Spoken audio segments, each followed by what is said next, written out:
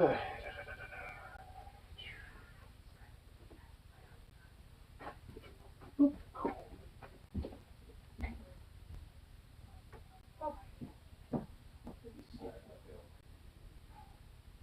the ground for kill.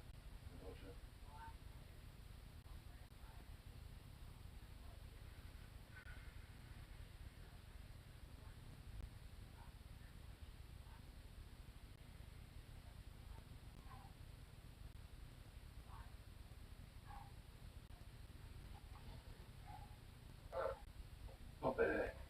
Fuck you. I love how you know I'm talking to you because that tail starts wagging. It starts wagging.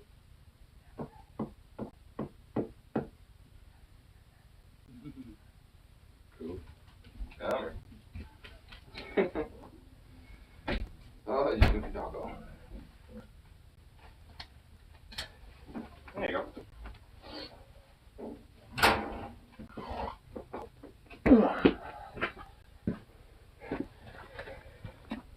Okay.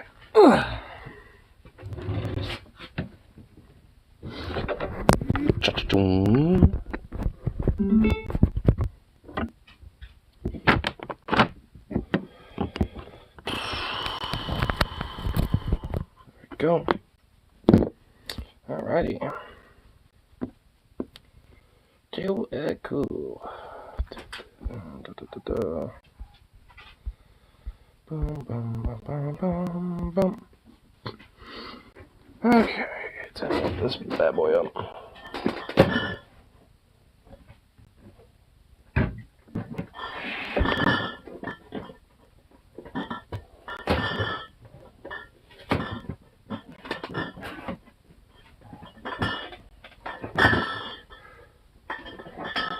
There we go.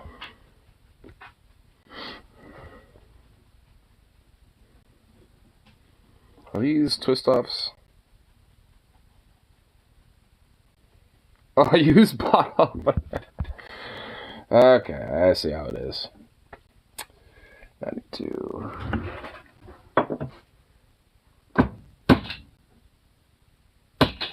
Oh, come on. Really, I just dug in. Alright, well, that's bullshit.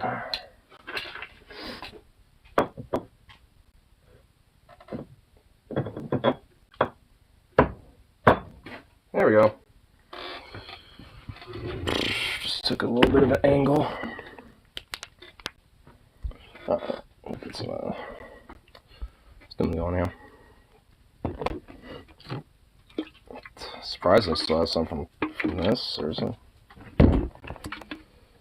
Maybe. Okay.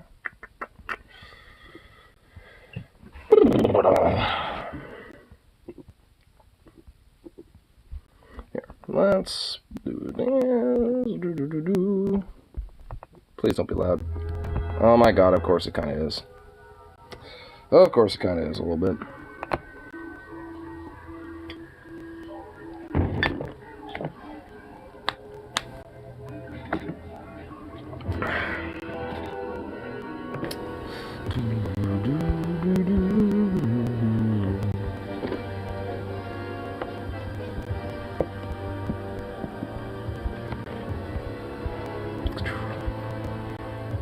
Alright, there we go.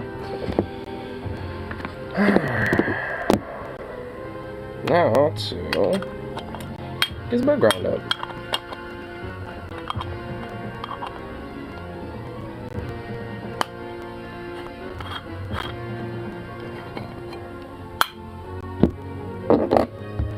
There we go.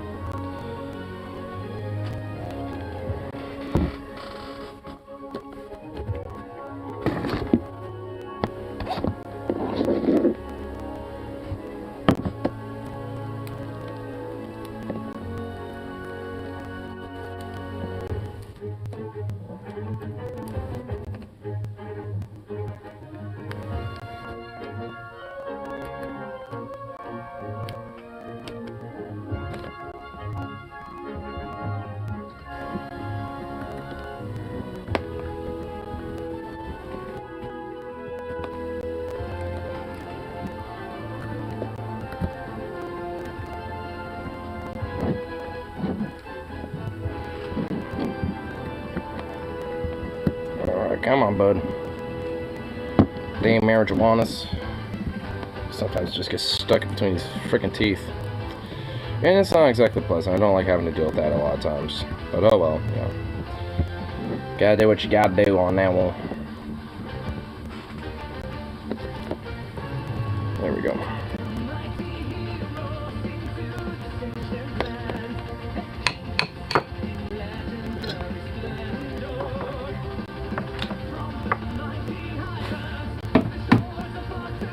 There we go.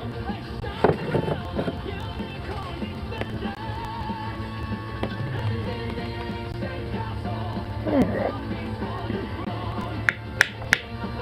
There we go. Alright. I'll have to, once things kind of get rolling a little bit, talk about the new Spider-Verse movie for a minute.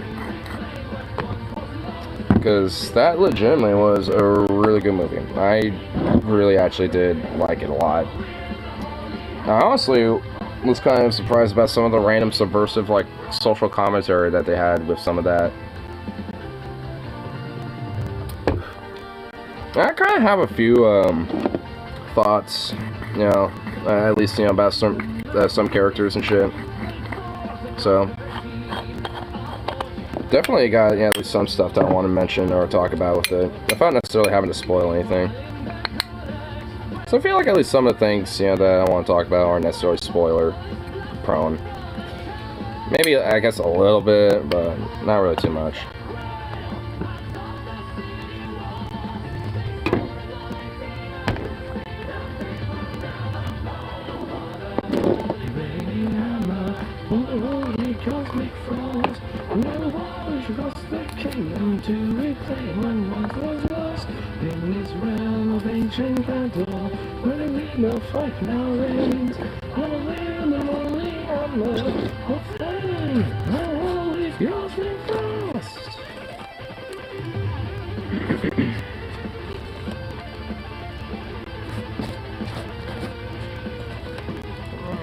There we go.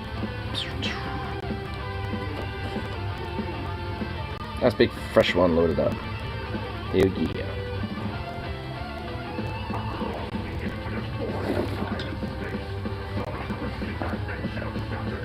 I supposed to give me a little fluff ball, a little shower last night. He has like a serious shine on him now. Like, I kind of gave him some extra deep clean too. Like, I found like this old like deep clean brush that could kind of like get down to his skin a little bit, and I just kind of started using that on him. That really helped out a lot. So I'm gonna use that as a way to kind of help brush him at this point.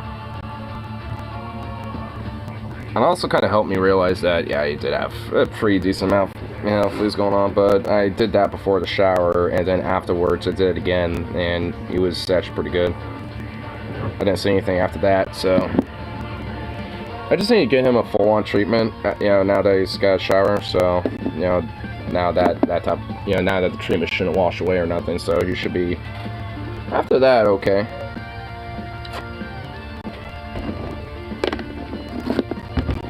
Good little boy. You poor little thing getting damn fleas and stuff. Look at you. You cute little thing. Football.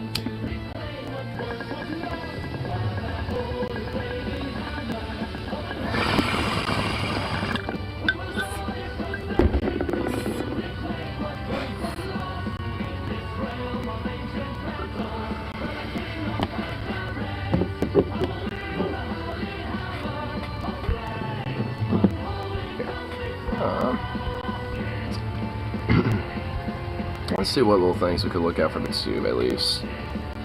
Afterwards, of all things. Man, there is actually a few things going on today.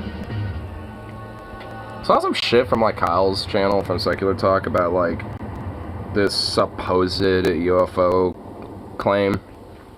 Where it's, like, there's apparently, like, body cam footage of, like, this supposed, like, crash site.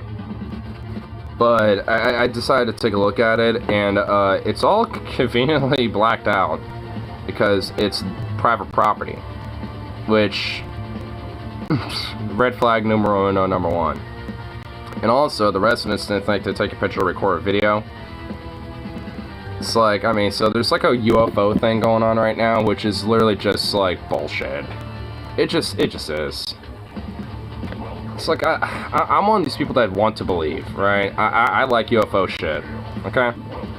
I can sniff bullshit when there's bullshit, when it comes to this stuff. And Vegas is near Area 51 and other military test installations. Like, I think Nellis Air Force Base ain't that far away.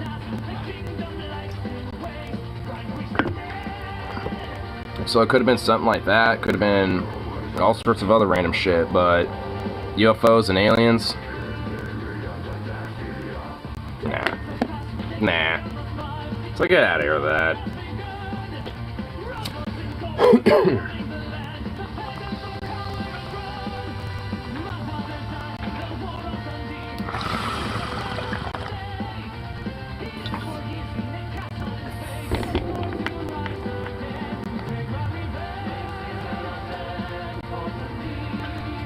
I wish I had his brush in here so I can sneak a little brush on him. Yeah, I'm saying how I want to brush you. I have fixation on brushing you. Honestly, it's so cute when I brush him because he does this weird thing where he stretches his legs out where he's like stretched. Like, he does this weird leg stretch sploot thing. It's so silly.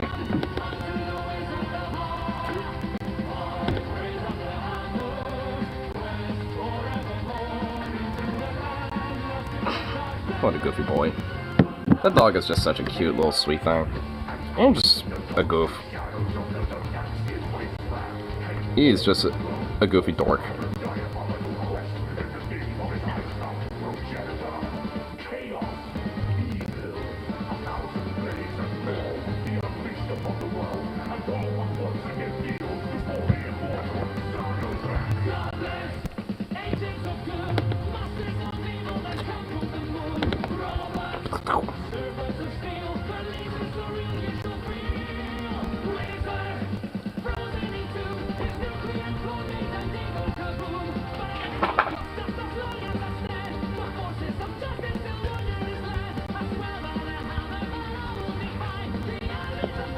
Sending it.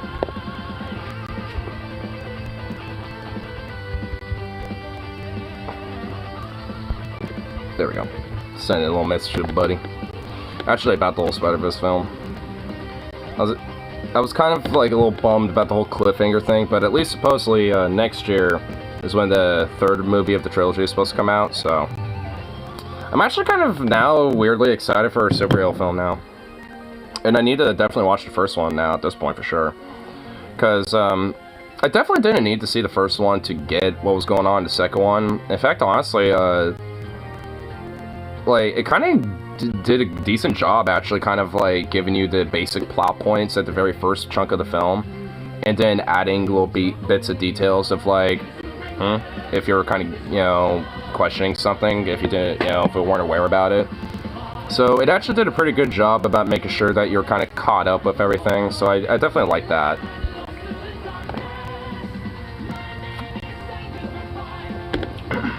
Which, I mean, all things considered, like, it seems like it at least does a very good job about, like, kind of tying in the previous story and, like, kind of establishing, like, at least this first chunk of this, you know, this whole total story they're going with right now. And frankly, I really love this whole, like, multiverse thing that they got going on. Where, like, every multiverse has like, kind of a slightly different style going on. And some of them are just, like, real life, basically. Some of those universes are based on, like, you know, our universe, essentially. I mean, honestly, there's some really cool shit with it that I thought, like, was really well done, honestly. I kind of like the idea of everything kind of literally being like a web, you know, when showing the multiverse, essentially, with everything kind of being connected. And with things like, you know, what's canon and shit.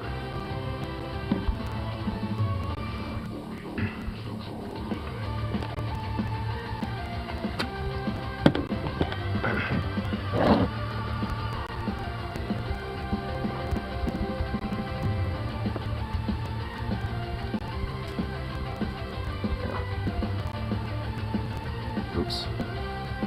God damn it.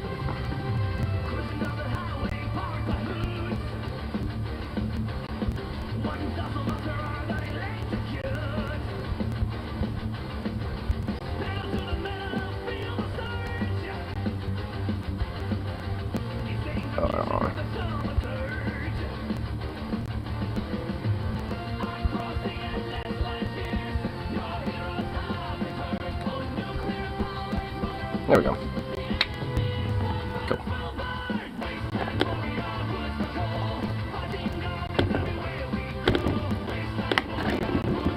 Alright.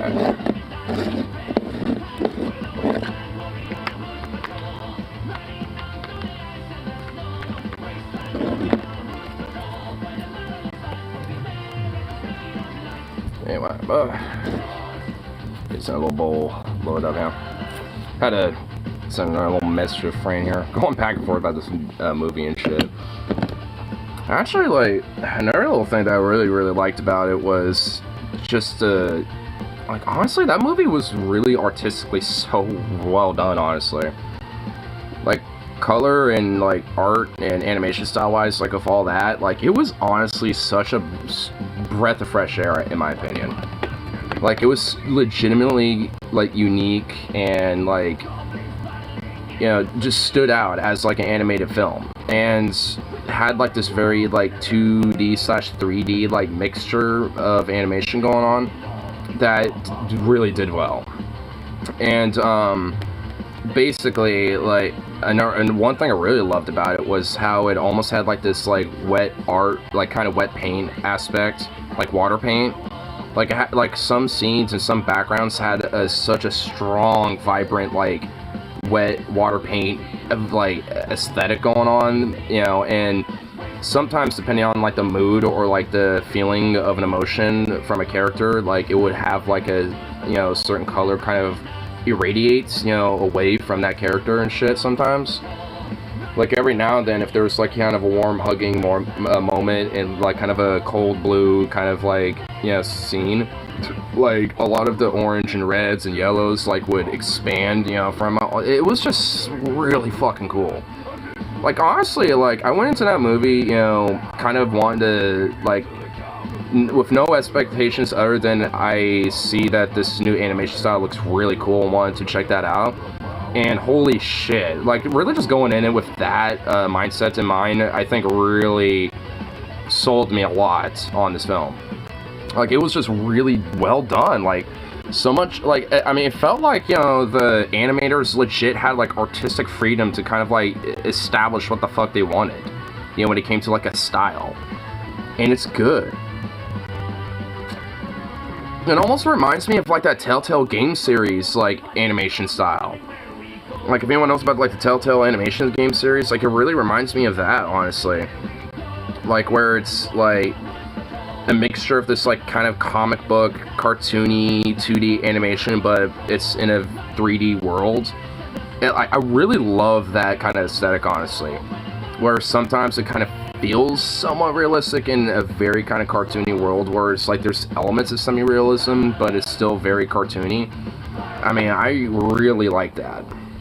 I've always kind of liked those animations or, like, cartoon styles where there's, like, kind of a pseudo sense of realism, but there's enough of the cartooniness to where that realism isn't uncanny. I mean, and it really nailed it very well.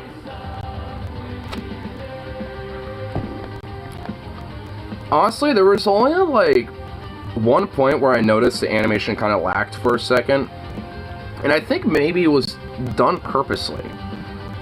Where there was a scene that was supposed to be canon, where, like, when they're in India, like, this is a spoiler, actually, but, like, an event happens that wasn't supposed to in the canon, so to speak, and because of that, you know, it essentially, like, you know, creates this big fucking, you know, like, rift, in a sense. But because of that, like, it really created, like, this strong sense of, like, vibrancy and, like, kind of different level of, like, color with that, you know, and just, like, the entire environment alone. But when the scene happened where, you know, that was not supposed to be canon, where one of the characters gets saved, who was technically supposed to die, like, right around that point, suddenly, like, the animation didn't really, like, drag significantly, but some of the background characters and some of, like, the backgrounds started looking very simplified. Like, it was, like, not totally 100% rendered. Like, it was, like, 90% rendered almost. It felt more blocky and more, like, you know, just like smooth, not like, you know, very colorful or very like detailed. And I wonder if, and now I'm thinking maybe that was actually more of a stylistic choice because of the whole idea of now like that universe essentially collapsing because the canon broke or whatever the fuck. So I mean, I'm thinking now it was probably more of a choice more so than purposely done or unintentionally done. So I mean, you know, so at this point now thinking about it, actually I don't even really think it's a nitpick. I think it's just kind of an observation of something that they more likely did as a stylistic choice. Kind of like a subtle, if you are looking for kind of like foreshadow of like, this world suddenly just did not become colorful anymore.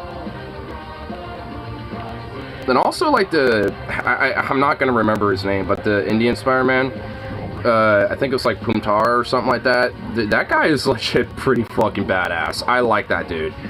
His like suit is really awesome. You know, his whole like, you know, fucking, you know, character in general is like really cool. Like I actually really did like him as a character, very significantly.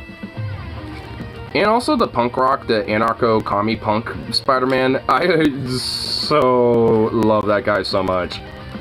Like there was like just straight up some anarchist social commentary with him. It's like, yo, I'm fighting fascists and, you know, hating cults and fucking going after the system and all this other shit, while still helping people and all this other stuff. But I do that because, you know, I want to, not because people tell me to. It's just like, damn, you know what? I kind of like that. Yeah, I kind of like the cut of that guy's jib. So I mean, you know, like honestly, even if they weren't really there for that long, like a lot of the different characters, you know, that had their time, they either didn't overstay their welcome or they were there for their intended need and were very well inserted. Like, as the anarcho-punk, like, commie Spider-Man guy, like, he wasn't there for that long in the movie, but when he was there, he, like, he was there, and he actually played a major role in the film.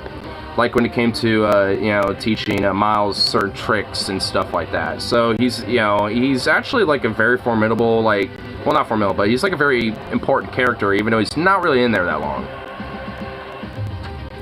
Kind of background character, but nonetheless, though, he, you know, he's there for a reason, and that's, I mean, I really like that. And plus, I mean, he's, you know, always kind of like subtly or overtly encouraging about going against the system and stuff like that. So I really love that character. Good character.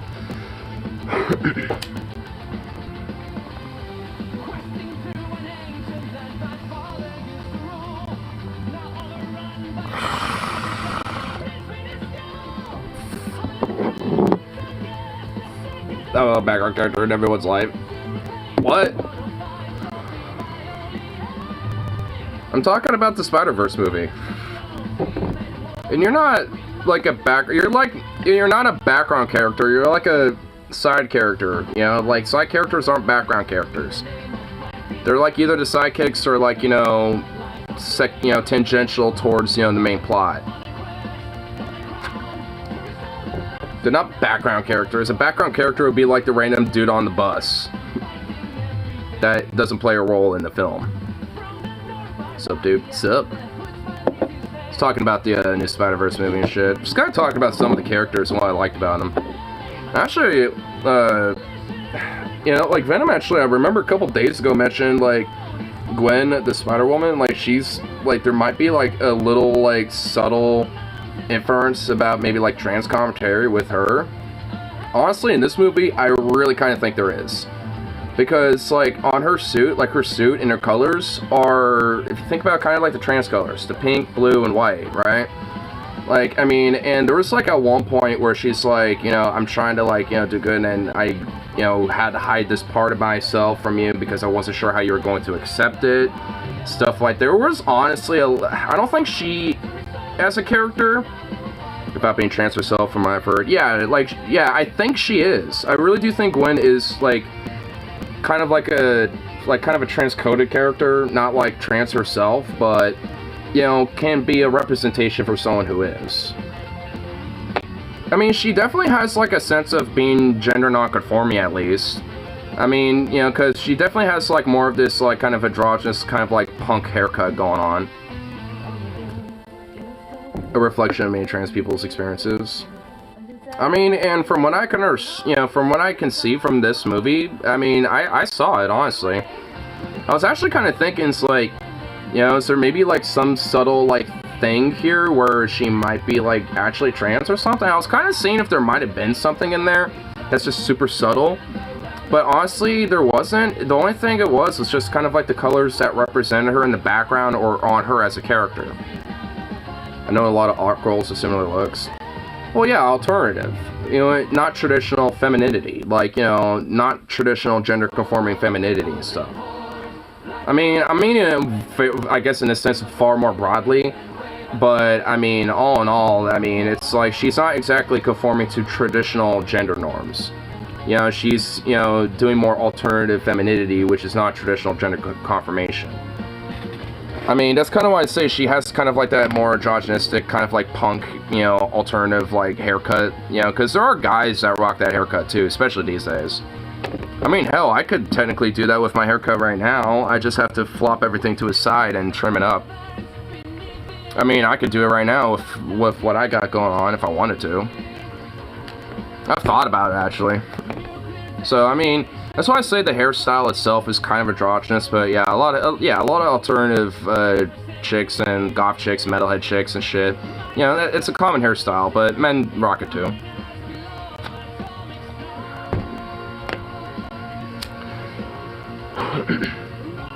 How many different Spider men and women were there?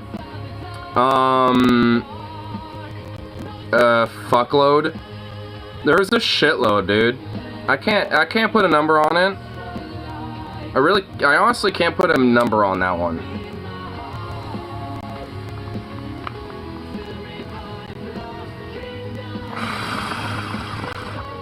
Was the symbiote suit represented? Oh, like, Venom? Maybe in the background. But not as the main character. If anything, like, other Spider-Men / women were represented more so than the symbiote. If he was probably in the background and I didn't notice him. But there's literally a shitload of, like, different characters. So honestly, the only real way to find out is if you just, like, whenever you have a whole bunch of Spider-Men or women, like, on screen, just pause it and see if you can find them in there. Because honestly, there was a lot of scenes where there's literally like 30 different Spider-Men, like, or Spider-Women in a fucking, like, scene. So, I mean, it's kind of hard to fucking, like, get a look at all of them, and, especially with the amount of time that they're put on screen. We lost self to grief after MJ dies and bonds with Carnage after being Cassidy to death. Oh, I bet. Actually, I bet Beyond the Spider-Verse, the third movie, that, from my understanding, is going to come out next year. From my understanding, that might happen, because we did get Peter Parker. He was there. And, I honestly thought the guy who was the voice actor for him was Ryan Reynolds, but it was some other dude. Because, honestly, the Peter Parker in that movie kind of has a liking to Ryan Reynolds, and the guy did sound like him, so I honestly thought it was, but it was some other dude.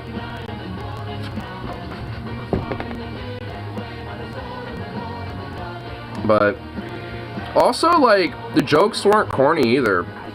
Like, a lot of the different jokes and memes, like, they weren't corny. Like, honestly, the only one that was corny, but it was actually done well and funny, was, like, the Spider-Man pointing at Spider-Man meme, like, you. That meme. I mean, like, they did that meme once, and it was kind of corny, but it was done legitimately well. It's like, we got Spider-Man, who's gonna, like, go into, like, Sector 4, and we need you all to catch him. And, like, all the Spider-Man in Sector 4 just start pointing at each other, like, what, you?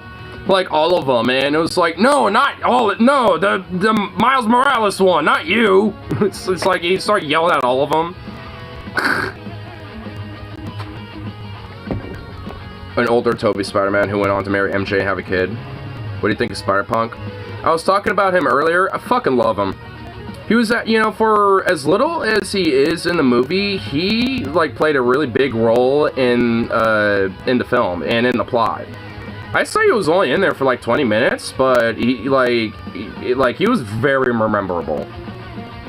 And I love how, like, you know, when you get introduced to him, he's just like, yeah, I'm literally fighting anti-fascists against the system, beat cops up, and all that other shit, throw Molotovs at the state and stuff. Like, he's literally a full-on anarchist. It's just like, dude, I love it. I mean, he's kind of a more cliche version of one, but it's at least done more generously, you know, and charitably in comparison to how media usually portrays anarchists as just, like, delinquent punk kids or something, you know? Like, at least, like, it was done charitably and done, like, well, and at least more honestly, I think. So, you know, I mean, I can at least dig that and genuinely like that. I mean, I think the anarcho-punk's commie spider, you know, man, dude, like, he was fucking legit. I could dig him. I mean, I kind of wish he was in there more. Honestly, I mean, seriously, I really wish she was in the movie longer.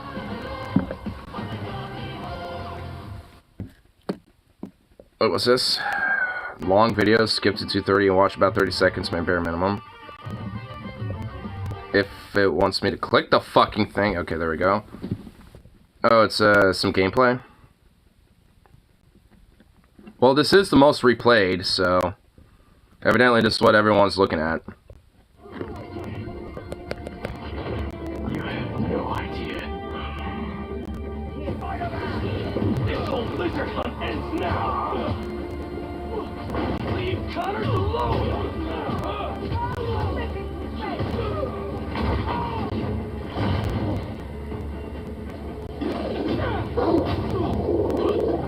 Damn. Dude, this game looks fucking legit, bro. Dude, that looks legit. I'm not even gonna lie, dude, that shit looks pretty fucking legit, dude. Very Web of Shadows like. Dude, that actually does look pretty legit, I'm not even gonna lie. That actually does look pretty good. Man, you know, like, I never, you know, like, I think why I'm, like, really kind of, like, into Spider-Man a little more than other superheroes in a way is because, honestly, I kind of grew up watching, like, I grew up, you know, when it came to superheroes, the first, like, real, like, superhero I legitimately kind of got introduced into was Spider-Man. And, and I remember playing, the Spider-Man game on PS2. I forgot which one it was.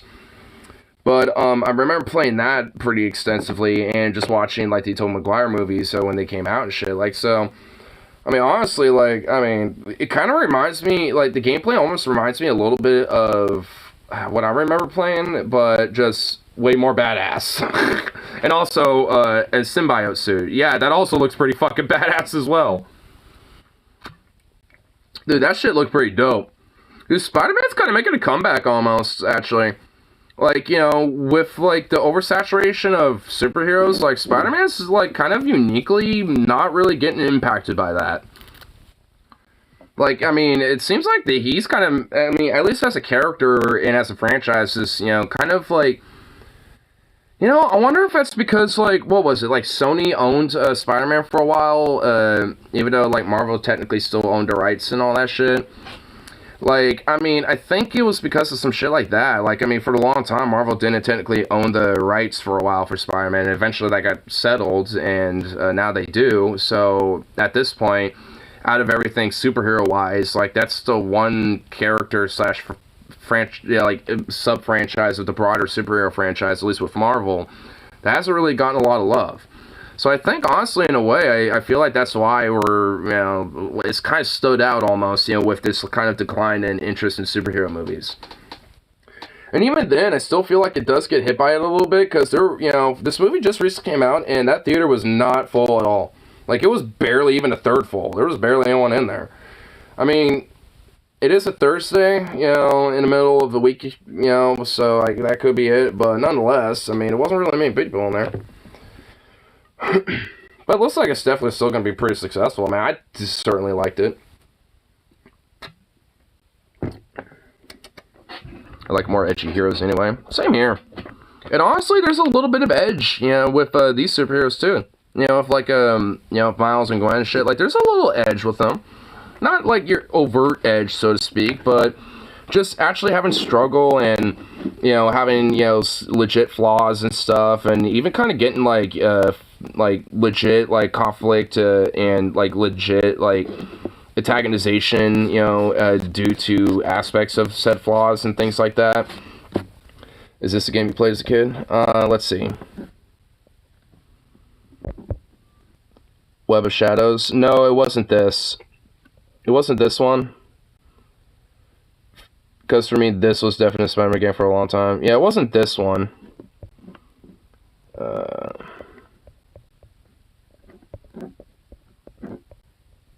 Here, let me see if I can, maybe I could find it. Here.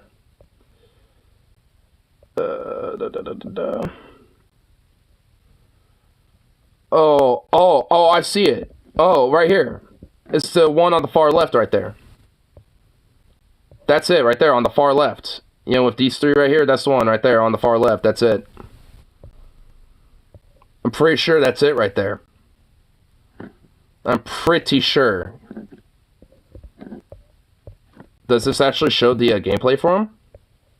Holy fuck, it actually does, I think. I think it does. Is this the one? Let's see. I need to see if this is actually the one. I need to see which one.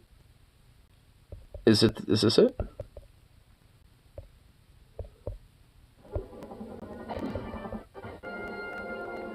Oh wait, I think it actually is this. Oh wait, I think, is it this one? I think it's either 2004 or 2002. It's one of these. Out of my way.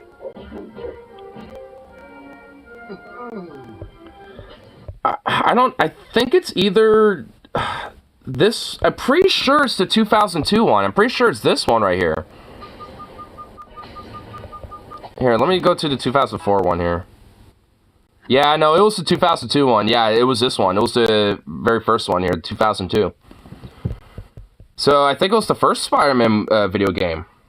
Good game, swing, good swing. Wait, which version did you play? Because PC. Oh, that's Spider-Man. No, it was on PS2. I remember playing this game on PS2 specifically. That's why I looked up, you know, all the. Yeah, that's what. That's why actually I was happy that I found this video, because it's all of those games, you know, that were on PS2. So I knew I was going to be able to find it, and it was actually the very first one.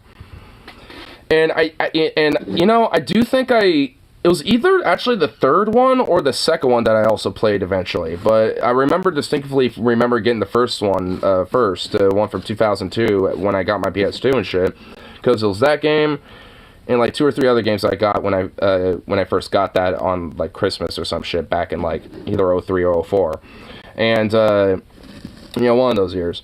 And and that was one of the games that I played endlessly. You know, it was either that or Star Wars Starfighter or like one of the Lego games, you know, at the time. Which I think it might have been either Star Wars Lego The Complete Saga or some other shit, or, you know, like it was basically either Lego games or Star Wars Starfighter or that Spider-Man game that I just showed. Like, deadass. So honestly, for me, like, you know, when it came to superheroes, Spider-Man was like my shit. But then again, there wasn't really much, like, superhero shit at the time. And Spider-Man was kind of the one that kind of popped off there for a little bit because of the Tobey Maguire films. So, I mean, I guess it makes sense.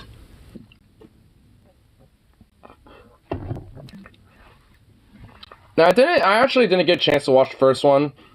But, honestly, the second movie did a pretty good job about, you know, giving enough of a plot synopsis of the first one throughout the movie. Especially for, like, the first, like, 20-something minutes. So, you know, like, even with, you know, not seeing the first one, like, it actually gave me enough about the first one, especially within, like, the kind of the first chunk of the film, to understand about the plot. Like, honestly, the movie itself, you don't really need to see the first one to understand what's going on. Because it does kind of tell you a little bit throughout the movie, you know, about what happened. Female Doc Ock is kind of hot. I don't know how to feel about that. A female Dr. Octopus. I'm okay with it. I mean, whatever. I mean, honestly, considering that, especially when it comes to superheroes and comic books and shit like that, I mean, it's kind of now at this point openly established there like are multiverses, so this literally openly means hypothetically there can be like gender bent versions of superheroes or, you know, anti-heroes or antagonists and shit like that, and villains and shit, right? So for all intents and purposes, like unironically, like there can be a Dr. Octopus that's a woman, you know, in a different, you know, in some universe, you know, that a Spider-Man or Spider-Woman has to deal with. I mean, like, dead ass. I mean, it's established canonically that, you know, it's all in the multiverse, so that means there's, like, multiple canons, you know, technically. I had a female Doc Doc, and she is fairly flirty with Peter. What? Okay, now I gotta watch the first movie. Okay, I gotta see it. What? Oh, shit. Damn.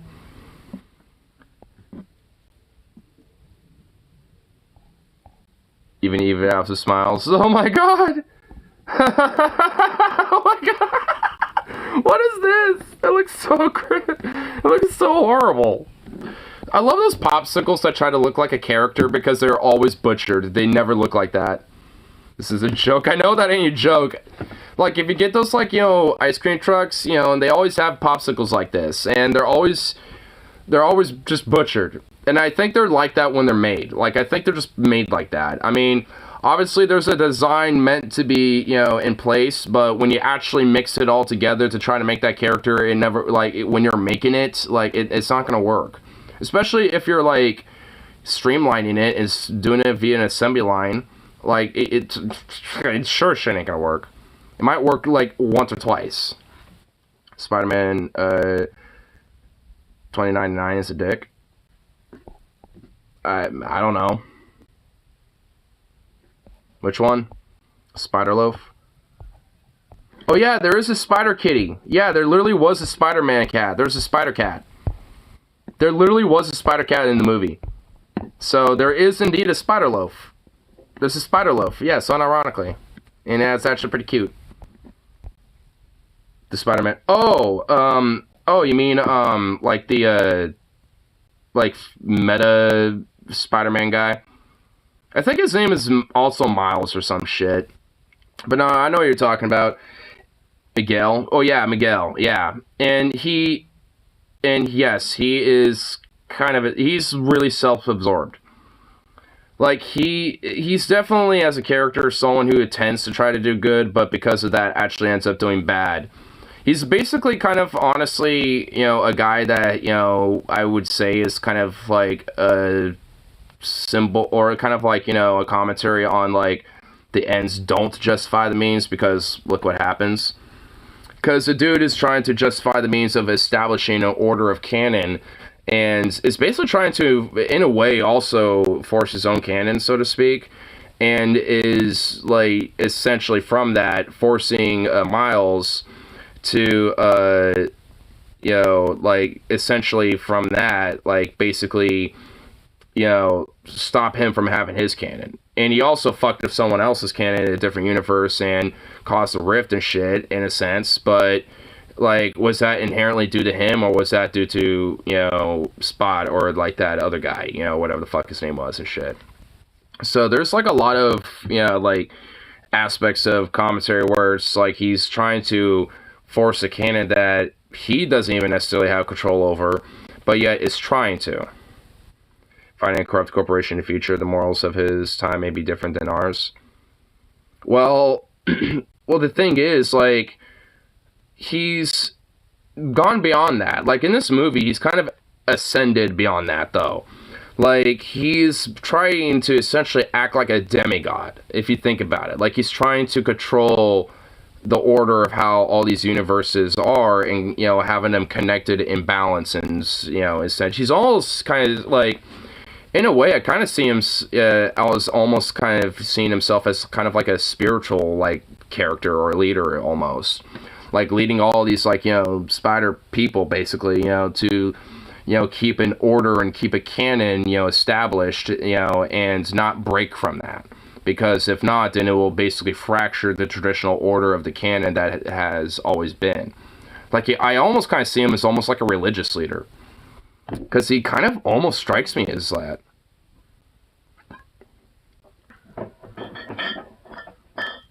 I've been giving a lot of thought of how Spider-Verse connects more directly to the MCU, but involves prior knowledge of the show Loki, No Way Home, and the Multiverse of Madness. Oh my fucking god, see, this is, oh no, now we're getting into a world where I don't fucking know. I'm just, see, I mean, I don't know how it connects to all that shit, okay? And I mean, I'm just seeing it for what it is, like, as the film itself and within its multiverse. But honestly, like, legitimately, like, I mean, it obviously is, because there's real life characters. Like, I mean, at one point, Spot literally pops into another dimension, and it's just like some Asian Korean lady at a fucking, like, market, and she's just sitting there like, oh, well, this is not the most unusual thing I've seen all week. What the fuck do you want? They're just staring at him like, what's this? Like, what the hell? Because it probably implies that she's in that MCU universe where she's unironically, like, you know, sees superheroes and sees crazy shit like this and weird dimensional anomalies all the time. So seeing one right in front of her counter ain't no different. You know, it's like, that ain't unusual to her. And also, there was somebody that was in one of those, like, little prison capsule things that was also, that was Prowler, but a real human. Like, just like us. You know, so they actually kind of interwove, like, the animation and real life. They did, like, the Who Framed Roger Rabbit shit, almost. Like, they had, like, animation and real life connected into one and made it fucking work. It's like, they didn't do it often. They only did it for, like, at most, like, 1 minute in the entire movie for 2 scenes. But it fucking worked. I was like, you know, now thinking about it, I'm like, holy shit. I mean, it's just like, I mean, to me, that is just like, they could do some Roger Rabbit shit now. Like, I mean, they can make it work. It's like, holy shit. It's like, we need to start seeing some movies like that again, because I think we could see some pretty cool fucking movies with that.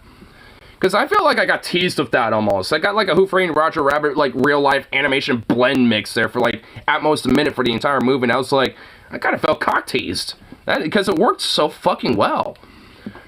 Because it actually looked like she was looking at him and talking to him and everything. Like, it actually kind of looked, it worked. Like, I mean, it didn't look like some CGI thing where the character's, like, looking over here, but the character's right here or something. You know, it actually looked like, you know, she was actually talking to, like, another dimensional character of some sort. She's the Angela Eddie buys groceries from and Venom hides with when he... Oh, okay, so that would explain why she was so chill about it. Okay, so that's how that connects to... Okay, see, I didn't know that, but you know what? It worked anyway, because, honestly, you know, it shows that she's used to that shit anyway. Like, even me not knowing that kind of show that she's used to that shit. This isn't nothing, you know, abnormal for her. You know, it's like implying that she's at least in a universe, either in the MCU or, you know, something similar, where that shit's normal. Like, just straight up. So, either way, it's like, I mean, it's at least inferred.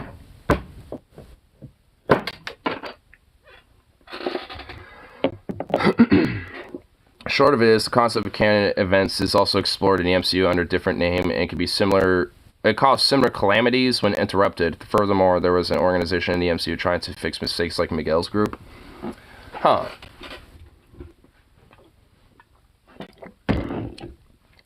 My thing with, like... so I'm kind of... Maybe this is, like, something that will be explained in the second part of the movie. But I'm kind of wondering, it's like... Is break of the canon something that, like, really causes a legitimate rift? Because if that's the case, then I come with Miles Morales when he got bit by spider-dust from another dimension, like, from his, it's like, at that point, how in the fuck did that not cause a dimensional rift in his universe? Or vice versa and shit, right? I mean, it's just like, you know, so obviously, when it comes to, like, you know, a singularity or some shit, or, like, a black hole rift basically eating the universe up and shit, you know, like what happened with Putar, or I honestly don't know his name, I forget it, but, you know, the Indian Spider-Man guy, who's fucking cool. I really want to remember his name, because he's, like, I like that character, he's badass. And his suit's fucking dope, dude. He's got fucking drip. He's, like, the drippiest Spider-Man I've fucking seen, dude. Not even kidding. Boy got drip. But either way, though, it's like, how come if, like, a break in the canon there is, you know, like, causes a singularity, but a break in Miles Morales' you know, universe and a break in his canon doesn't?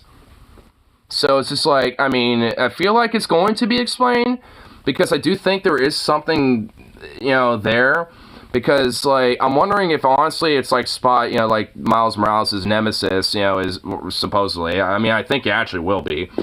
I mean, you know, so it's, like, all things considered, I think, you know, I think, actually, he's really the one that has something to do with it. Privateer, Prabhakar. I'm just going to say Privateer. Privateer. Because I'm not going to be able to... I probably just butchered the last part of that name, but yeah. Privateer. Yeah.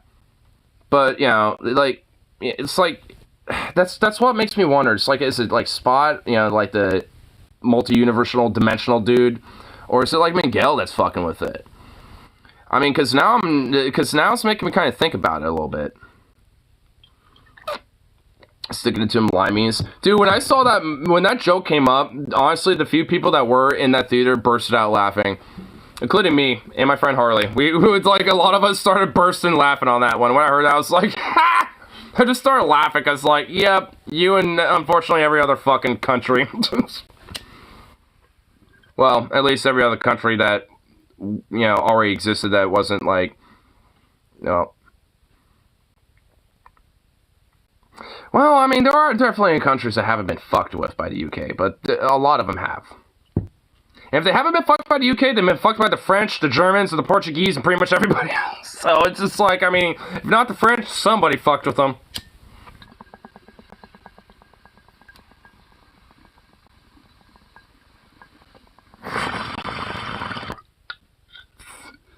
Is Star Trek Paradox game? What?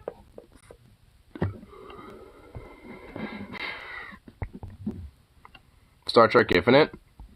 What? Captain's log, stardate 43152.4. Whoa. Our fleet is cautiously Galaxy class. hostile territory. Oh wait, no. That's actually the Ambassador class. I could tell because of the nacelle setup. I like how I'm such a nerd that I unironically know that. That is an Ambassador class starship. I could just tell literally by the nacelles, they're more flat. A Galaxy class has a curve to it, but an Ambassador class has a flat. I like how I just know that shit. And the crew is standing by. Actually, let's see if we can see what these other ones are. I think we have that is an Excelsior. The Excelsior class. That looks like the Sovereign class. We got the one that Voyager is. I think that's the... I forgot what class it is. Oh, there's two Elixir classes. I think that way off in the distance there. I think that might be... I think that might also be a Sovereign class. I wonder what that one is up the very front. It's a little too blurry to tell. But they got, like, 2 science exploration vessels, got some, like, cruisers, and, you know, like, they got a fleet set up there. Oh, shit, the Borg. Is this Wolf 359?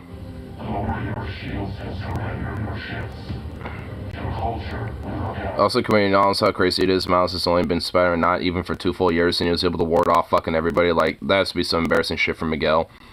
Dude, for real. And also, like, not only that, but he also is, like, basically kind of, like, interwove himself into, like, that whole organization and shit and everything. It's just like, I mean, damn, bro. Like, he legit kind of, like, you know, flexed on everybody.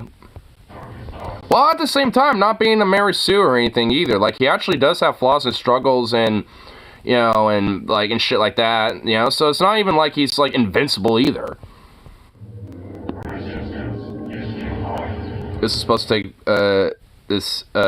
before TNG, so I don't know how the Borg are supposed... Okay, so Wolf 359 happens during, the Next Generation, but you don't really see the battle, so, I mean, I guess that makes sense. So this will be before then. Whoa. Is it gonna be like Stellaris? I feel like that implies it's going to be like Stellaris. I feel like. Full review on Picard Try. Okay.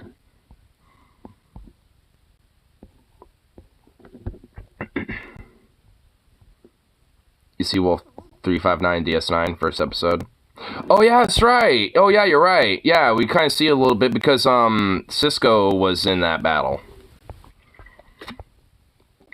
Yeah, you're right. Remember how I showed that meme of McGuire's canceled for homophobia? Then I joked about him making an apology video. Not saying obviously, but glad someone thought to include that joke. I know, I saw that too a little bit. It's like, I made a mistake. And then he did it twice. They did 2 times over. I'm just like, damn. Rubbing it in with that one. Wait, so the Maguire Spider-Man, wait, was it canceled for was there homophobia in the Maguire Spider-Man movies? I don't remember that. I really honestly don't remember that. Was there? Is there like a scene or something that I just don't remember?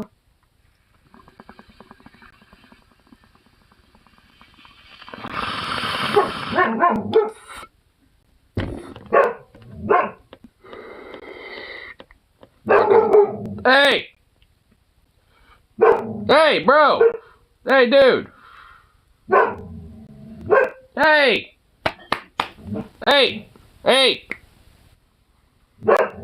Hey! Get over here and sit! Sit! Hey! Come here! Come here! Don't hurt me! Come here! Come! Hey! Or just shut up, that's fine too. Hey! Bro! What'd I say? Bruh! Sukov rebelling for his freedom. I don't think that's rebelling for the freedom. Anyway, Doc of the Trump indictment. But oh yeah, that's right. He did get that, didn't he? That's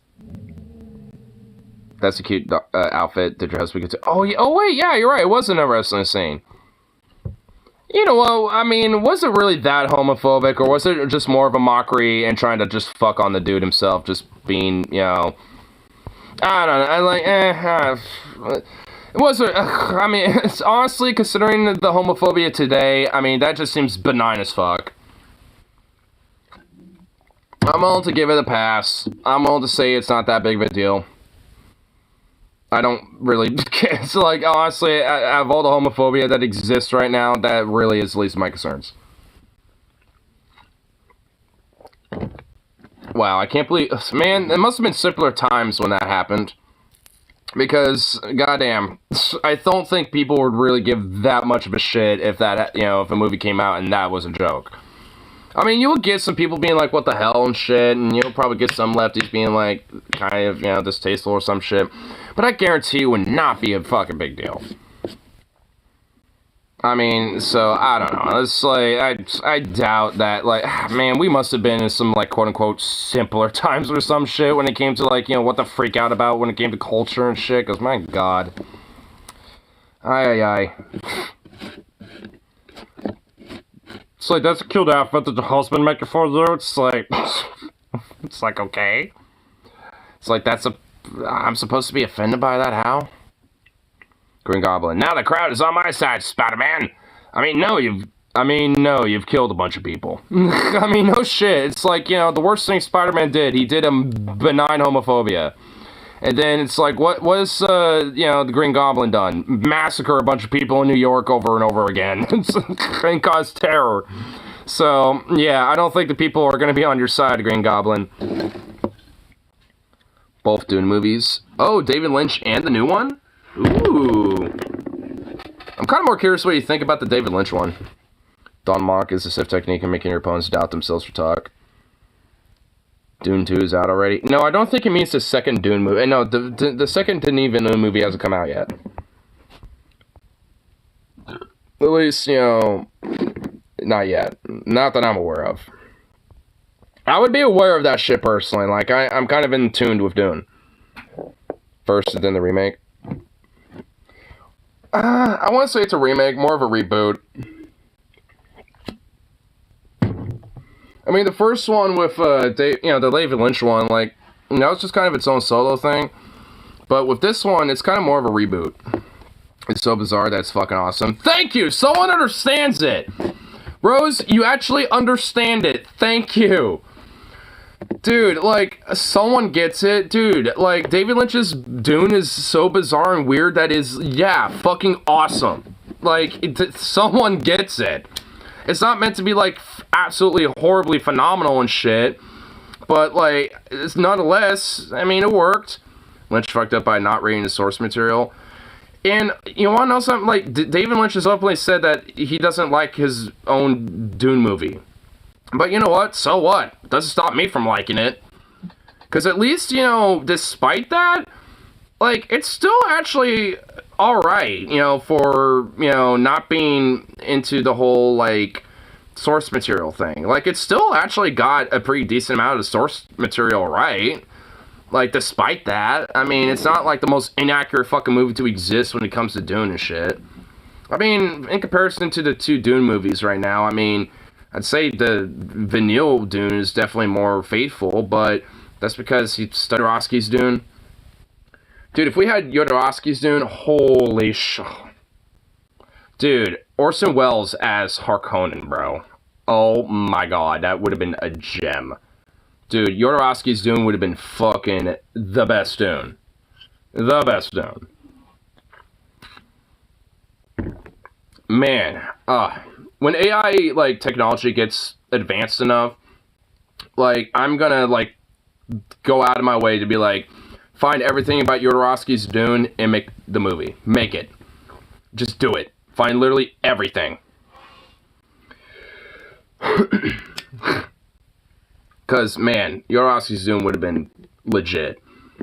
Like, it was, like, I mean, the main thing that kind of stopped it was, like, funding. Like, I mean, it was, like, I mean, a lot of it was just because it was such an expansive idea about what Jodorowsky wanted to do that, like, no one wanted to put the money into it because it would have required so fucking much, and no one thought it was gonna, you know, make the comeback with the, you know, investment into it. Which, frankly, I think is bullshit, and, like, they should have took the risk. There's a documentary about it, at least.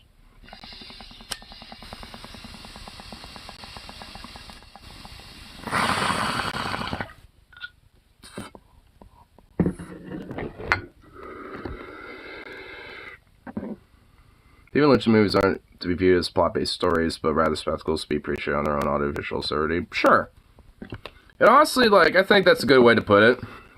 I mean, like, there's like different David Lynch movies that definitely don't really got a strong plot, but it's more of kind of like a audio/visual experience, more or less. And, like, one movie that really sticks out, you know, from Lynch is Eraserhead. That shit is a fucking loop, dude. Like, I mean, that will throw you for a loop. Like, I mean, because essentially it's basically the mind of a schizophrenic, and it's very interesting to say the least, but honestly worth a watch. It's at least worth watching at least 1 or 2 times. I mean, it's just too odd not to, honestly. Like, my dad saw that in theaters, like, back when, like, there was, like, a little, like, movie weekends and shit at his college back in the day, and one of them was with Eraserhead. And, everybody, you know, there was a lot of people that was kind of curious about what the hell it was, so, the auditorium was actually fairly full.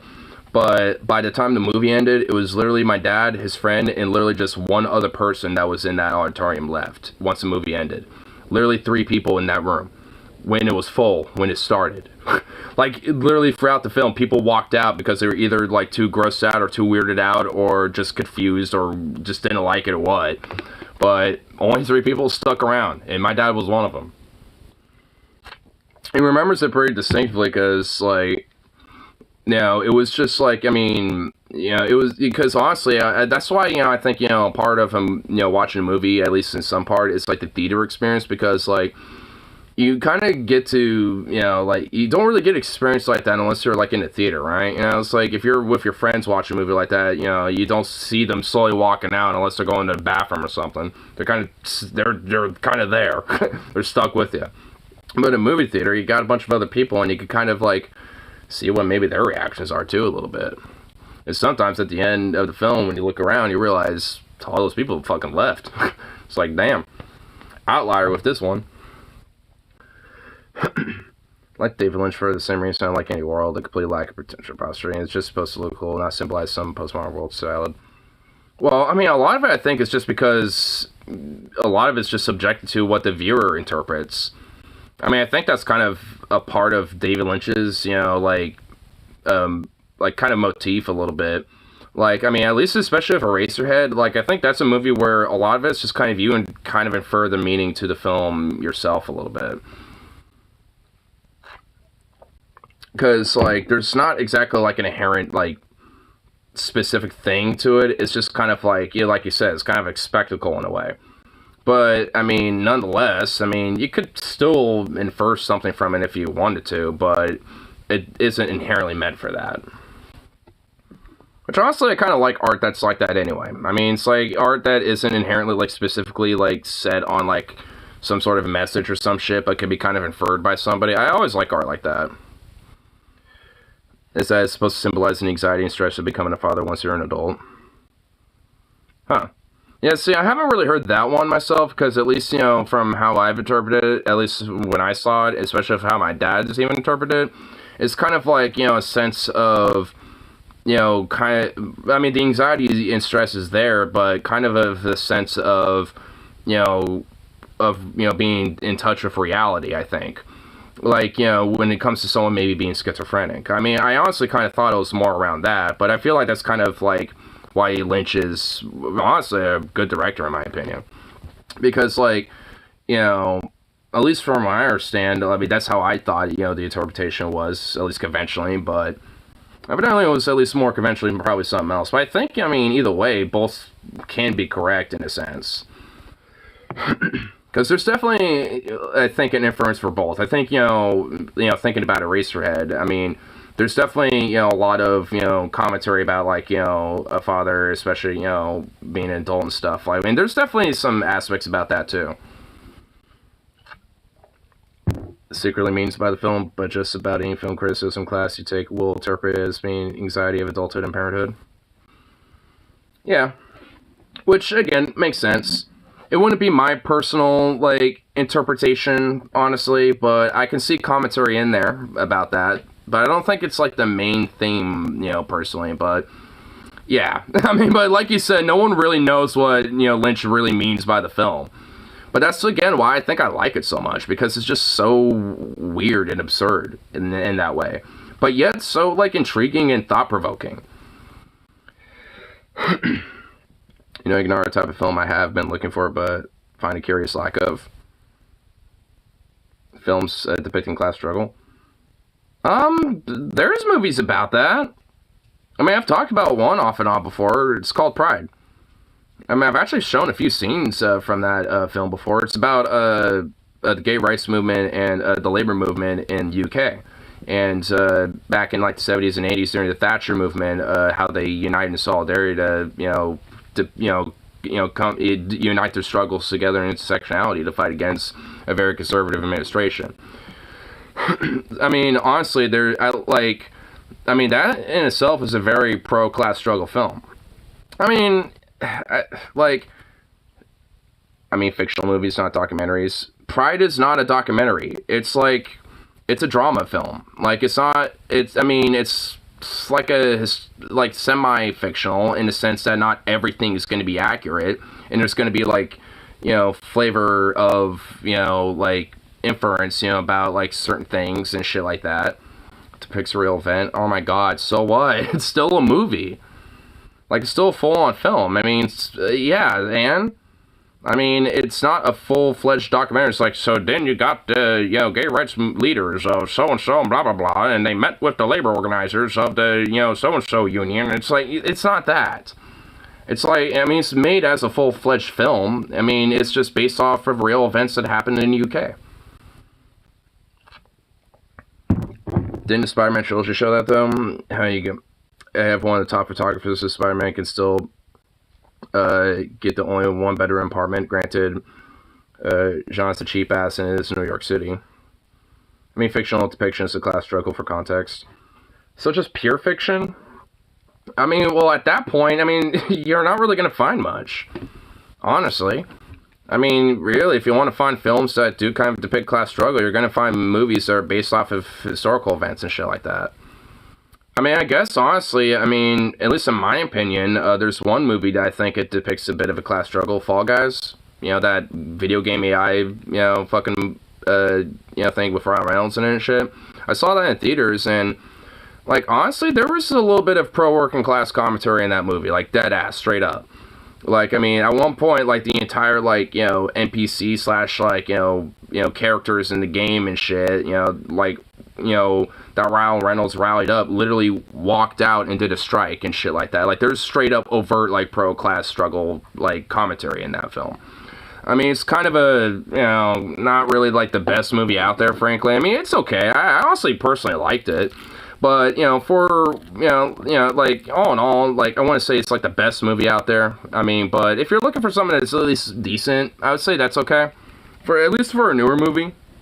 And also, like, the game developers, that created the game in the first place, get shafted and fucked over by the big, game development company and their CEO and shit. So there's a lot of, like, pro-working class, commentary with Fall Guys. Like, there's... I'm trying to think of some other ones, but the thing is, like, if you're thinking of just pure fictional, like, it's gonna be really hard to, like, find something more specific.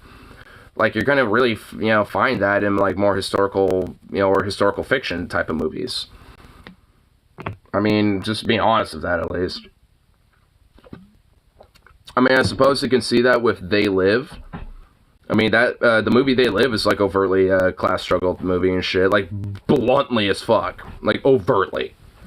And, I mean, Starship Troopers, as a film, technically.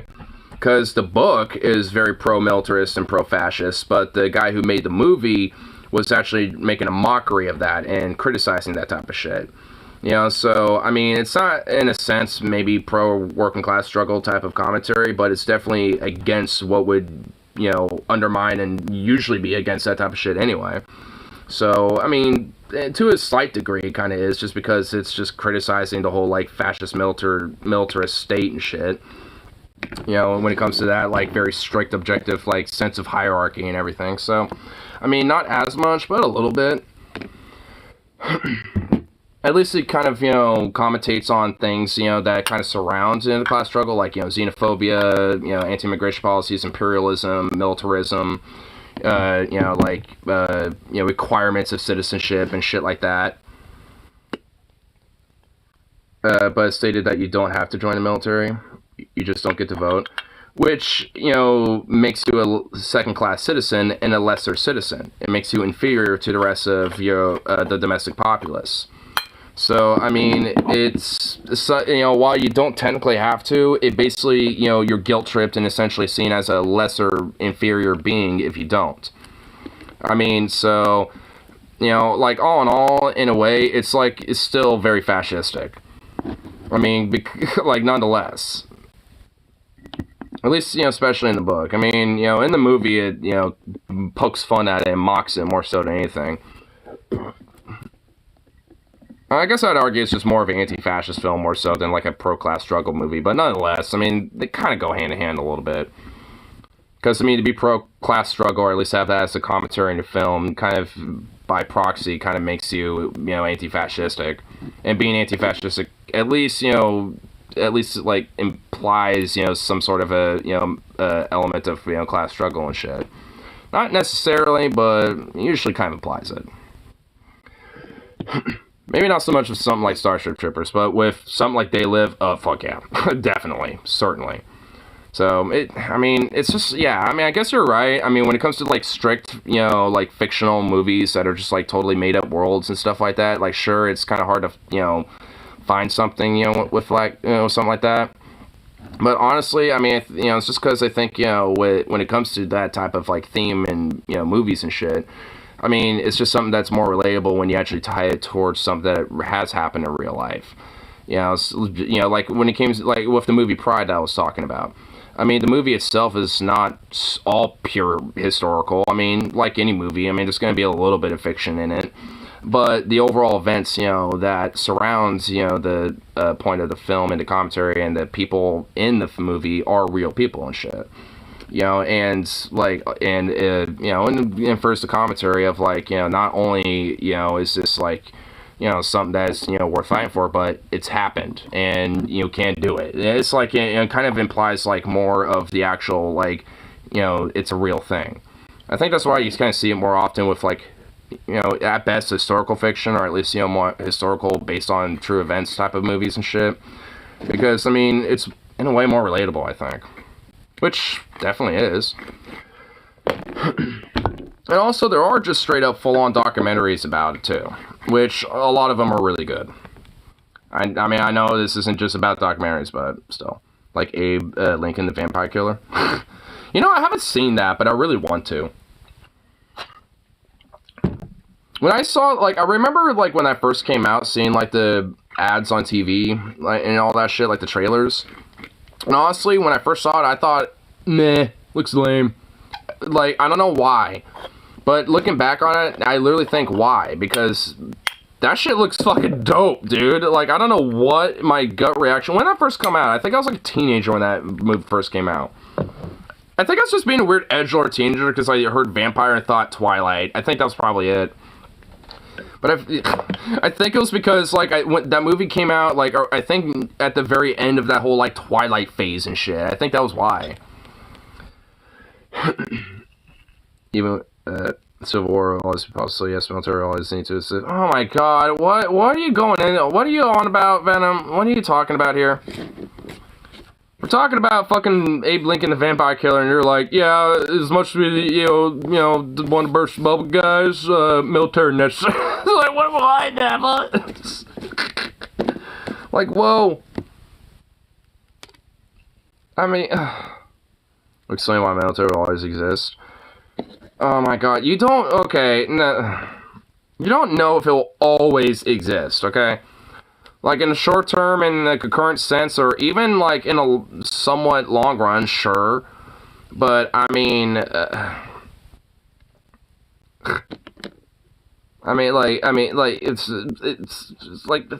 hypothetically, that doesn't always have to be the case, depending on how things play out, but who knows how that would be. By the time we get to that hypothetical point, we'd be long gone, so... Frankly, we don't even really need to worry our pretty little heads about on that one. Organized violence will exist. Oh my god. Dude, we don't have to worry about this, you know, necessarily, because as far as we're concerned, this is basically the fucking reality that we live under. So, like, I mean, what's the point? Like, obviously, like, I have a long-term, like, utopian worldview, futuristic worldview about these things and shit. Do I recognize that that's going to happen anytime soon?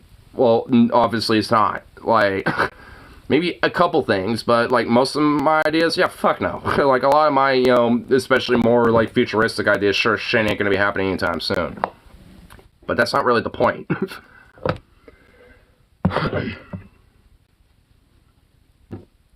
I'm like interwoven to like 8,000 conversations now. There's like, yeah, every time I read a chat, it's like some different topic.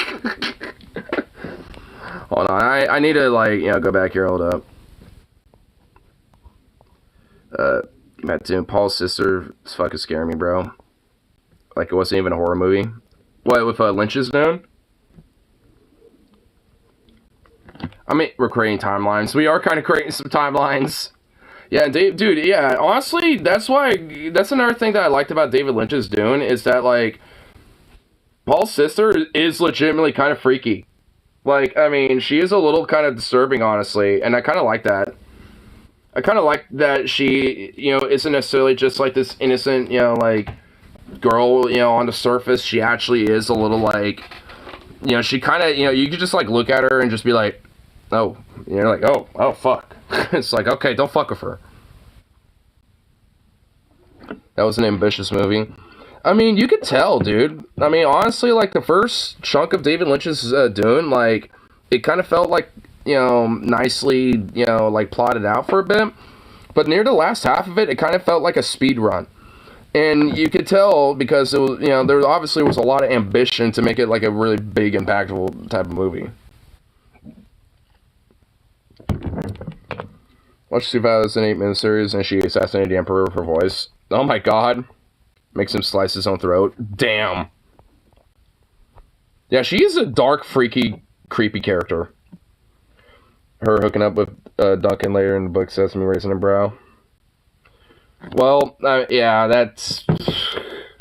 There's, again, like, some weird shit. Why do I got, like...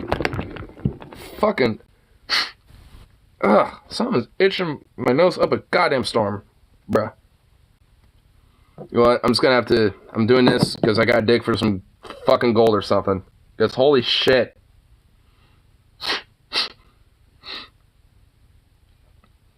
Okay, that went away. I just had to kind of do that for a second. Ugh. Fuck. Come on, for like the past minute or two, that was annoying the shit out of me. I know, it's like, cause damn. That's a weirder than werewolf Jacob imprinting on a newborn child and declaring he loves her. Oh god. What's going on now? You know what pissed me off this morning? Uh-oh.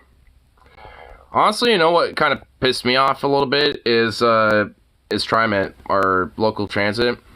Because the bus I was supposed to take to go to the mall to go see the movie was a drop-off only. So I had to call my dad to be like, yo, the next bus is like 15 minutes. I'm going to be late as shit for the movie if you just, you know, like, if you don't just come up here to pick me up instead. Parking lot's right behind me, and I'll just meet you over there. And, you know, within a few minutes, he showed up, and we actually passed the drop-off bus and actually beat the fucking bus, you know, and I actually made it quicker than taking the bus and waiting for that shit somehow. So I somehow, like, got trolled by TriMet and then out-trolled TriMet and, like, got there sooner than I would have. And all I did was miss, like, 2 trailers. So I didn't even miss 1 second. I only, like, I was able to see, like, 3 other trailers.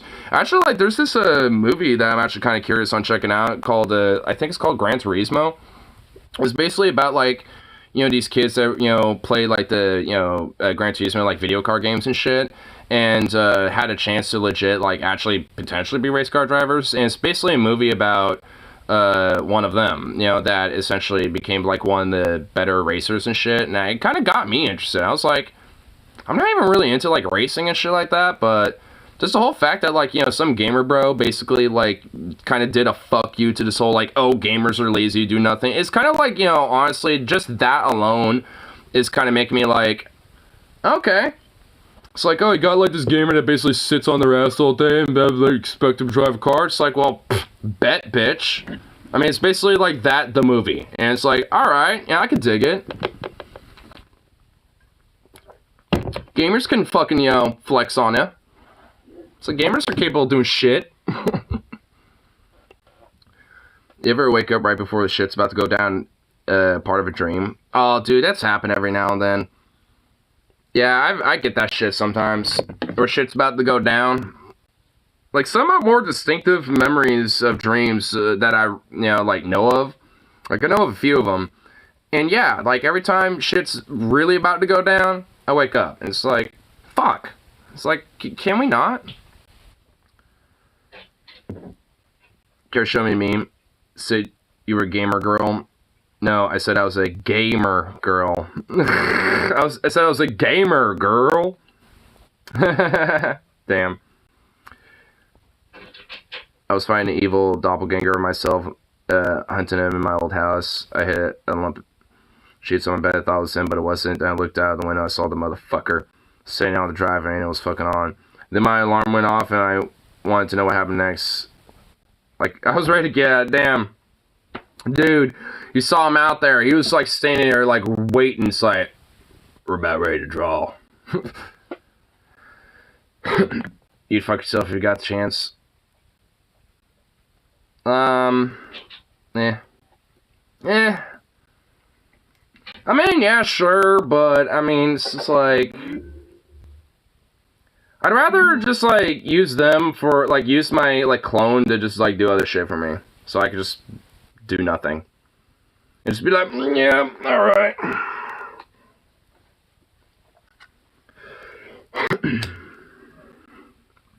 I mean, also, is there a gender-bent version of me on this one? Like, is the clone a gender-bent version of me, or is it just, like, literally a exact copy of me? That, I mean, there is, that also will kind of, you know, change the game a little bit. I'm just saying, I will be honest, it does kind of change the game a little bit. It's weird how we casually treat things in dreams. Evil demon to me, better put that on the list, better put that on the list next to mow the lawn. It's like, yep. It's like, I better fucking, you know, I gotta fight this goddamn demon. And then I gotta mow the lawn, and then I gotta hang out with friends at the pub, and then I gotta fight the arch nemesis of, you know, my demon, because the enemy of my enemy is my friend here, so I have to side with my demon to fight his arch nemesis, because he wants to kill me too, and destroy my, you know, dream universe, it's like, that has to happen. It's you, but fascist and a fan of Ron DeSantis. Alright, well, I'm just putting a cap in that ass. I'm not gonna let that influence spread. Because, you know, that guy's just going to be a grifter on Rumble or something. And actually get thousands of views. And I'm here with, like, 5 at most. And it's just like, what? It's like fascist me is more successful because he's an anti-trans fascist grifter and a fan of Ronnie. It's like, oh, God. Yep, cap in the ass.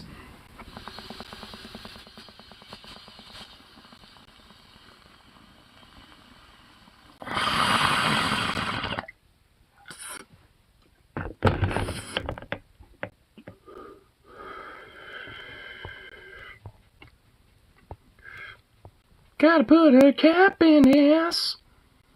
Dream logic, driving while on the phone. Yeah, so this fucking earthquake is making the road collapse behind me as we speak, and I'm pretty sure a 4D outer god is coming out of the fissures is creating, so I will just be a little late. Oh, and yeah, by the way, I gotta fight that fucker too. I gotta fight that demon. So anyway, I might just be a little late. So your friend's like, alright, cool, seeing if you, yeah, and your friend's just like, alright, that's fine. Don't be too late. The movie starts in 20 minutes. Dude, that's totally how shit is in a fucking dream universe. Dude, the day that we were able to get technology to, like, you know, like, tap into our dreams and, like, make them, like, visual representations and shit, dude, oh my god, we're gonna see some weird shit, bro. I honestly want to see my dreams. I'm not even kidding. Like, I want to see some of the weird shit that happens in my dreams. And actually, and in a way, maybe see if I could create, like, a story out of it. Because, you know, you could. You could create some crazy-ass, like, fucking stories. Yeah, Paul's Kubrick dream? Yeah, like, you know, some shit like that.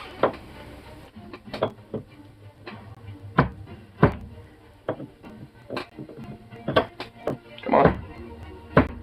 Oh my god, you bitch. There we go.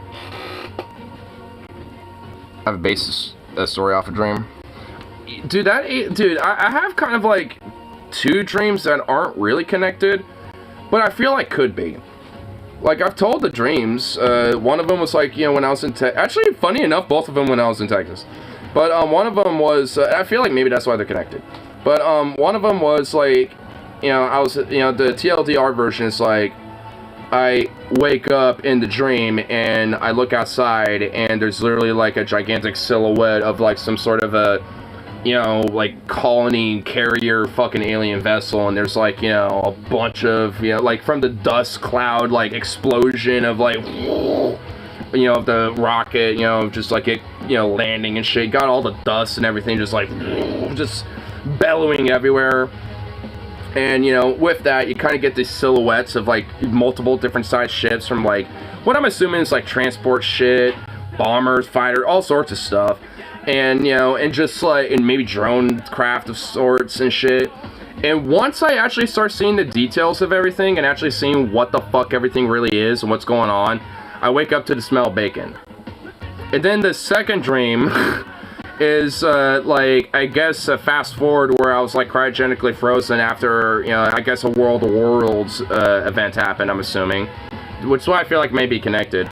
And, you know, I basically become, you know, one of the people that get to colonize another planet.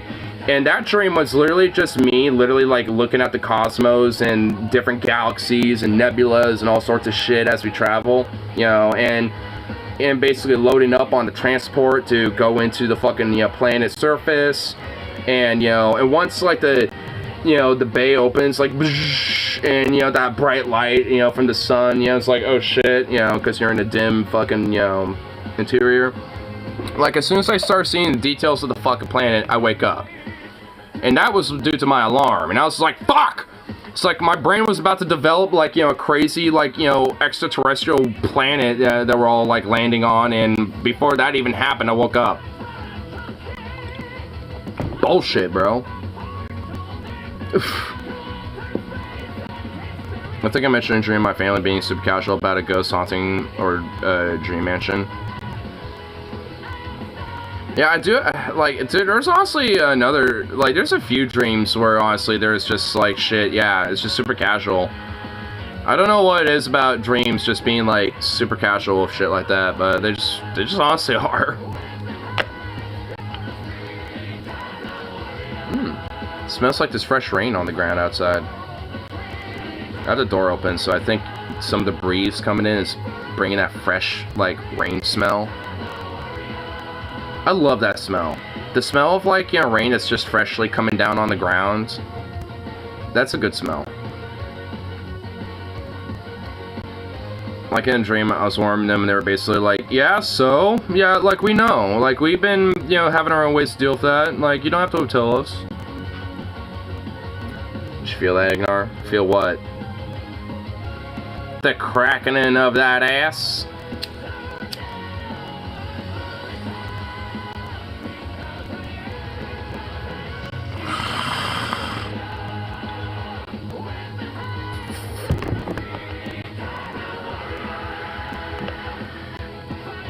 Why the fuck? That feeling of $150 leaving my bank account? What the fuck did you buy? What the fuck?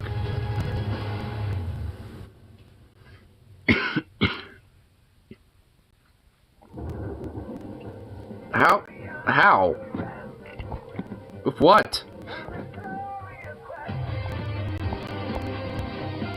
My god, dude.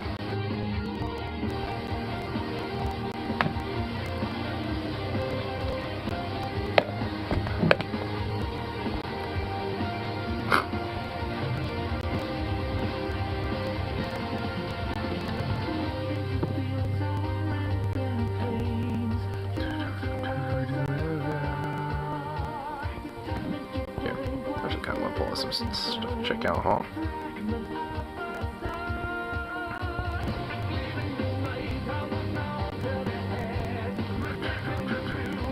I bought Dead Island Gold, Dead Island 2 Gold Edition, and the new Star Trek game for $50. Oh my fucking god, dude.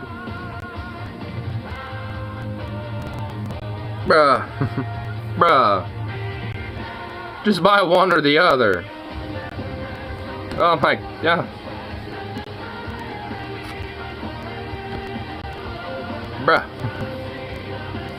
Oh my lord.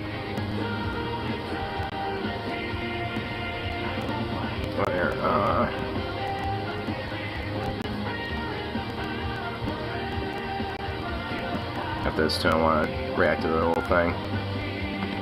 Also about Dragon's Dogma on Switch.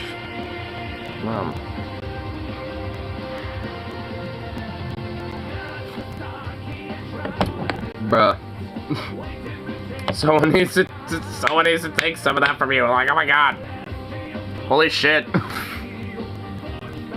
Bro, like, you need to, like, yeah, chill a little bit. Like, hey, I did a bunch of impulse buy not too long ago myself, but, I mean, it's like, I'm on, like, save mode now, so I'm gonna try to telepathically put, you know, a lot of that save mode on your ass, because, oh my god, dude.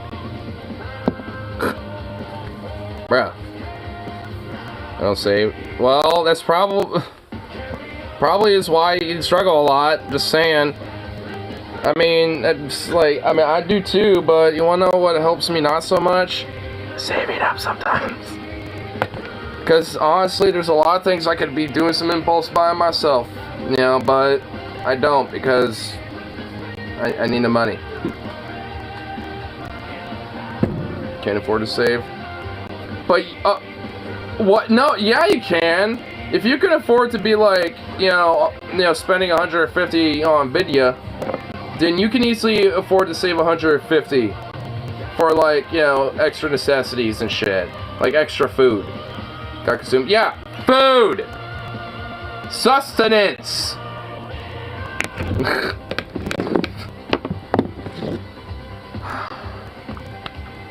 Bros, help me. I can't be the only one. Oh no, maybe if you millennials didn't eat so much avocado toast.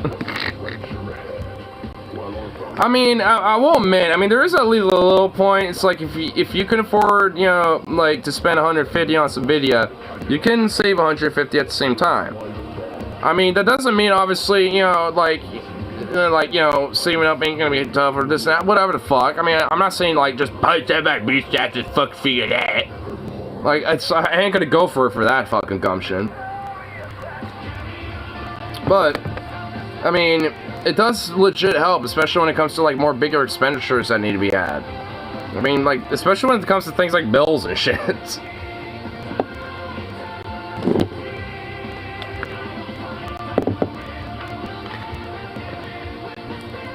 Which, so if someone does eat, when do want to incorporate healthy fat into our diets become a taboo?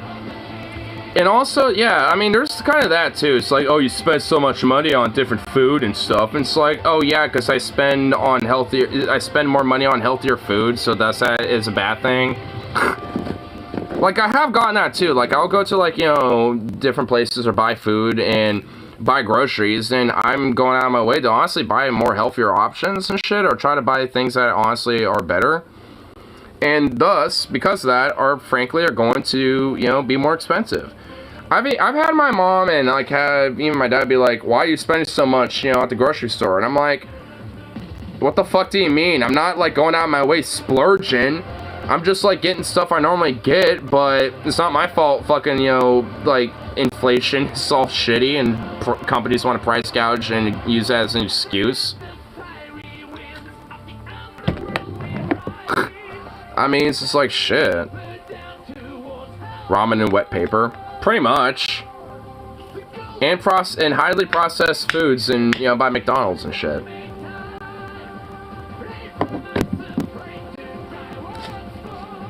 Here for a good time, not a long time. You can have both. You can have a good and a long time. You can have a long good time. That's what I'm here for. I want to have a, you know, good and long time. One long good time. That's what I'm here for. I'm here for long-term vibes.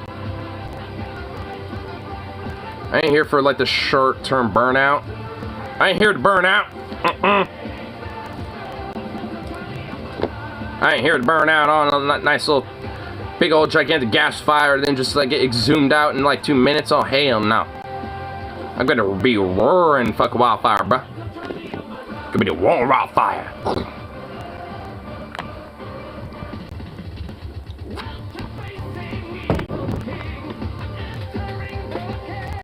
Where'd you go? Oh, there you are. Hey, little butt. Come here.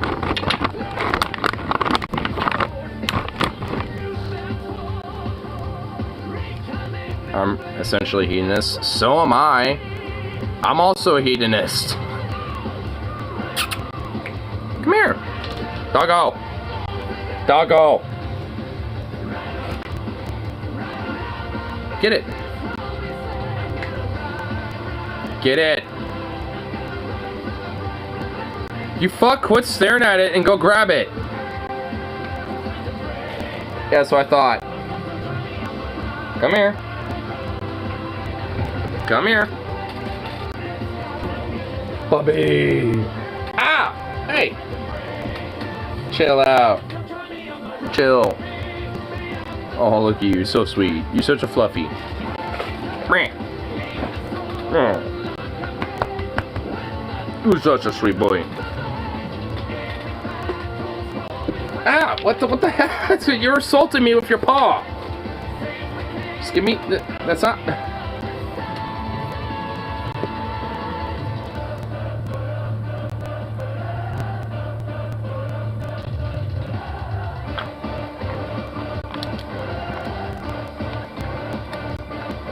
Really?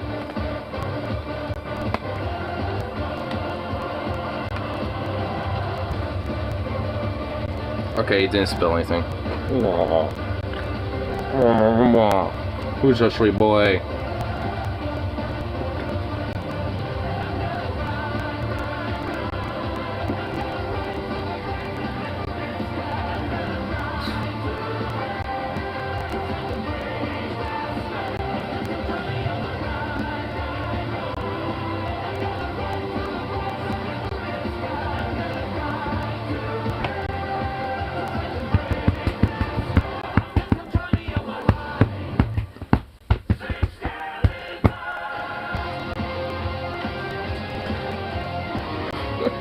Goofy doggo.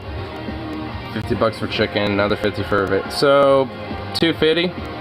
Got balanced that by not going out for a couple weeks now.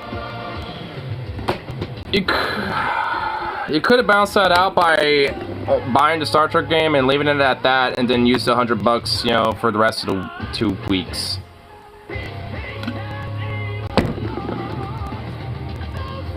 And you say you can't afford to save. Like, there is a certain level, like, even if it sounds bootstrappy, I mean, where there is like a little merit to some of those things, but it's, I've gotten on by less. Oh my god. It's like so like, oh, I've gotten off by less and suffered, you know, and shit, you know, I've suffered, you know, on less. It's like, you know, like that's supposed to be a good thing. Like, no. Improvements, not regressions. No. No.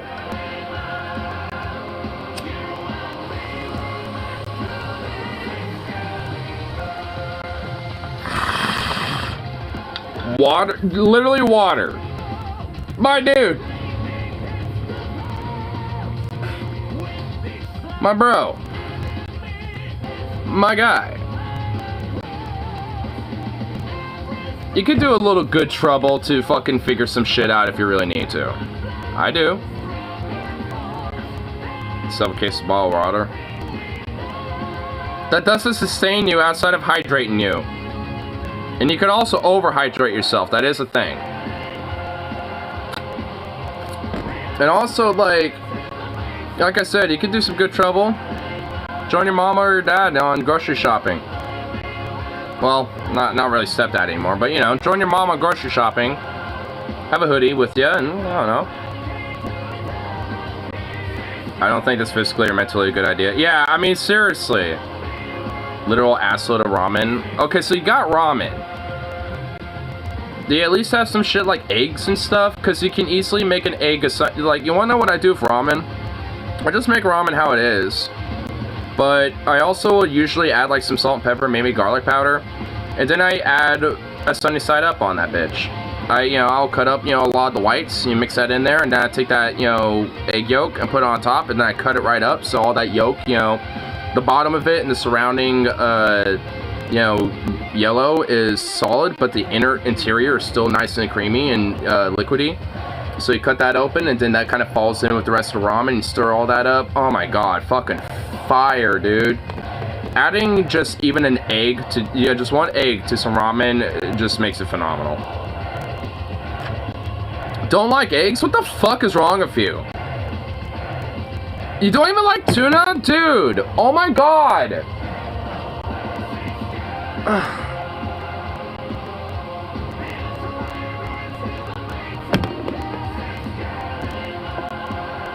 You would basically starve to death if you had to live with me, by the way. I hope you know that.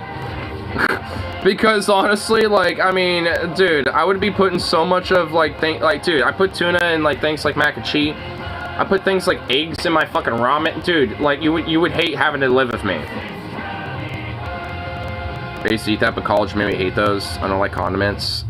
Hot dogs? Wait, condiment? What the fuck? Dude, okay, stop. No, don't, dude. What the just stop. No, this is actually hurting me. This is hurting my soul. Plain burger. That's cringe. That's unironically cringe.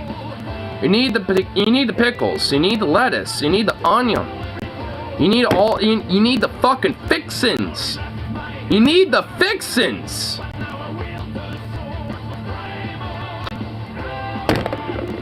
Fucking walking war crime over here, dude.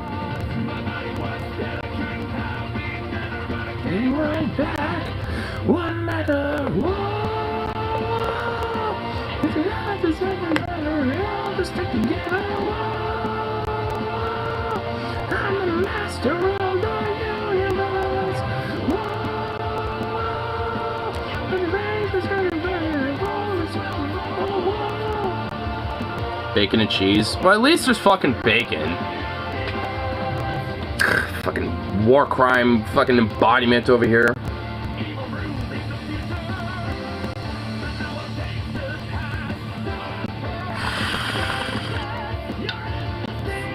Yo, hold on.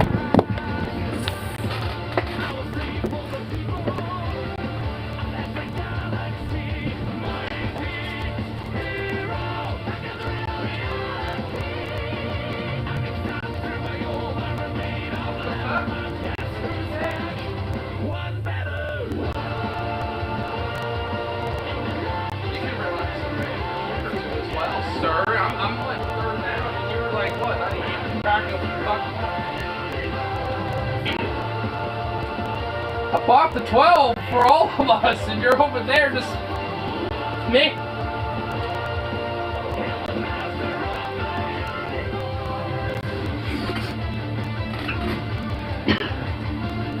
You don't even like beans? For the last fucking hour and a half. Shut up. There you go. No, I've been feeling like crap all fucking day. I don't fucking know why. Food bug, maybe? Huh? Food bug? Probably. From the tacos last night.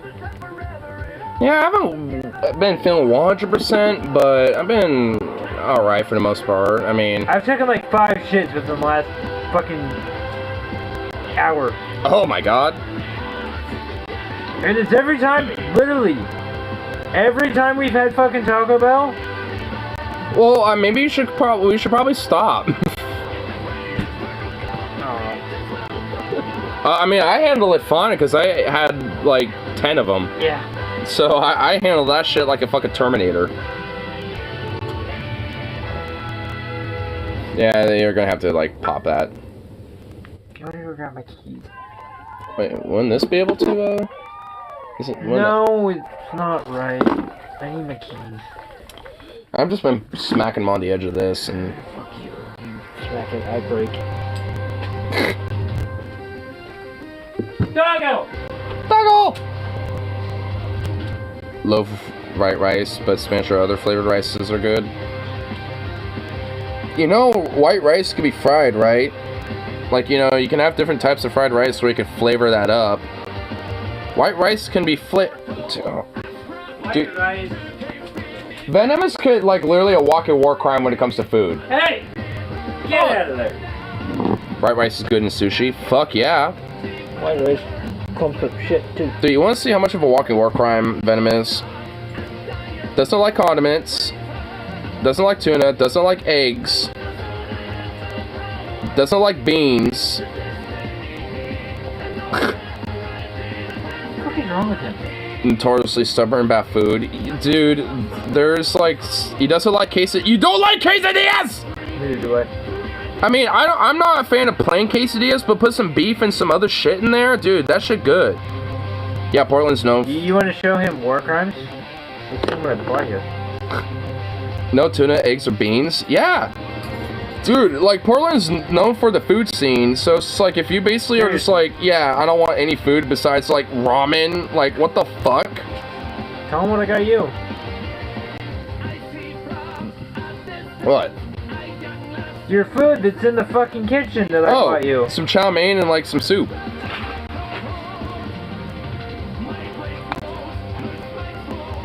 I eat my tacos with just meat and cheese. Andrew's backwards, he does it with lettuce, he doesn't do cheese. Well, I will have, like, you know, some pico de gallo and some other shit, but Taco Bell don't do that. Like, other, you know, like, more, traditional type of, like, you know, Mexican restaurants will put other shit on there. I'm just not a fan of cheese, just because of the texture and the flavor of it. How long has it been since we've drank? How long has it been since we've drank? A while. Tastes like water. Ignore my soul hurts, man. It hurts, and I don't know if it'll ever be the same. Dude, how do you think I feel? What about fruit? I don't even want to know. I don't even want to know. Venom, don't even answer that question. You answer that question and it's fucking wrong, I'm gonna be pissed. I love fruit. Fruit is awesome. Fruit is amazing. He says pineapple, I swear to God, I was for this. I got the most overpriced salad ever from San Francisco. Yeah, you Or from SFO. $17 and it's only meh. Wow. Tell me you enjoyed a good watermelon on a hot summer day. Fruit is the same as vegetables to me and should be burned. Yes. hot watermelon on a fucking hot Oh, day. hell yeah, dude. Watermelon's so good. Fruit is the same as vegetables to me and should be burned. Go fuck yourself. You know what? You're just a walking war crime. You know what I actually realized? What the fuck? You know what I actually realized? Yeah, you like. Hold on. Your dad eats salads. Yeah? I never knew that. Yeah, he does. How the fuck do you only live on meat? Yeah, dude, like, I mean, you basically live on only a carnivore diet.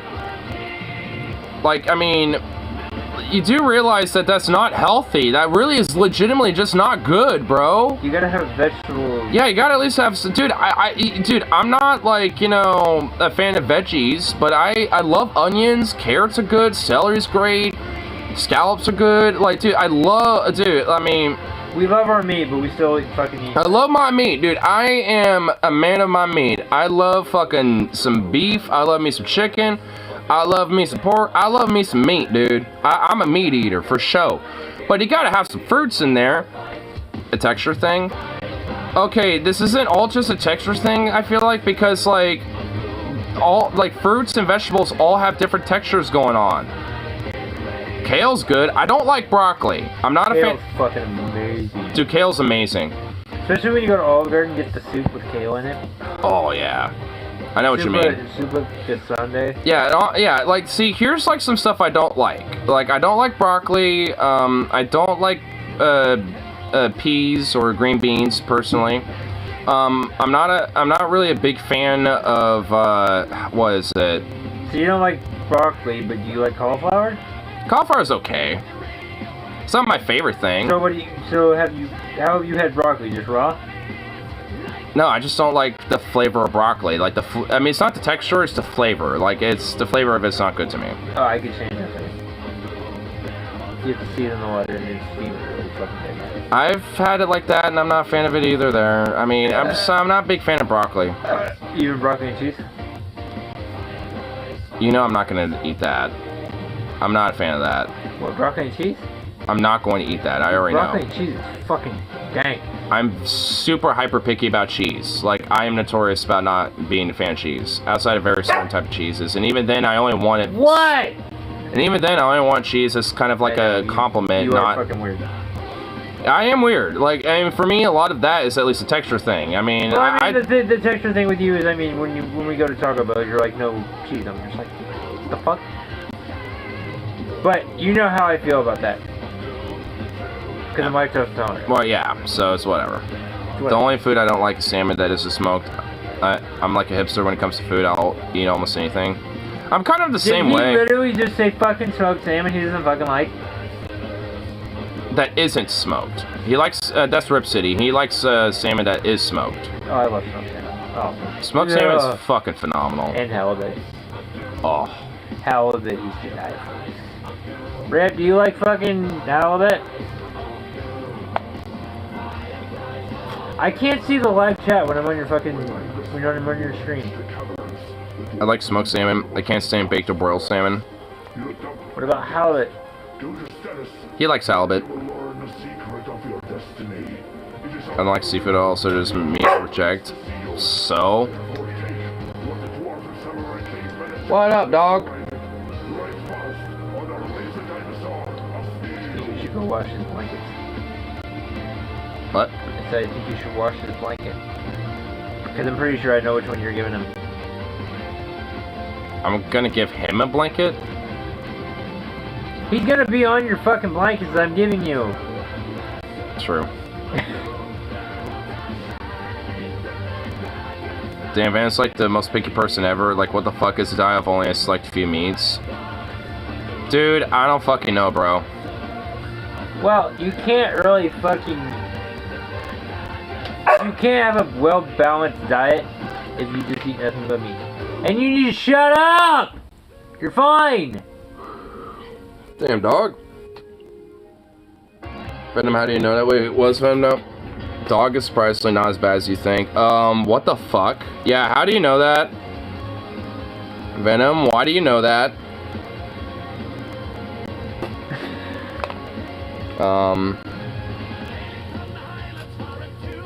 Great penis?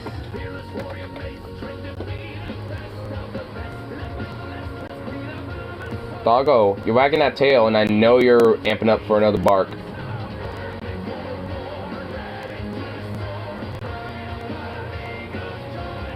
You're gonna like the fucking noodles and the fucking soup. Sweet and sour, I think it's sweet and sour. Or hot and sour, it's something. I know. Because I ate Chinese barbecue once, and it came out later the restaurant was abducting strays in the area for years and getting meat illegally. Ooh. That keeps Zukov away. Yeah, I'm gonna keep him away. He needs water, Daddy. Oh my god, what the? Oh, okay. That's why he was barking. Well, maybe you should have done this initially instead of being an annoyance. A little booth. I'm just gonna bonk you on the head and the booty with this, yeah. That's what you get. Booty bonks.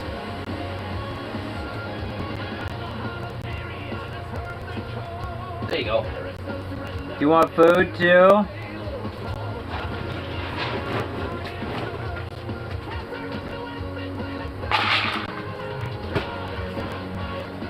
Little butt. There, now he won't bark.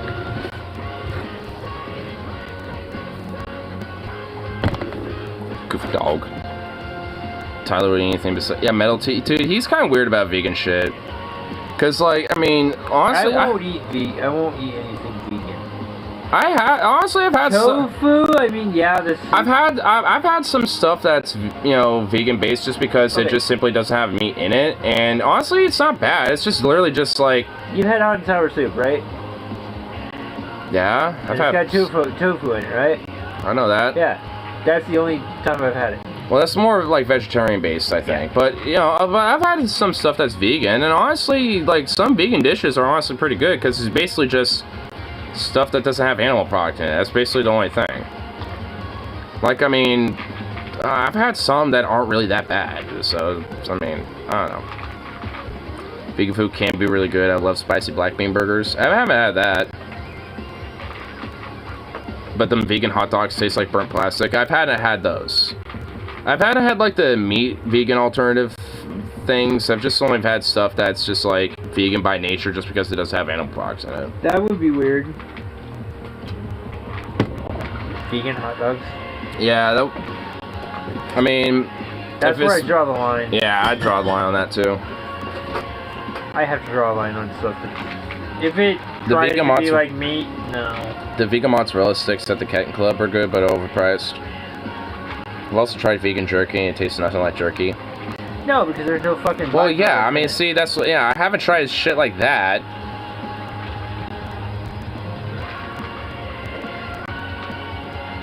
Did you try spicy black bean burger if you ever find a restaurant that sells them? Maybe. Yeah, I'll try it.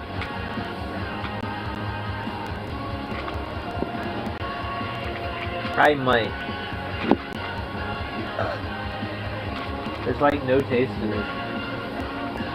Well, I mean, I think it just kind of depends on some stuff too. Like, I mean, if it's kind of like prepped like in-house or some shit, I mean, it might be pretty good. But if it's kind of more of like mass-produced or something like that, you can get it at a store. I mean, no.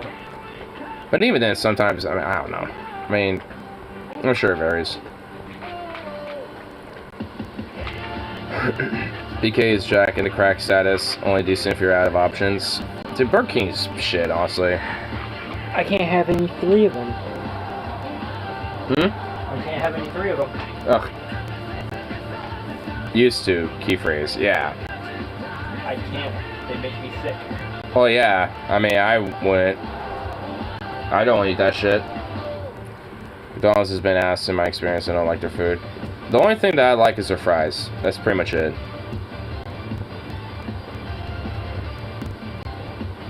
Carl's Jr. are my favorite national fast food places.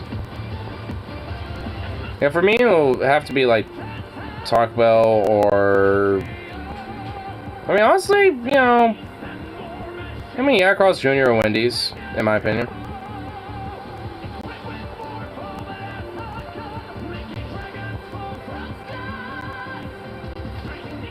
Following him now, wow. Love all fast food and both fast fish. Yeah, I mean, that's probably the reason why you have such a weird, like, instinctual repulsion.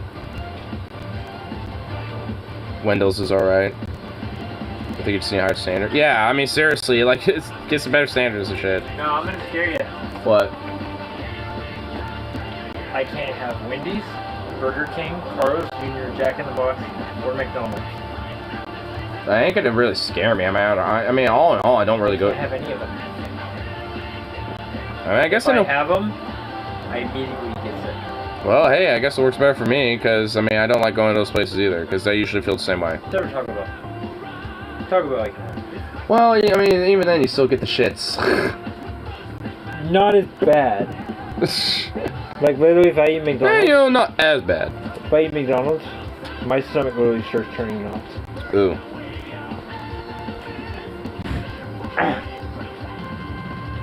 Yeah, I can't eat those places. It literally, Sarah's seen me literally, like, I'll eat it. 20 minutes later, I'm in the fucking bathroom. Yeah. Honestly, I don't really have fast food anymore. Yeah, I mean, the only fast food I really do have at this point is Taco Bell, but that's, you know, usually when him and I order it. So. If we're having a day together. Yeah. Which? Does Venom know that I'm leaving? I mean, I know it's been said. Because what, you're leaving tomorrow? No, I'm leaving Saturday. Saturday? Okay. I don't know if I'm leaving Saturday or not. Boo. I don't want to fucking go. That's the thing. Boo. Shut up. I've been planning this for a year. I talk about it every once in a while, usually when I go out to bars or brew pubs, so. Because that's like something that, you know, is kind of good, you know, if you got a couple drinks in and going home, you know, from the bar. What? Yeah, some Taco Bell. Yeah.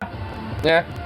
Occasionally, I mean, when we usually drink a lot, we usually just order Taco Bell. Let's move to the Couve. No, not the Couve. What was it, Hood River? Where was it? The Couve, I'm going to Vancouver. Oh, no, you are going to the Couve, yeah. Okay, well, I guess he is. Who's that? That was Rip. Doesn't Rip live?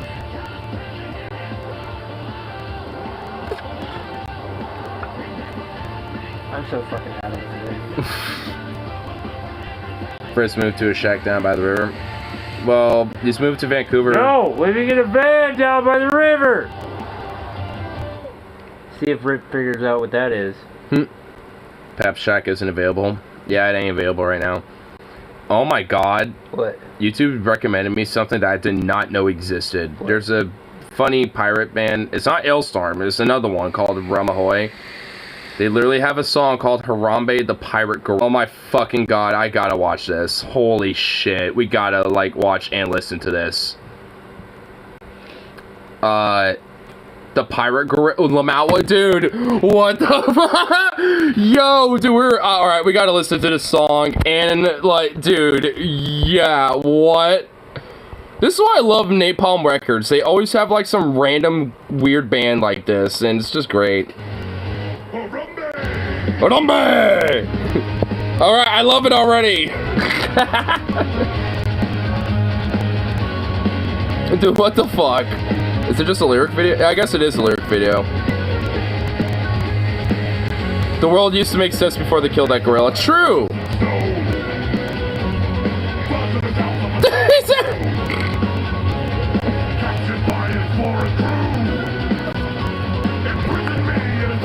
We need to demand a music video for it. Yeah, we can't have a lyric video. I love this.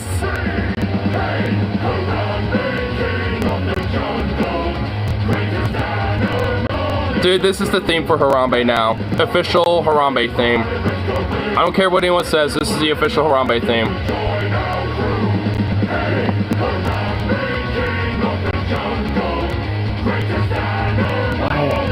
Why are they making another? Oh, did you hear Trump got impeached finally? What? Trump got impeached. Oh, I actually want to check something out about that, but... I haven't.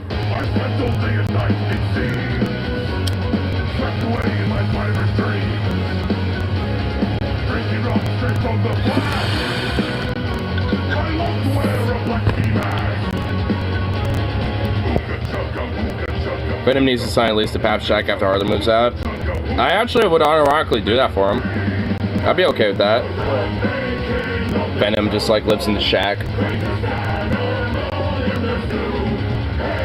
Yeah. Then it comes to both you guys. Huh? Then it comes to both you guys. Yeah.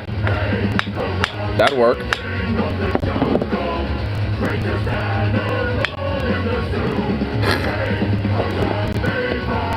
Man, I love Napalm Records basically picking up all the fucking like absurd comedic metal bands out there and shit. Because obviously you know that like this band takes the piss out of like the seriousness of things. They're like, nah, we're not serious. Like we're gonna talk about Harambe the Gorilla. And he's a pirate now. He's transcended to be an ethereal pirate. Oh my god, okay, this is... They have a gorilla doing an actual solo on a guitar. How high when they wrote it? I don't know. I mean, it's like, I definitely want to check out some more Rum Ahoy now. I've been meaning to expand the pirate metal lexicon besides just Ailstorm. And Pirate Yar, or Captain Yar face. Like, that's another guy, Captain Yar face. Actually, I think he is a part of Rum Ahoy, if I remember correctly.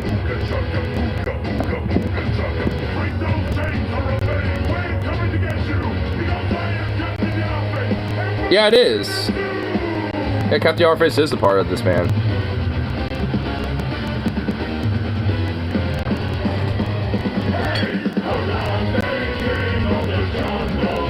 Under loaf. Aww, that's a cute kitty. Aww. Bloop.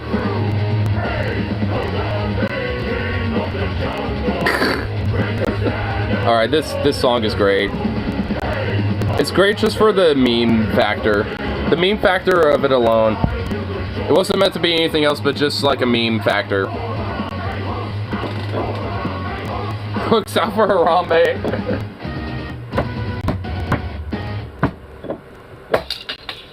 Come on. There we go, fucking bitch.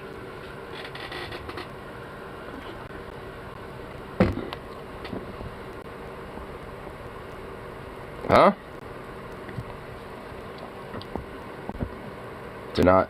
What are you talking about? Oh my fucking god! What it was? Huh? What? What?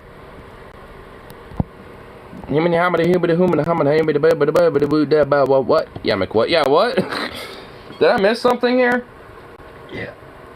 Evidently I did. Alright, I'm going back up. Let's go cool. Finally create it. There aren't, as some people just have low values. What? To look pretty GF. Yeah, wait, hold on, what? Incorrect about some people just have low value to males. Oh! What? Oh! That was an epic fail. He's looking at a thing.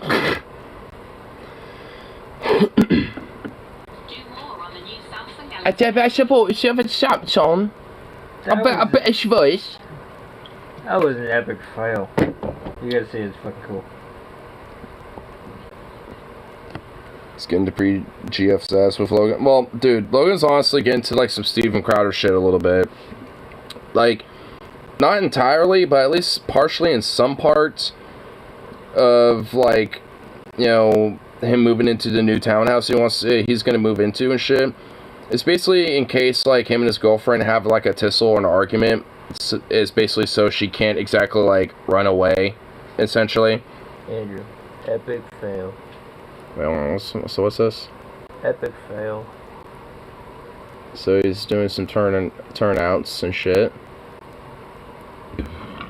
He's letting gravity get way too hard.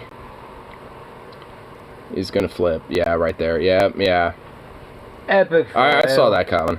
Epic fail. Wait, why are they moving in together? I don't... Dude, because Logan literally wants to rush shit. Like, he's also talked about marriage and shit like that. Dude, he's literally trying to rush the shit out of everything. And also, like, I mean, this is just all stuff that my friend Harley's told me about. How long has he known this girl? Well, from what I understand, they used to, like, years back, they used to know each other and, you know, and, like, used to stay for a little bit. They broke up, didn't, kind of lost contact for a little bit, kind of rekindled, and are now in a relationship again. And it's, like, way more long-term than the previous time. So, you know, like, and at this point, like, you know, he's essentially trying to, like, rush shit, you know, at this point, to, like, you know, start a family and all this other bullshit. And the thing is, like, he's already kind of having, like, a rocky relationship as it is. Okay. And doesn't like his sister, but she's moving in. Has it been longer than a year? No. Fuck him. He's gonna lose. Yeah, he is. Since March? Yeah, since around March about. At least when it comes to, like, a full-on, like, dating and shit. From my understanding, he's known her, before, you know, being this committed with her and shit, but, like, actually, like, knowing her and, you know, actually being this committed and stuff, yeah, about since March. I've got years on him, then. Mm-hmm. Well, obviously you do. And especially considering, you know, if you're experiencing all this shit and shit, like, yeah, I mean, you already, you know, said it's like he's gonna lose, and yeah, I can see the writing on the wall. He's rushing that shit way too fucking quick. But this kind of shit would make me go on the line of my nope territory. I mean, he hasn't really talked to a lot of us because he's been so, like, absorbed with his relationship and all that shit. You know, but, like, this is definitely something where I'm like, yo, this is some red flag shit, bro. Like, I mean, I don't know if, like, he would go out of his way to do this shit, but, like, if, considering that Farley's gonna be there, that's gonna be at least a little bit of a factor of, like, you know, like, hey, you know. If she's gonna take over, then she's gonna fuck everything up with the friendship. It's not even that. I mean, honestly, like, I got no problems, sir. I haven't even met her, and as far as I'm concerned, I literally got no issues with her. I got no problems. See, I'm okay with her, as far as I'm concerned. This is the thing I'm looking at, is that they've only been dating since March. I've got fucking years on them, so I really don't fucking care. Well, yeah, and even then, that's, well, whatever. But, I didn't ask Sarah to marry me until we were together for a year. Yeah, which honestly seems like a fair, you know, time frame. Well, we've also been engaged for like fucking 7 years.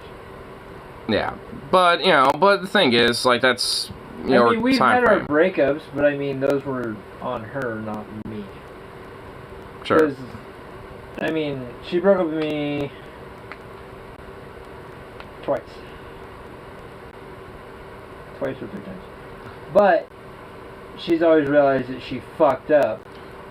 And probably just needs some time to, like, you know, work some shit out, and yeah. And the thing is, shit like that happens with relationships. It came down to the factor that I was living so far away that she was driving 3.5 hours. Right, yeah.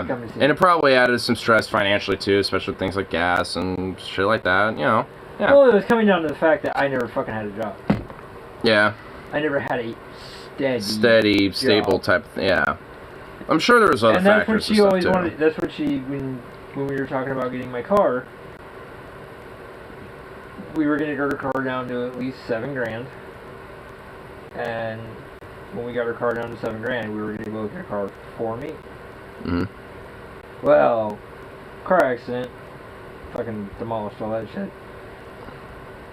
But it wasn't going to be solely her paying for my car. Yeah. It was going to be, I needed to have a steady job.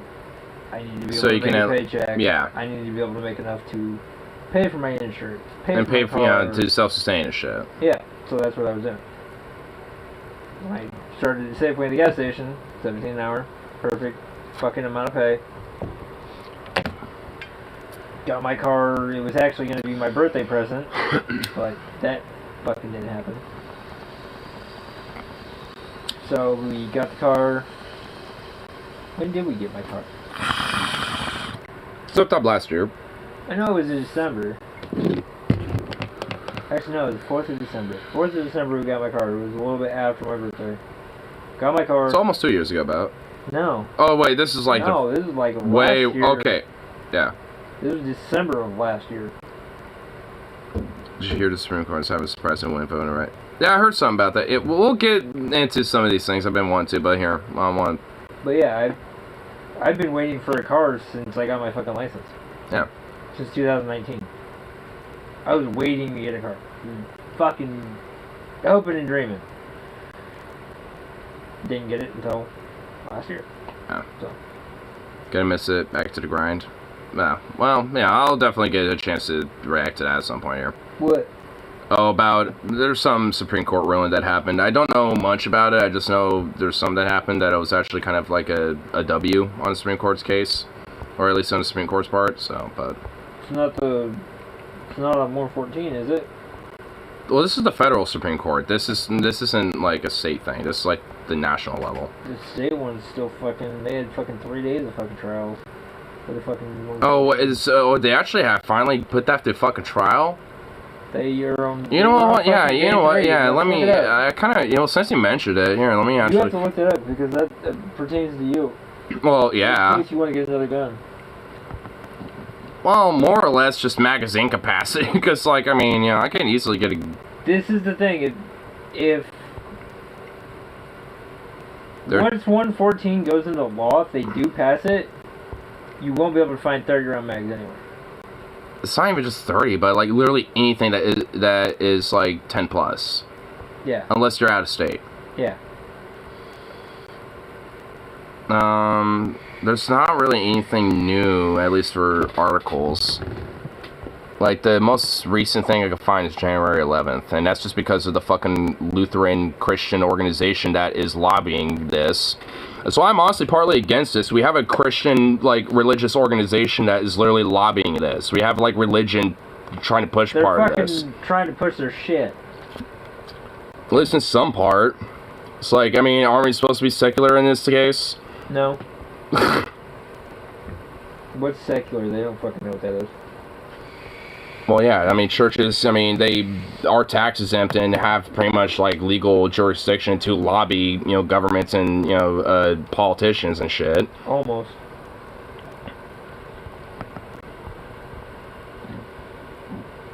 Like, I forgot the name of the church specifically, but it's like, you know, some sort of a Lutheran church. The divine majority. Wait, hold on, what? Yeah, Supreme Court slapped down Alabama's election map. Oh. So that's at least, you know, some part was, you know, at least with the Supreme Court thing. So here's something that I definitely did not have on my 2023 bingo card. Good news from the Supreme Court. Yes, you heard that correctly. So in the case of Allen v. Milligan, most legal observers expected the Supreme Court to basically deliver the death blow to the Voting Rights Act, which I think is a reasonable expectation given Roberts' past hostility towards it, but that didn't actually happen. Both Roberts and Kavanaugh joined the 3 liberal justices to not only save the Voting Rights Act, but reaffirm its importance. Feels like we're living in the Twilight Zone, right? Now, the implications of this are broad, but first, let's get to the details.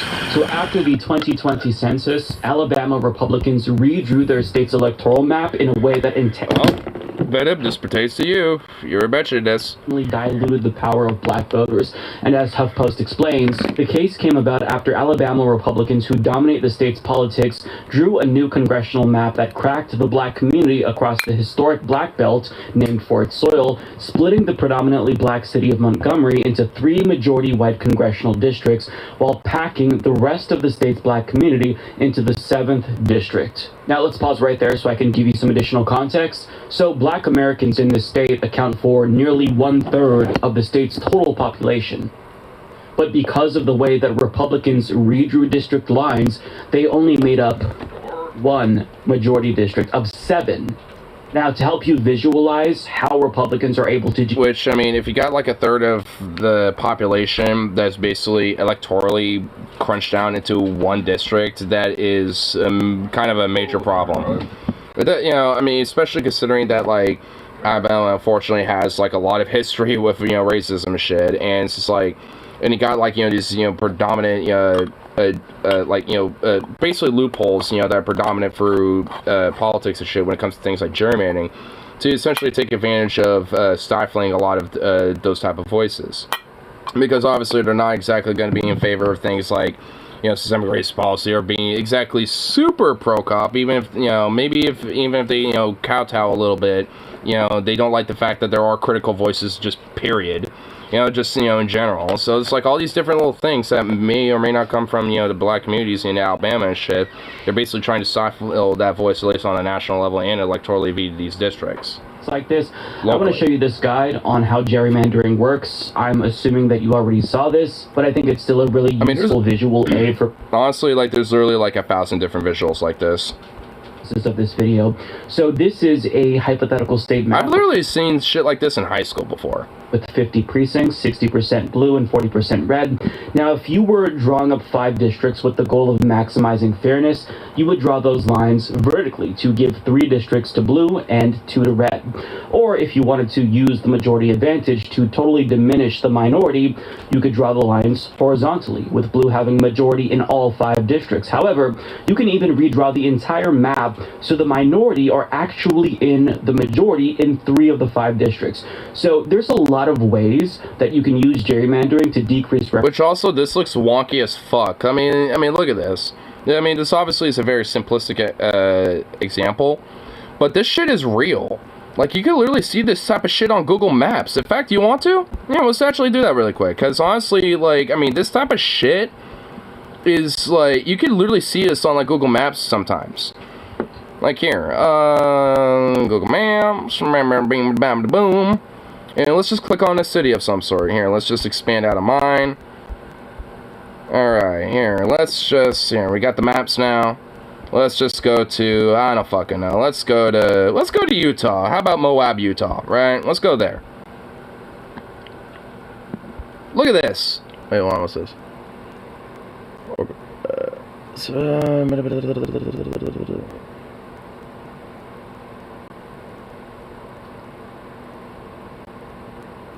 This is some, okay. Yeah, if you go through that, it's the... I mean, I'm not on Facebook, so you might have to, like, you know, copy and paste that to me. But, yeah, I mean, but here, let's look at Moab, though. I mean, look at this. I mean, what the hell's going on here? You got, like, some weird little, like, chunk right there, you know? You got, like, some weird shit happening here. Like, what? Like, that's a little odd. Probably, you know, like a gigantic property that some rich guy owns, maybe. I don't know. Or maybe a bunch of different properties. I mean, also, look at it. Like, what's this hole? Like, there's literally a hole in the middle of this. Look at this. See, you can literally see the gerrymandering. Like, you know, there was literally a hole. Like, right there. I mean, you can even physically see it here. Well, if you zoom out, like, around right here. Like, what the fuck, dude? I just sent it to you. Okay, cool. The whole copy of the article. Yeah. But yeah, I mean, but like my point proven though a little bit. Just looking at Moab, Utah, like just one random town. You know, let's look at another one. Just to kind of solidify the point. Let's go to another state. Let's go, I don't know, let's go to Louisiana. Let's go over here, boy. Let's go out of Louisiana. Let's go to Alexandria, Louisiana here. Wait, hold the fucking phone, bro. Oh, Jesus Christ. Dude, look at this! What the fuck is going on here? Look at this! Look at this shit! Well, what the fuck is that? What is this? What is going on? What the fuck is that? They literally gerrymandered this to where it's on a road? They literally... Oh my good googly fucking moogly, dude. Like, I mean, my god, bro. It's worse over here. I don't want the goddamn museums. I just want... Oh, okay, whatever. But you get the point, though. I mean, it's like, holy shit, bro. Black cats were created to give everyone the opportunity to be owned by a mini panther. True. A Black Panther. But, man, I mean, you could see it right there. I mean, you know, like I said. Think fuck the prawn ban failed. Well, good. If you're creative enough. And Republicans are absolutely creative in the ways in which they disenfranchise voters, particularly voters of color. So rather than giving black voters an additional majority district, which would give them another seat in Congress, Republicans... Which would be more fair representation for the state of Alabama, considering that, the state of Alabama's, population is third black. I mean, and they literally will only have, one voice for a third of their population. That doesn't exactly necessarily entirely make sense. I mean, considering just based off of districts and just, where they live. I mean, if you got, Montgomery being split in, weird, wonky-ass fucking ways and shit, you know, at least on a national level, especially considering electoral politics and how the electoral college, you know, plays a very significant role, you know, in these type of things. I mean, it just, you know, stifles a lot of that type of vote. I mean, you know, take the whole, like, racial aspect out of it. I mean, it just does this, period, you know, for a lot of different areas. Like, more bluer areas, you know, tend to get more fucked, you know, because of shit like this in different red states. Want to come play on Nintendo with me? Sure. The Nintendo is to bed. The Nintendo's to bed. Damn. That is dead. Yeah, we talked about that earlier today. A majority black city, so whites would outnumber blacks in each of these districts, thus diluting the power of black voters specifically. And they did this because they know that black voters disproportionately vote for the Democratic Party. The Was a Woman Act failed. That is not new, to say the least. Now, the Supreme Court said no to this. But it's not just a win for black voters in Alabama. It may be a win in other states as well, because as Politico reports, the ruling increases the odds that minority voters will prevail in other pending redistricting challenges in states like Georgia and Louisiana. The challenges could force those states to draw additional districts where minority voters can elect their chosen candidates, a prospect that could lead to a handful of new Democratic seats in the U.S. House. So needless to say, this is a very, very big deal. Now, we're going to get into the legal reasoning and some more technical details. This is a little bit dense, but... A drag show ban failed. Well, considering that is Alabama where that failed, I mean, doesn't that kind of say something that this whole, like, weird culture war, woke bullshit isn't exactly selling to people? I mean, you know, like, it kind of shows that even on, like, you know, state levels, it isn't exactly, like, a big deal for a lot of, you know, politicians and shit to an extent. Like, it's used in a way to placate the base to an extent, but, like, when it comes to push to shove, like, they don't give one fuck or another. Like, I mean, if they see enough of a wiggle room to get out of it, you know, they'll get out of voting on it. So I'm not really too surprised Alabama kind of failed on that, because, I mean, realistically, I mean, Alabama isn't, like, the populace is a little bit more purple than people kind of make it out to be, but because of how fucked and, like, controlled, you know, Alabama has been, you know, from, like, Republican control and shit, it's just like, I mean, you don't really necessarily see that, so to speak. But when push to shove comes in, like, not a lot of that shit really does go through. I mean, you can get some stuff here and there, but not really everything. With me, I think this is all important. Because honestly, like, there's an overreach happening. And because of that overreach on a national level with the GOP, with a lot of these different issues and kind of going mask off of different things, it's been a major turnoff to a lot of different people. So when they actually are trying to push that shit, it doesn't really sell as well as much as they do. Outside of, like, you know, very specific, you know, like, minority, fringe, extreme voices on this issue. So basically, which they're always extremely fucking loud, but that ain't exactly anything new. All comes down to Section 2 of the Voting Rights Act. The trans athlete ban passed. Well, yeah, I mean, see, that's something that is going to be more open to being passed and shit, so I'm also not necessarily surprised. The court held that Alabama violated this provision, and as Mark Joseph Stern of Slate explains, this tactic is plainly illegal under Section 2 of the Voting Rights Act, which prohibits voting laws, including redistricting plans, that have a racially discriminatory effect, meaning a disparate impact on black voters. Roberts' opinion for the court on Thursday traced the history of racist voter suppression after the Civil War, leading up to the initial passage of the Voting Rights Act in 1965. He explained how in 1980, the Supreme Court held that the law barred only discriminatory intent, not effect, a decision that produced an avalanche of criticism both in the media and within the civil rights community. Roberts wrote that some lawmakers were wary that an effects test, which measured impact rather than intent, would require a quota system or racial proportionality in districting, raising equal protection concerns. And so Congress settled on a bipartisan, hard-fought compromise which amended Section 2 to require that the electoral process be equally open to participation by all racial groups. What happened? We will debate that question for decades, but one answer leaps off the page. Alabama pushed too far, too fast, too transparently. Yep, like I was just saying. Like, there's an overreach that's going on when it comes to, like, you know, marginalization and a lot of this, like, exploitative laws and shit that are being passed. And they're, you know, biting off way more than they can chew. I mean, it's like they can get some bits, you know, swallowed down a little bit, but with that whole bite, they can't get the whole fucking shit down. They gotta, like, spit some of that out in order to even swallow some of the shit that they can get through.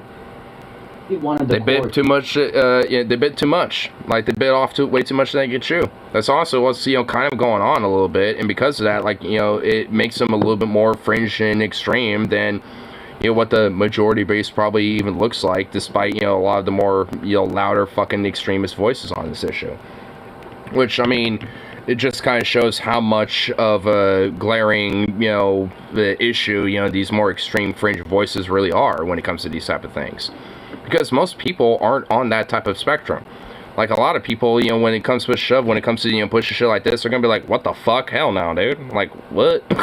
Like, they're not gonna be, you know, they won't be, you know, the gunning for this type of shit to be like, oh yeah, let's just, like, you know, like, to just, like, totally, you know, like, discriminate against people. It's like, You've got the voting rights. I mean, even if they aren't totally fond of those type of people or don't totally get it or some shit, most people are not gonna go out of the way to just, like, you know, ban them from existence.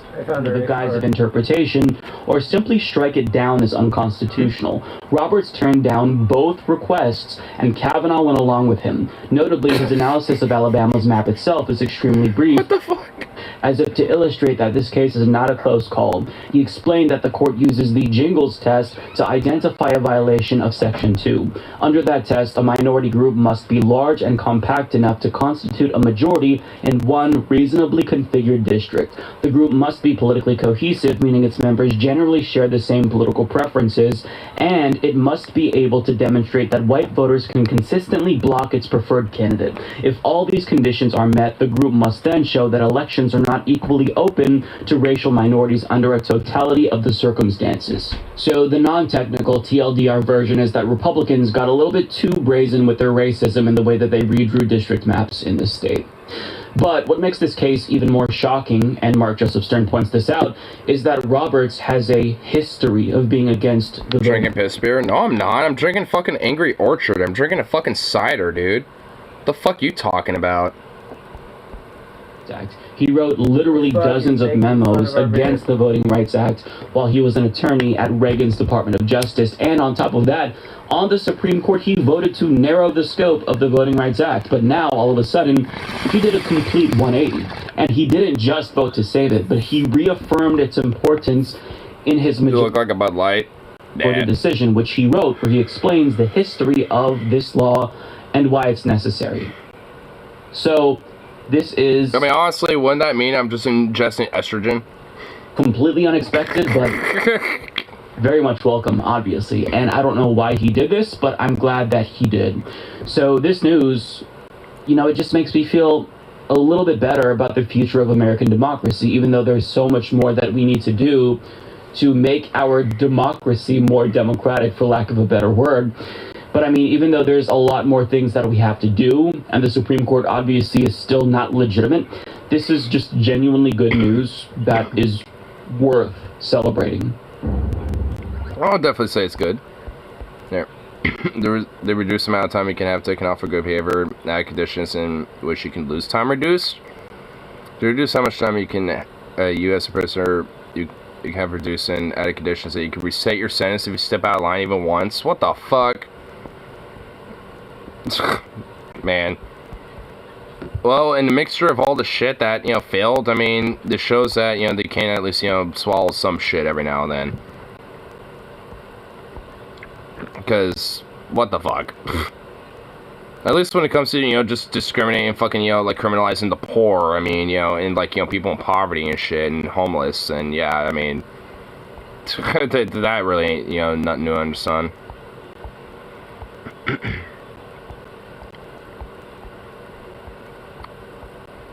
What are little things around, dude? Ah, dumbass. You're the dumbass. Wait, who is? What happened?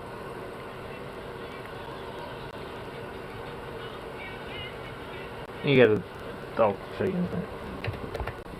When this is over. You guys see it from the beginning, it's funny as fuck.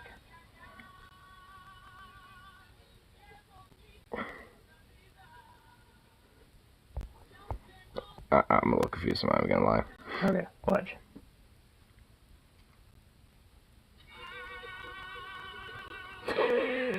Oh my god, he got his finger stuck. Yeah, and then he has to loosen both those to get his fucking finger out. Oh my god, what a fucking idiot. Oh my god. Anyone else nervous that RK is taken seriously and Williamson isn't? I mean, that's kind of typical, unfortunately. When it comes to the establishment, I mean, I wouldn't be surprised if they don't even do debates. A lot of RFK stands on Kyle's videos lately. Well, because he's also, like, you know, pushing this whole, like, you know, Williamson thing, which I don't even disagree with. I actually like that, but, I mean, it is something that he's, you know, like, you know, been pushing. So, of course, you're gonna get a lot of weird neo-lib fucks, you know, they're gonna be pushing that shit. Oh my god, what the fuck? Oh.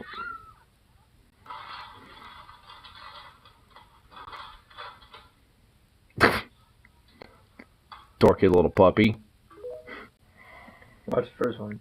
Thoughts on Cornel West? I mean, I like him. He's based. Isn't he, like, running, you know, for, like, the People's Party or some shit? Luna, can I get an I love you?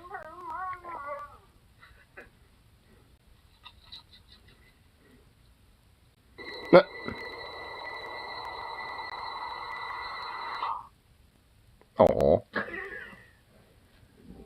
Yeah, and entering Yang's party. Wait, Cornel West is running for the Forward and the People's Party? He's running for both parties? Can you do that? Is that something you can do? It's totally running, obviously, Capitalist Party. Wait, is he really doing that? Is Cornel West actually doing that shit? What the fuck? I thought it was just the People's Party. Holy shit! I thought the People's Party was the Yankees Party. No, that's the Forward Party. That's forward. Not left, right, forward. That's fucking cool. I don't care who the fuck you are. Huh?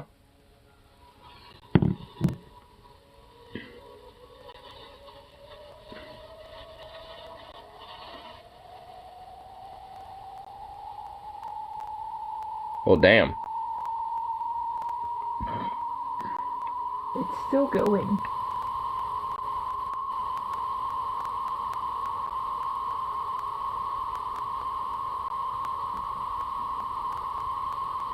I never thought a plane could do that.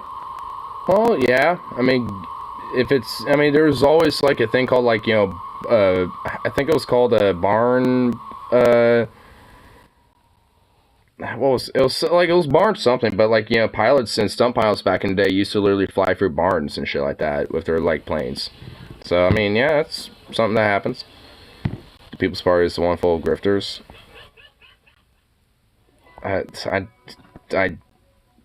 What?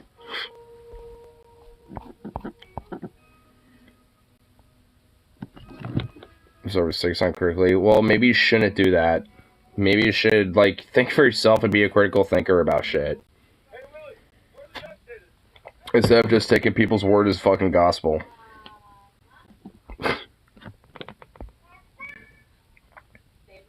Aw. Dog was in a little ball. So cute. Vicious Messiah. Oh my fucking god, dude. Seriously? Are we really doing that right now?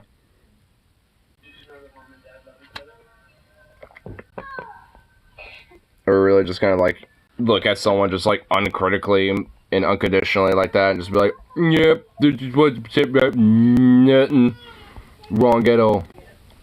Not one damn thing.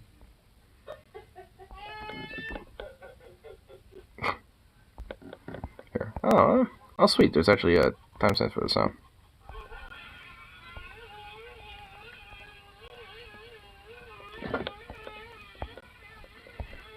Because I actually want to see some of this thing about Cornell and shit. Because I know the Leftist Mafia talked about it a little bit.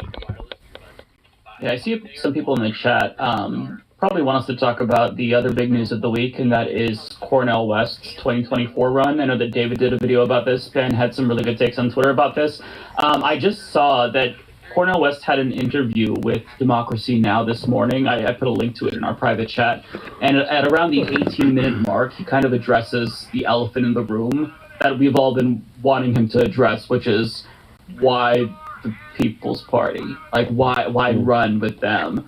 And in my opinion, it seemed like he was completely caught off guard by the allegations that Amy Goodman brought up.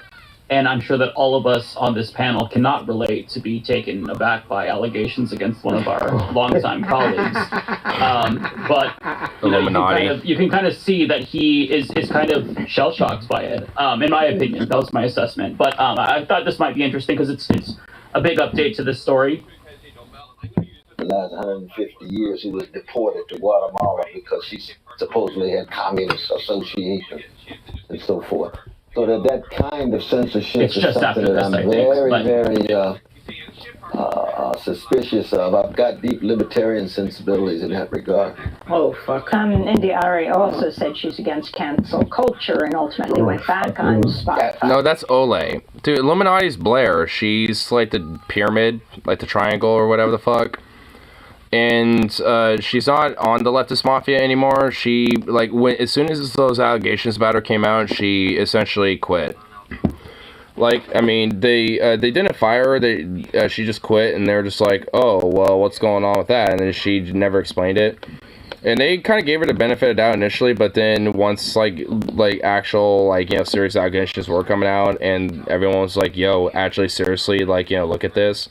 You know, they eventually addressed it and were like, yo, okay, this is actually kind of fucked up, and this was, you know, like, yeah, we, you know, are going to do better about that. I mean, you know, so, like, you know, if anything, also, a lot of them, especially Mike was saying, it's like, if we knew, like, you know, a lot of her background shit, we wouldn't even have her on fucking honor. So, you know, Democracy Now! We ask very critical questions. I also want to read from a New Republic article about your candidacy and about the People's Party. The article states, quote, while the party began in 2017 with noble roots to form a new political party independent from corporate money and influence, it's been mired in troubling allegations as well as broader organizational dysfunction, numerous sources of corroborated sexual harassment allegations against party founder Nick Brana. Last year, former party member Paula Jean Swearingen said she witnessed Brana try to force himself onto former party executive director Zana Day, who confirmed the allegations herself. Numerous party board members were apparently forced out for encouraging investigations into the allegations and questioning whether Brana was still fit to lead the party, unquote. Brana has also praised the prominent anti-vaxxer Robert Kennedy Jr., who's also running for president, but as a Democrat. He described Kennedy as a, quote, courageous leader whose environmental and vaccine advocacy has illuminated issues that few dare to confront. What the fuck?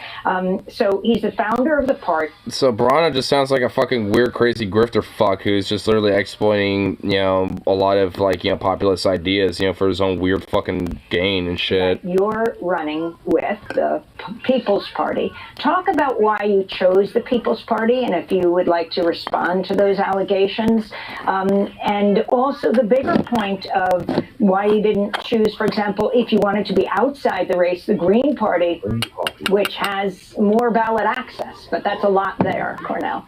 Right. Yeah, no, indeed, and I appreciate that question too, my dear sister. I mean, I have a great love for my Green Party brothers and sisters. I've worked twice with them, and so I have nothing against their third-party operation. It would be nice if we had even a coming together, but that's something that is for a different show. But in terms of the history of the People's Party, you know, I was there at the founding. There's no doubt about that. And I've been a kind of honorary member of the board, even though I haven't participated, so I haven't followed all the insides and outsides of what has happened. It strikes me that there's been some very bad and ugly moments. There's no doubt about that, but I don't want to adjudicate as to who actually is guilty or who's actually innocent, because I just don't know. But there has to be accountability, and especially when it comes to sexual harassment in terms of sisters of any color, those are very, very important issues to wrestle with and very serious charges in that regard. But as I said before, that for me, I wanted to be able to bring a serious critique to bear on the corporate duopoly. Yeah, you could do that out And there, bro. That's the point. the People's Party, in its inception and in its vision, is a populist one. So you got a number of different voices, heterogeneous. It is very loose. A lot of people say, well, is it an organization at all? I mean, does anything hold it together? Oh god damn it! YouTube crashed just because I tried to pause it, but I was gonna say it's just like I feel like he's just kind of rambling a little bit, honestly. I mean, you know, it's like I kind of like. I mean, I don't exactly know what he's trying to get with this. You know, honestly, just because it's like, I mean, it's like, I mean, maybe yeah, you didn't know about the allegations, but you don't have to like kind of belabor that, you know. Like if you don't, just say that you don't and just leave it at that. I mean, because it just seems like, you know, he's just kind of belaboring that point a little bit and just kind of like just really kind of droning on with it almost. People say, well, is it an organization at all? I mean, does anything hold it together? Oh, and fuck. So on. Well, that we shall see. Those are very important questions. I don't want to act as if that they aren't serious challenges.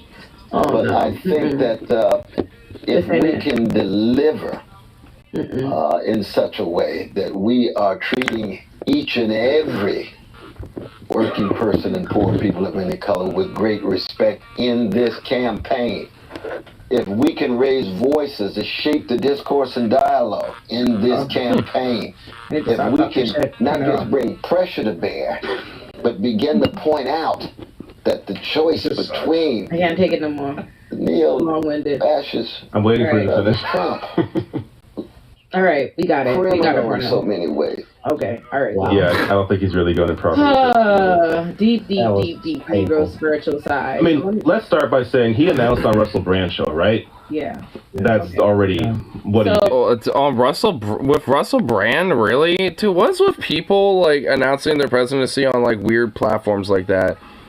Got like DeSantis with like Musk and that shit with Twitter, and then you got him like with Russell Brand. Like what? All right. So What the hell's Cornell been doing? Like, what are you doing, bro? I'm putting out a video probably on Saturday on my channel. I did like our conversation, me, FD Signifier, Foreign Man and a Foreign Land, Consciously, Rebecca, Zora, and Gabrielle Perry. So we have a very diverse group of black people to unpack this because none of us have a clean take, because as black people of every different perspective coming at it, we have a general respect for Cornel West. You know, I very much, I want to be clear, I'm not coming out the side of my neck about him. I very much so, I like to respect black intellectuals and leaders Damn. who come before you and in different times. I don't want to think you get popular on Twitter so you can sound off the side of your neck and What's you know. up? I've been up since 4. Jesus. This is like damn near what, like 20 hours? Shit, son. It's 12 right now. Yeah, so about like 20 hours. Damn, son. Damn. You look zonked out. I am, dude. I've been fucking tired all fucking day. Oof. Boss is a fucking dumbass. What do you do this time around? Well, I wanted to switch my fucking days. Because I wanted tomorrow and Saturday off. Yeah. So I asked him to say, hey, if I switch my Saturday, I do it Thursday. I was supposed to work a full day on Saturday. Hey, I need you 9 to 2 on Thursday. Uh, But I left at 1:30. damn. Actually, I left almost closer to 2. I'm like, fuck this shit, I'm going home. Yeah, for real. I'm like, fuck that. I'd say fuck that too. Damn it, there's some kind of call for social amendment to Assault weapon Carl Kerwin's circulated to be turned. Yeah, nope, not happening. Literally not gonna happen. Like legit. Well, I think I don't think Gavin Newsom is running for president, but he's literally trying to call for a constitutional amendment to ban all weapons and require current ones that are circulated to be turned in. It's like, nope, literally not going to happen. That just literally isn't going to happen. I mean, just considering, you know, the culture around guns in this country and shit, yeah, just not... Yeah, it ain't gonna fucking happen. Yeah.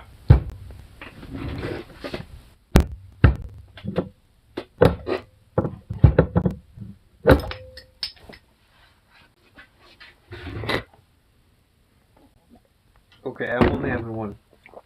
I gotta Just only having the one. I gotta go to bed. Alright, me. Alright, me.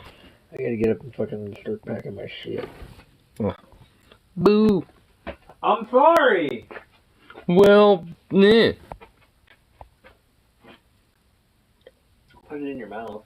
Oh my god, no. That could be useful excuses to just unsavory factions. Well, yeah. And that's kind of enforcing a point that would never happen. Because do you really think that they're gonna fucking, you know, give up that type of shit? Like, nope. Like, definitely not.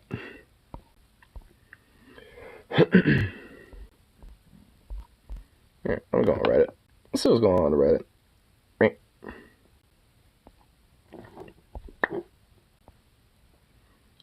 Anything on public freakouts or anything? I don't see how.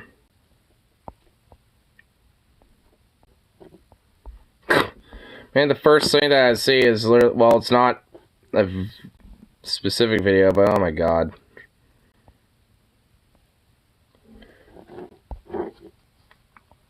But it's a pretty fucking ridiculous one. I'm not gonna mention it, honestly. Yeah, what's this one? He really thinks he did something? It says NSFW, but I don't think this would be. I'll take OK Boomer / homophobia for 600. So is there anyone else that would like to comment? Wait, what? Is there anyone else out there that would like to comment from the public? Mr. Parr, welcome. Welcome. Or hello. Hello. I can't, I mean, no one can help but notice all of the attention being paid to the QWERTY crowd. QWERTY crowd? Day last month, and then we got the whole month this month, and then another day in October, and they have flags and parades and an army and an army? What? The QWERTY crowd has an army? Damn, bro. Wanted to be a part of that, and so after much reflection. Uh-oh. Is there something that's gonna happen? Wait. After much... Wait, what's he gonna do?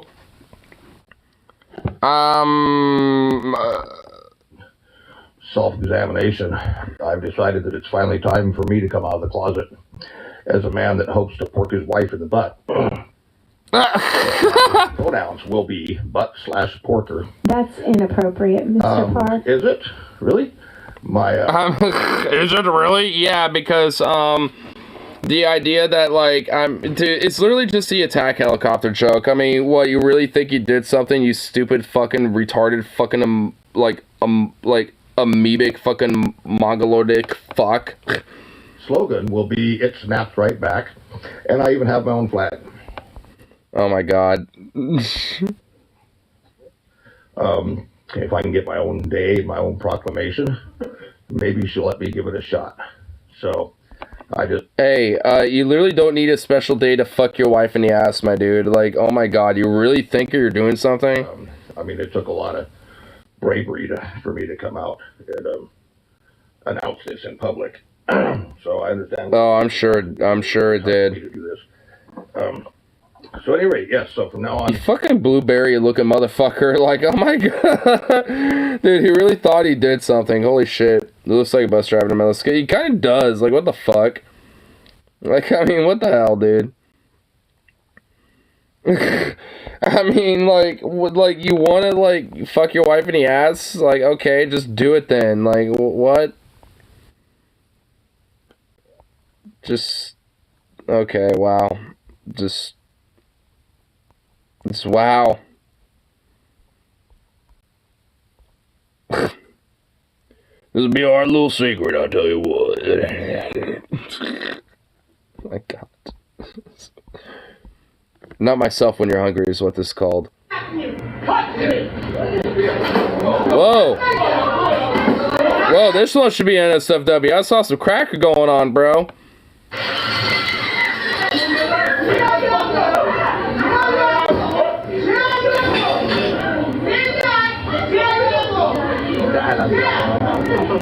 Yeah, I guess you're not not myself when I'm hungry. Just decided to fuck shit up and just walked out.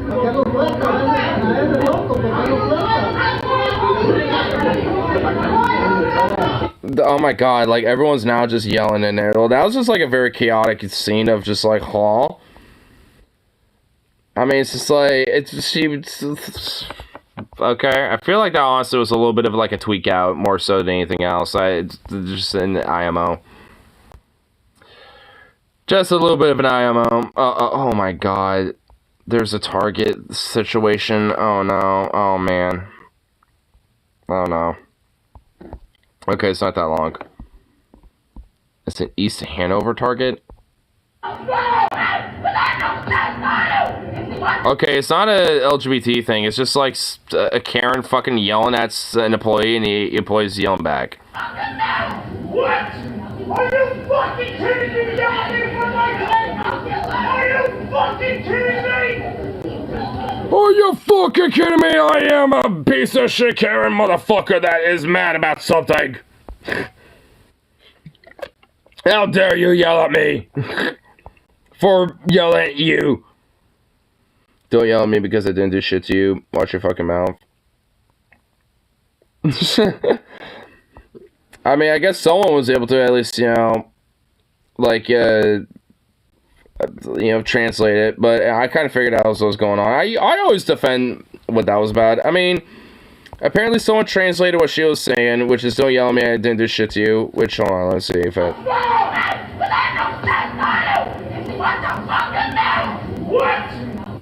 Yeah, so... Yeah, okay, I can kind of hear it. I heard the watch your fucking mouth for sure.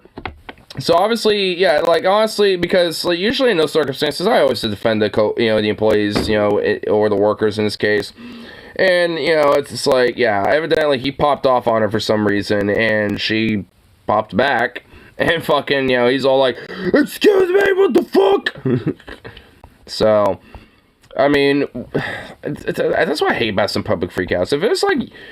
It's just barely much, like, in context, it's like either record more so there's at least an inference of context, or just don't post it.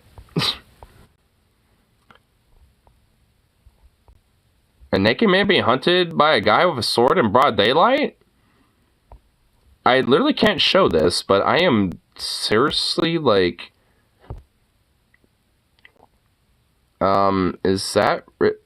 Oh my god. Oh my god. Yeah, not only is that a thing, but the dude is bloodied up. Like, he's actually been slashed. What the fuck? Yo, what the hell? What the fuck?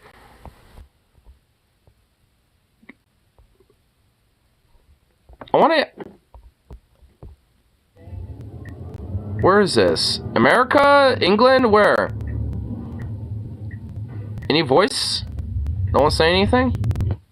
Nope, no one say anything. I was hoping maybe there would be someone saying something so I can infer where that might have been. I wish I could honestly show that. That was like, what the fuck? Is someone commented about like a news article on this maybe? The fuck was going on? Saw this last time I was driving, posted it on r/whatthefat, but I got taken down. Man asked the fire truck for help and it drove away. Update, people on the street are saying that he slept with the guy's wife. It was the husband's brother who attacked the guy.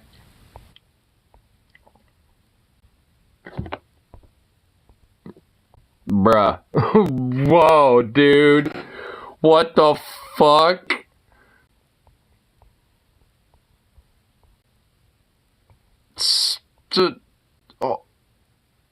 Oh, whoa, dude. Whoa. That is whack. That is insane.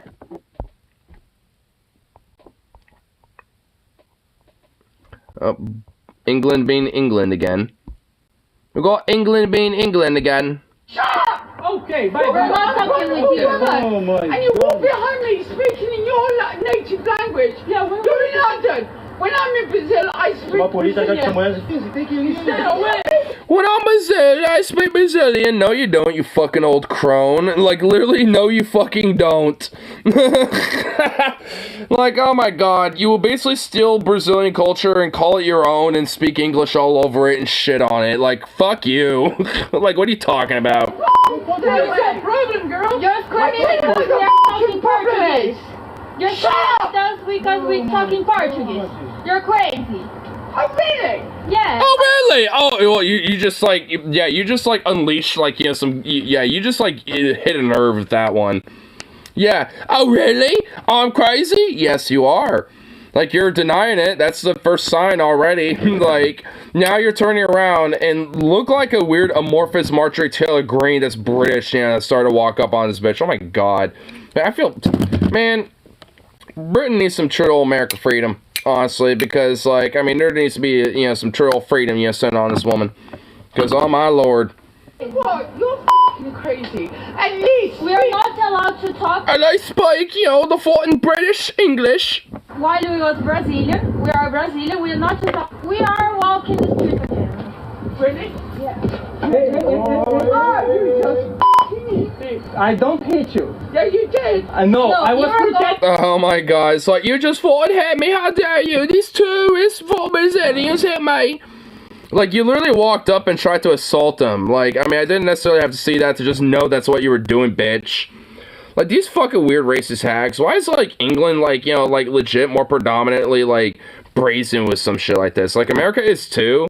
But at least, like, there's a little inference where you have to kind of be a little, like, murmur, you know, to their face about it.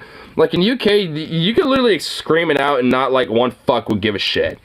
Like, I mean, no one cares over there. It's like, oh, we just got another racist one over there. I can't even agree with him anyway, so whatever.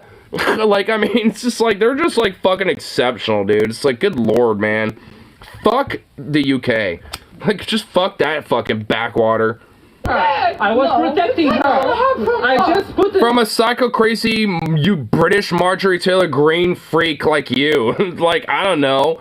Like, I mean, there's probably a reason for him to protect her. Protecting her from what? From what you were doing. What was I doing? You just hit me. You were yelling at us. Attack me. Like, you know what? Vamos embora, vamos embora. We're going away. Okay, bye bye. Off.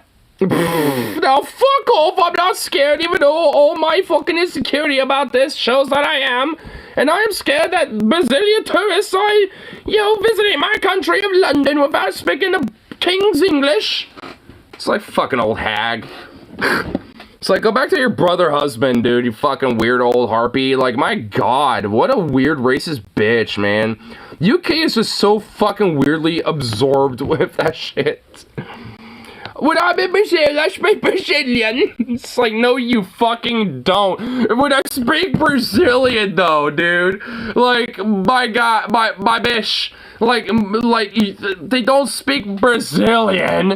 They speak Portuguese. Like, oh my god, I can't get... Like, man, it's like, when I'm in America, I speak American. When I'm in Mexico, I speak the Mexican. And I'm in Brazil, I speak the Brazilian. It's like, my god, you fucking bogger motherfucker. Man, quit trying to, like, one-up us on our bad education here in America. We're supposed to have the fucking shitty education, not you. Fucking England. You know what? Take the fucking baggage off us. I'm actually okay with that. Yeah, take the baggage off us so we can make fun of you more. Oh, wait. Who lost in 1776? Who lost again? Oh, yes. Oh, yes, right. Oh, yeah, the King's English.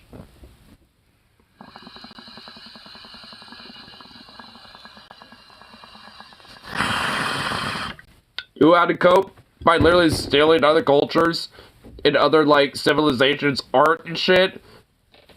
Oh, yeah, that's right. Well, you know what? America kind of did that too. But, I mean, we don't have as long of a track record, so fuck you anyway. Fuck you anyway, England.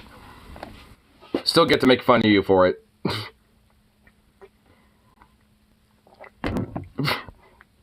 Ugh. I really do kind of get patriotic when I fuck on England, dude. I mean, I do kind of have a little, like, slight inference, honestly, with that. Because, man, those fucking printmongers. They just remind me so much of, like, the right-wing fucks, you know, like, here. That, and there's just so much of that that's, like, predominant in UK and in its own government. That's just, like, it just gives me all the excuses for it. You got another. Oh, boy. What's this one all about? Looks like it's in a Walmart. It's another one that's, like, you know, tiny as fuck.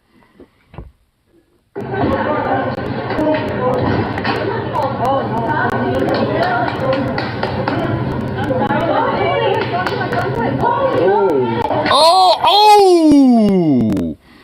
Dude, he got knocked the fuck out by a small Hispanic woman, dude. Bam! Damn! Out, bro! Out, son! Yeah, don't spit on people. That's what you get, bitch. Damn! Fucking KO'd, bro. You know what? I kind of want to see that one more time. Boom!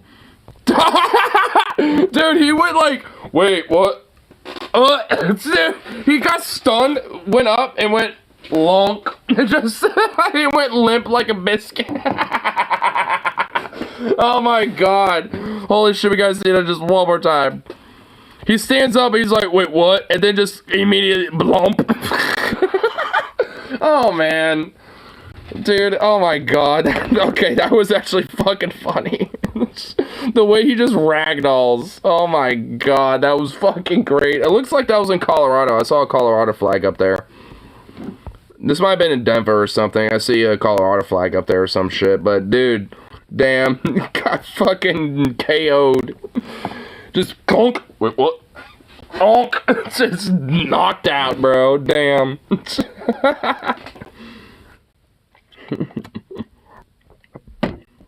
Oh my god, that was actually pretty fucking funny.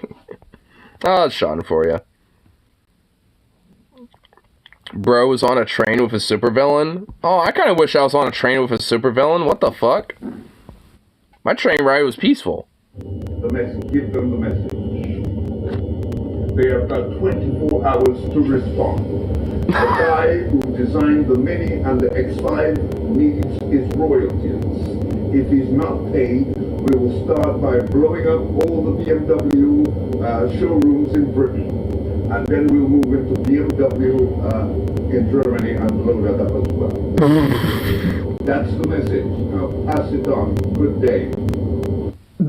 Oh my god. What the fuck? Oh my lord. Damn. My boy was on a train with a supervillain. Holy shit. I will destroy every BMW on this earth. Fucking goddamn, that's a good fucking comment. Oh my god, he has a grudge on BMW apparently. He doesn't like BMW. Damn. Oh my lord. My goodness. Let's see. Let's see what Lauren thinks here. Oh my god. Oh no. Streamer that was harassing commuters in Japan gets visited by a mob of Japanese people and blames his actions on mental illness. Oh, fuck this piece of shit already. And is forced to apologize. Oh wait, it's not even on the... Is this on YouTube? Being assholes... Okay, yeah, I actually want to check this out. Is it on YouTube? Yeah, it is. Mental illness? Oh, here we go. Here, let's actually kind of skip a little bit here. Come stand next to me. Come here. Johnny, it's not about him. It's about you, right? I know it's about me, but look, he's a troll YouTuber, right? You understand? I'm a troll YouTuber. Atomic bomb and the six shattered harassment. Whoa! I didn't do that. I didn't do that. I'm not gonna say sorry for sexual harassment because I never did any sexual harassment. In a way, you did sexual harassment because you played music on the train. No. That music came out of your phone. Don't put that on me. Don't put that on me. That is on you. Yeah, that literally is on you, you fucking dipshit. Like, I mean, like, what the fuck? Like, if you're the one who's playing the music, that is on you, dude. You enabled that. Really? Yeah, you did. You did enable that. Just someone is handed a phone by one of the guys. I don't know who that is, but the group is told to speak to another local, speaks English, and tells John something like that. There are a lot of people in China who are upset with him. Well, wow. So he actually got a name, for being a piece of shit in this country. Like, seriously, man, wow. I wonder why, a lot of Japanese people tend to be kind of xenophobic, huh? Because you got, like, fucking dipshits like this who will, like, basically, like, kind of go like, let me just, like, make, kind of basically tangentially make fun of these fucking people. It's like, what? Mental illness, I have mental illness. Mental illness, I have a mental illness. Oh, I have mental illness, which makes me be a prankster troll that is harassing people and shit, that, and I'm just gonna, like, use that as an excuse. So fuck you, bro. Like, you piece of shit. Man, you're lucky, this mob is actually polite, because, like, my God, if you're in America doing shit, ooh, brother. It'd be a totally different story. You know mental illness? Mental illness. Mental illness.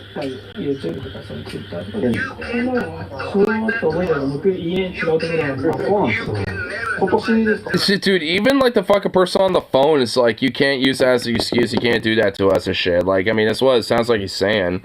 Like, which, yeah, is fucking ridiculous. Like, you can't just use that as a fucking excuse for, doing abhorrent behavior like this. What if I say go men aside? Can we have a peace from here? Whoa.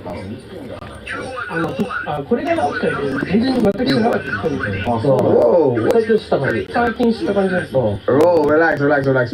Here's the thing, right? You have to be responsible for every action that you undertake from now in this country. You can't make no excuses, right? You can't no blame shit. it on TTS, you can't blame it on chat. You have to be responsible. If you're not willing to be responsible, then don't play the game. Damn. Man, let it on, let it be this, basically another tourist from the looks of it, literally laid on him like a fucking Chad, bro.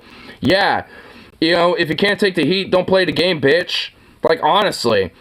Like, I've done, public streams because of things like protests and shit like that before. And, yeah, there's times where, there's some heat that, gets swung around and shit. But the thing is, I can at least take that type of shit. Like, this motherfucker, though, evidently can. He wants to try to cop out using, like, I'm mentally ill. It's like, no, the fuck you aren't, you piece of shit. Like, fuck you. It's like, you're not mentally ill, Johnny Somali, or whatever the fuck your name is. Like, no, fuck off. Like, no, you're not. Like, and even if you are, that ain't no goddamn excuse. That is literally not a fucking excuse, you piece of shit. Like, I don't use, my own mental illness as an excuse for bad behavior. Like, I mean, that's the thing. Like, there are things that can be understandably used as an excuse when it comes to mental illness shit, but there's a line in the sand when it comes to, like, using that as, manipulation to basically, justify abhorrent behavior like this. Like harassing people and, whether sexually or otherwise, and just, like, annoying people, for your stupid fucking stream. I mean, why do you think I don't do that? Like, I don't go out of my way to be out in public streaming and shit, unless I'm maybe doing, like, a tiny little walk either back home or going, maybe grabbing a drink or something at Sevy's.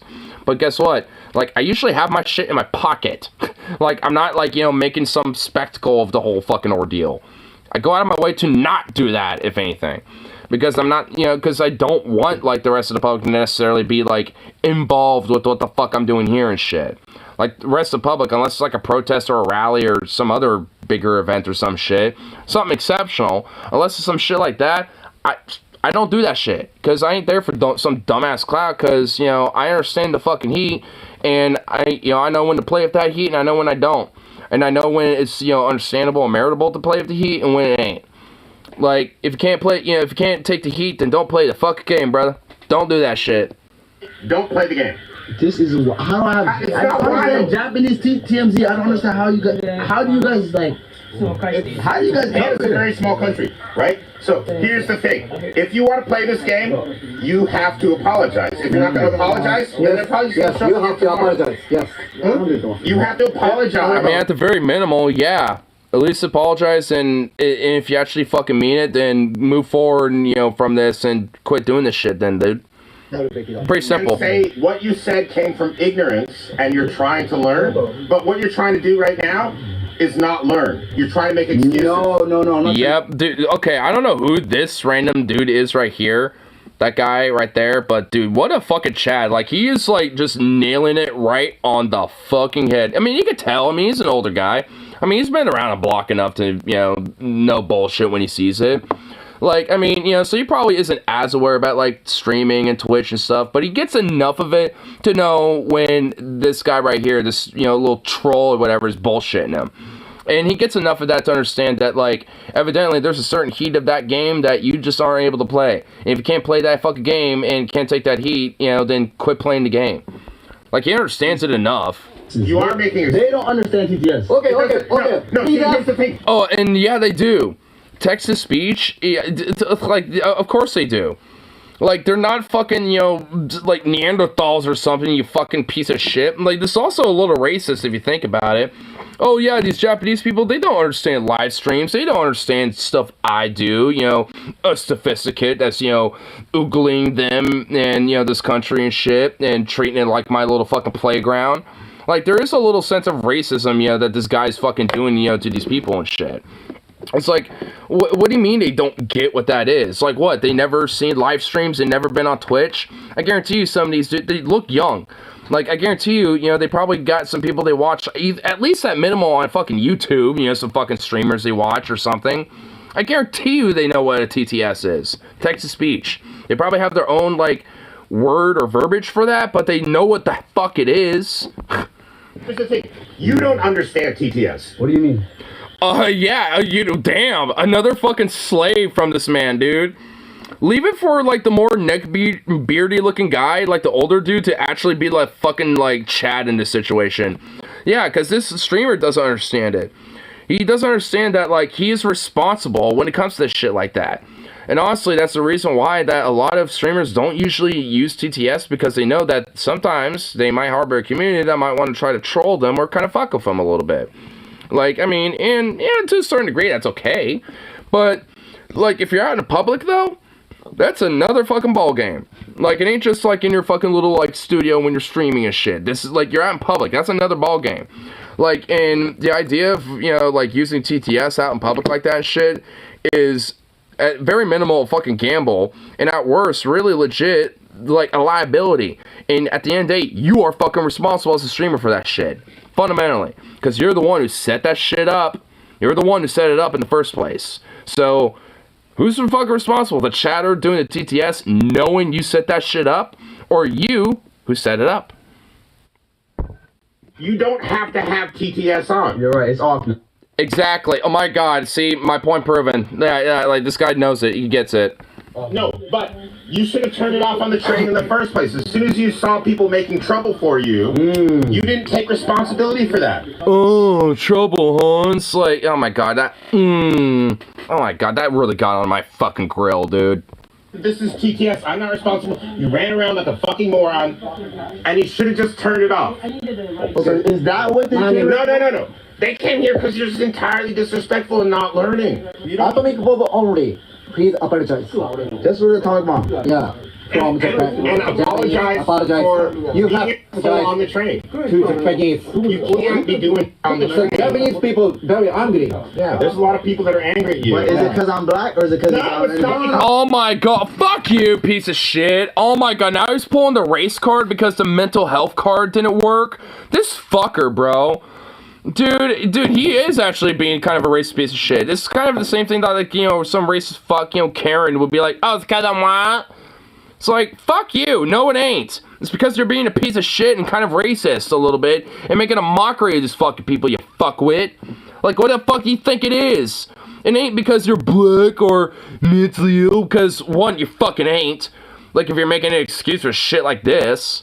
Like, I mean, what in the fuck? Dude, this piece of fucking shit, dude. Oh, okay. It's because you're disrespectful. So you say, you keep looking for excuses. What a fuck, man. All you have to do is actually apologize and realize how much you hurt people's feelings as a guest in this country. You harassed some rando dude on the train for $20.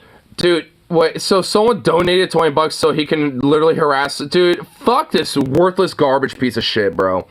Like, what is he? Like, some sort of, like, you know, wannabe Ice Poseidon or something? Like, I mean, what the fuck? Dude, this guy's legit a shitbag. Like, this Johnny Somali fuck is literally just a legitimate shitbag, bro. Like, I mean, also, what did the comments say about this? America does not claim John. So, yeah, I mean, I don't want anyone to claim him. Fuck this guy. My respect to Japan. I mean, honestly, this is a rare time where, yeah, respect. Like, yeah. So, if we police community, oh, we should learn there too. You're safe with these young men. I don't know what you're applying with that, but I don't necessarily disagree. I don't agree enough to like it. I don't agree enough to like the comment. So look at Just Abuse of civil and good nature in those scenarios who would get ass handed to him by it. Dude, yeah, honestly, like, that's what I was saying from earlier. It's like, imagine if he did this in America and it was harassing people. Like, this mob would, you know, be absolutely fucking different, you know, when it comes to the reaction on this shit. Like, he would get his ass smacked. Like, straight up. I mean, it's like, because this dude's a piece of shit. He's basically trying to find every excuse that you can use to try to get away with his fucking behavior. And when he basically runs out of options, that's when this motherfucker apologizes. It's like, fuck you, dude. It's like, just take the fucking L and realize that you fucked up. It's like, what, is the clout too much for you? Do you have to be that much of a victim, you fuckwad? Tell me you are going to drop an atomic bomb on Japan. Okay. Okay. The Japanese don't think you are good. Okay. Apologize to the Japanese. Come on. Okay. Okay. Okay, no. Say No, just say it. Go Don't- inside. I mean, for real, just fucking say it. Don't be like, okay. I mean, dude, what? Oh, dude, he literally just cannot fucking own up to it. Go inside. You go to Japan. What does that mean? You're not gonna do it again. Atomic bomb? Try again? No atomic bomb no more. You're not gonna play no TTS on no train. Okay, not on the train.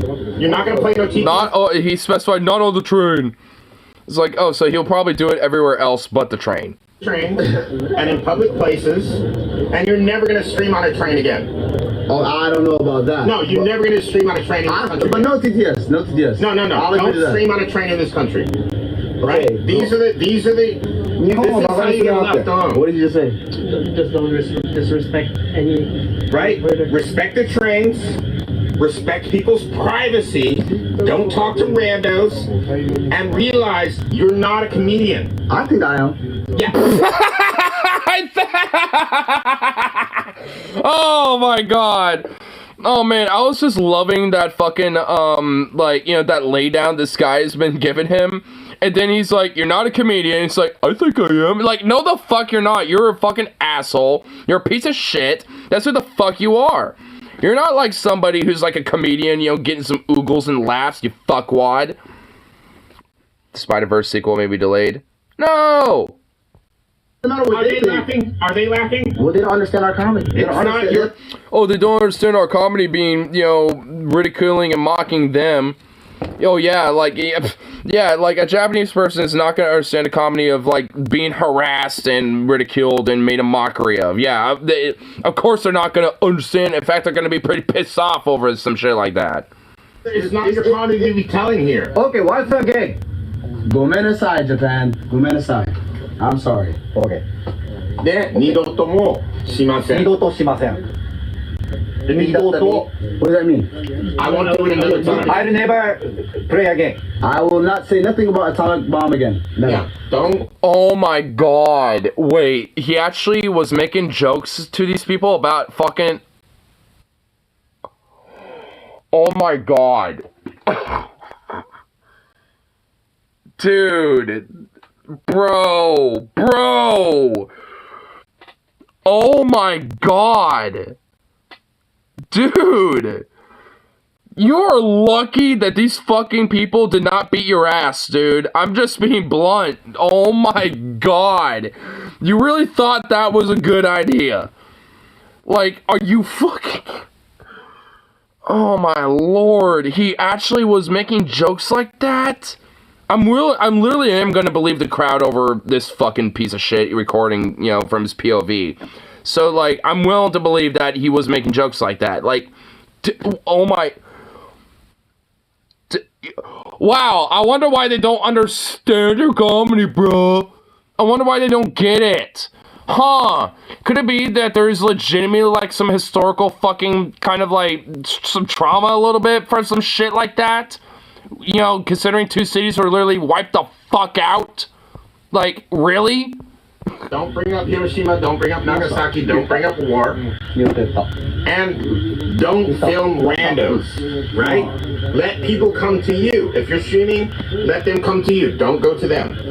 Right? If you can follow these rules, you should be fine. And all this happened in the first place because you couldn't follow basic rules of decorum. Basically. I mean, like, honestly, like, I mean, if, you know, like, if he was just minding his business, streaming, just kind of hanging out with his chat, you know, just, you know, checking out the sites, and people came up to him, then I guarantee you none of this shit would have happened. Absolutely, none of this shit probably would have happened if he just minded his fucking business and just did basic respective decorum. I mean, honestly, that's all it takes.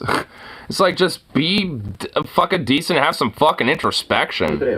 Yeah, you have a good time in Japan. And he literally still hasn't apologized yet. Like, I mean, he refuses to. Yeah, he wants you to enjoy Japan. Yeah, you don't have to be fucking with people on the trains to have a good time. Like, these guys will show you what it is to party in Japan, but you have to show real remorse and be like, I got some bros now that want to show me how to do it properly, because nobody ever showed you. They're paying me out. You know what, honestly, like, they're actually legit kind of giving him an out. Like, I mean, it's like, it sounds like they are willing to give him a second chance and be like, hey, they are willing to show you how to kind of party and show you some bars and show you some places and stuff. Like, they are, you know, it's like, you know, the people here are, you know, sounds like, you know, are legit kind of willing to give a second chance if you give a fuck enough. And considering he has his hand out being like, it sounds like probably not. He's not going to take it. Let me finish this. Let me speak. Yes. They're paying me out. Somebody that hates Japanese. I don't hate Japanese. I don't hate Japan. I made a joke that people didn't understand. You know what I'm saying? It was okay. Oh my god. Why does he have to think he has to explain himself, my dude? Like, bro. Like, you can just fucking just move on from it, dude.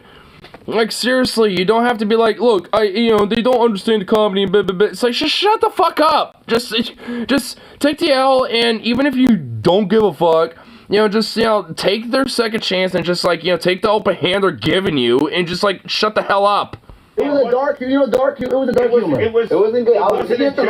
What's up, brother? What is he saying? Just disrespectful.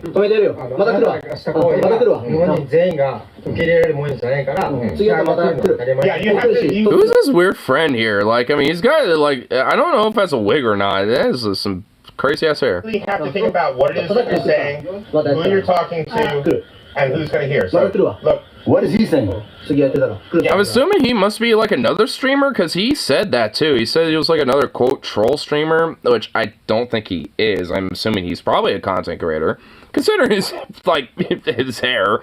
I'm assuming he's some sort of a performer maybe, but even he's just like trying to explain to him. Obviously, there's a language barrier here, but he's explaining like, yo, just chill and be respectful. Like, don't be a dick.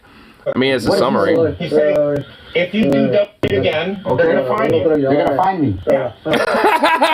Oh shit! Oh damn! It's even more nefarious. Oh shit! Huh? Yeah, this is okay.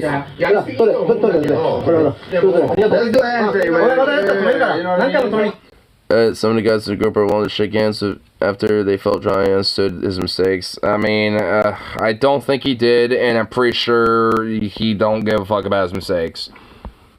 It sounds like, I guess they got over it or figured it out or whatever the fuck, but I highly doubt it. It sounds like that piece of shit definitely really does not give a fuck one. Guess it ain't like a miso or whatever the fuck, but ugh. Jesus Christ. What a shit. Just what a shit.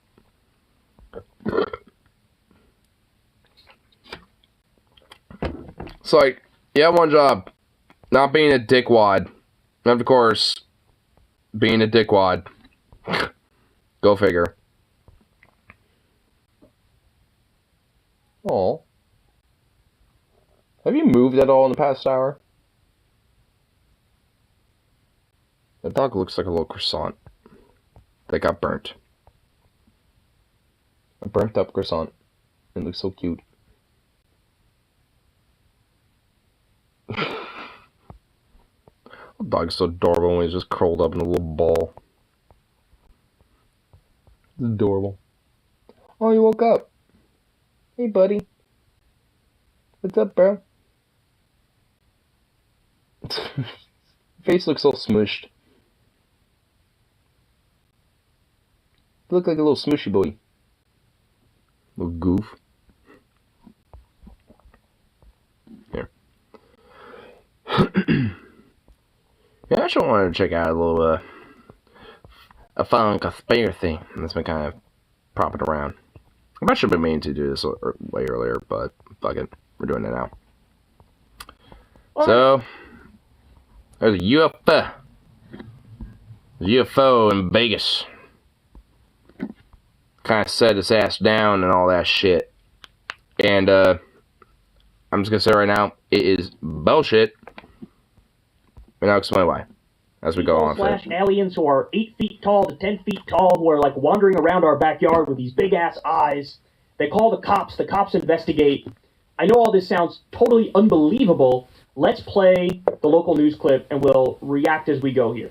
It is a police call everybody will be talking about. Thanks for joining us here at 6 o'clock. I'm Denise Valdez. I'm Brian Loftus. The family says something crashed into their backyard, prompting them to call 911, saying they saw creatures walking around. Our 8 News Now investigators digging into this for weeks now, and tonight, our David Sharns with the video you will only see on 8 News Now. David?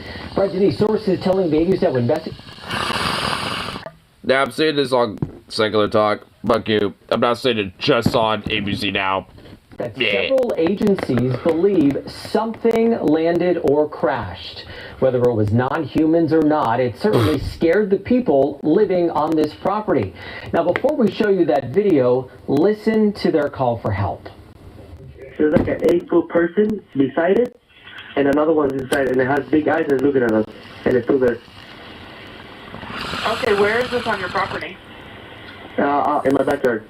I swear to God, this is not a joke. This is actually, we're terrified of it. So there's 2 people or 2 subjects that are in your backyard?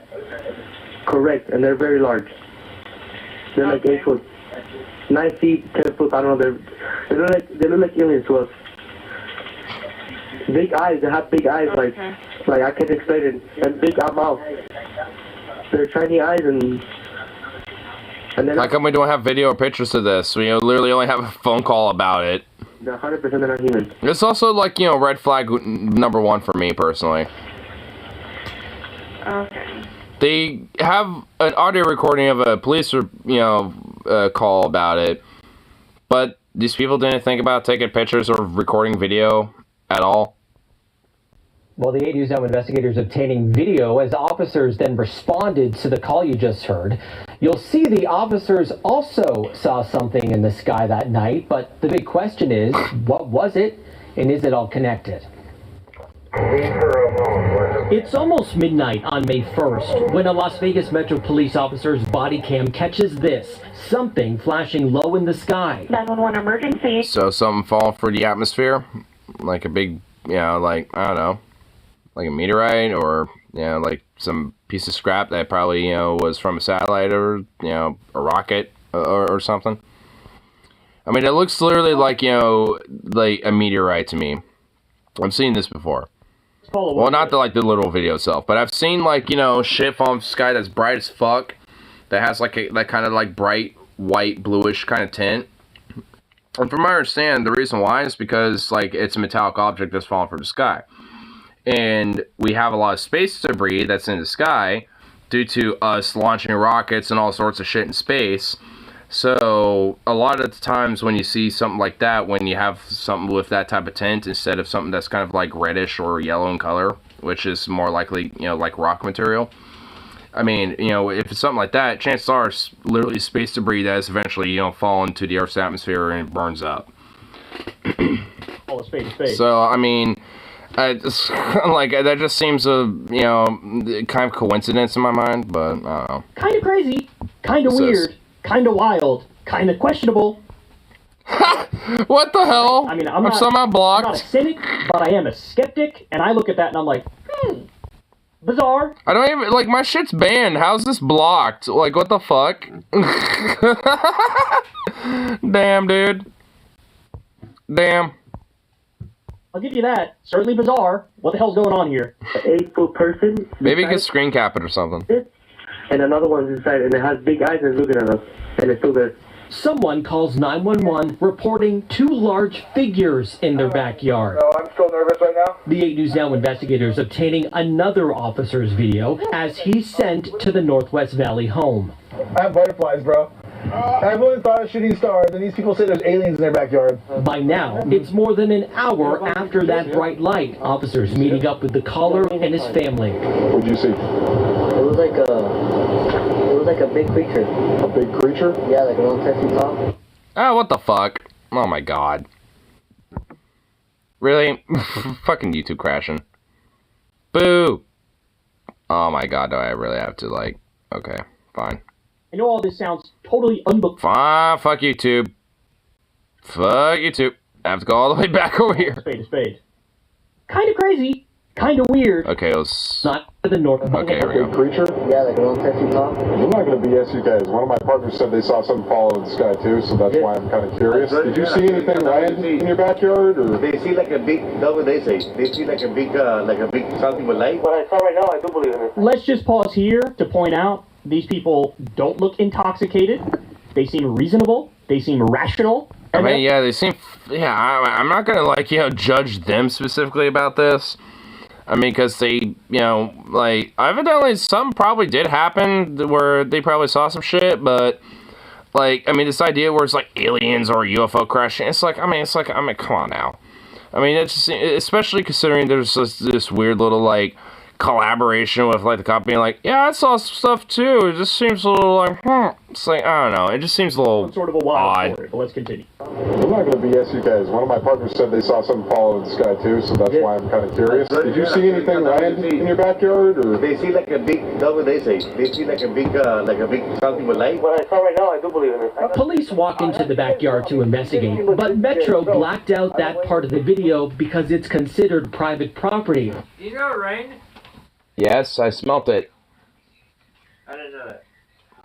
But, yeah, also, this is like another thing. Like, they literally blacked out the backyard, even though they had, the front yard, and including walking to the backyard through the house.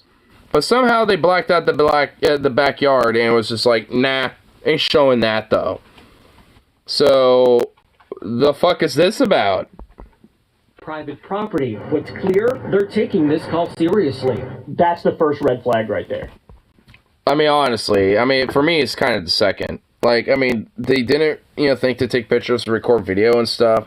And also, you would think that they want that to be public anyway. So why is it all censored, you know, if this supposedly did actually happen? Like, I mean, it's like... It just seems like there's a little, like, too many, like, you know, Swiss cheese holes in this to just make me think, oh, yeah, this most certainly must have happened.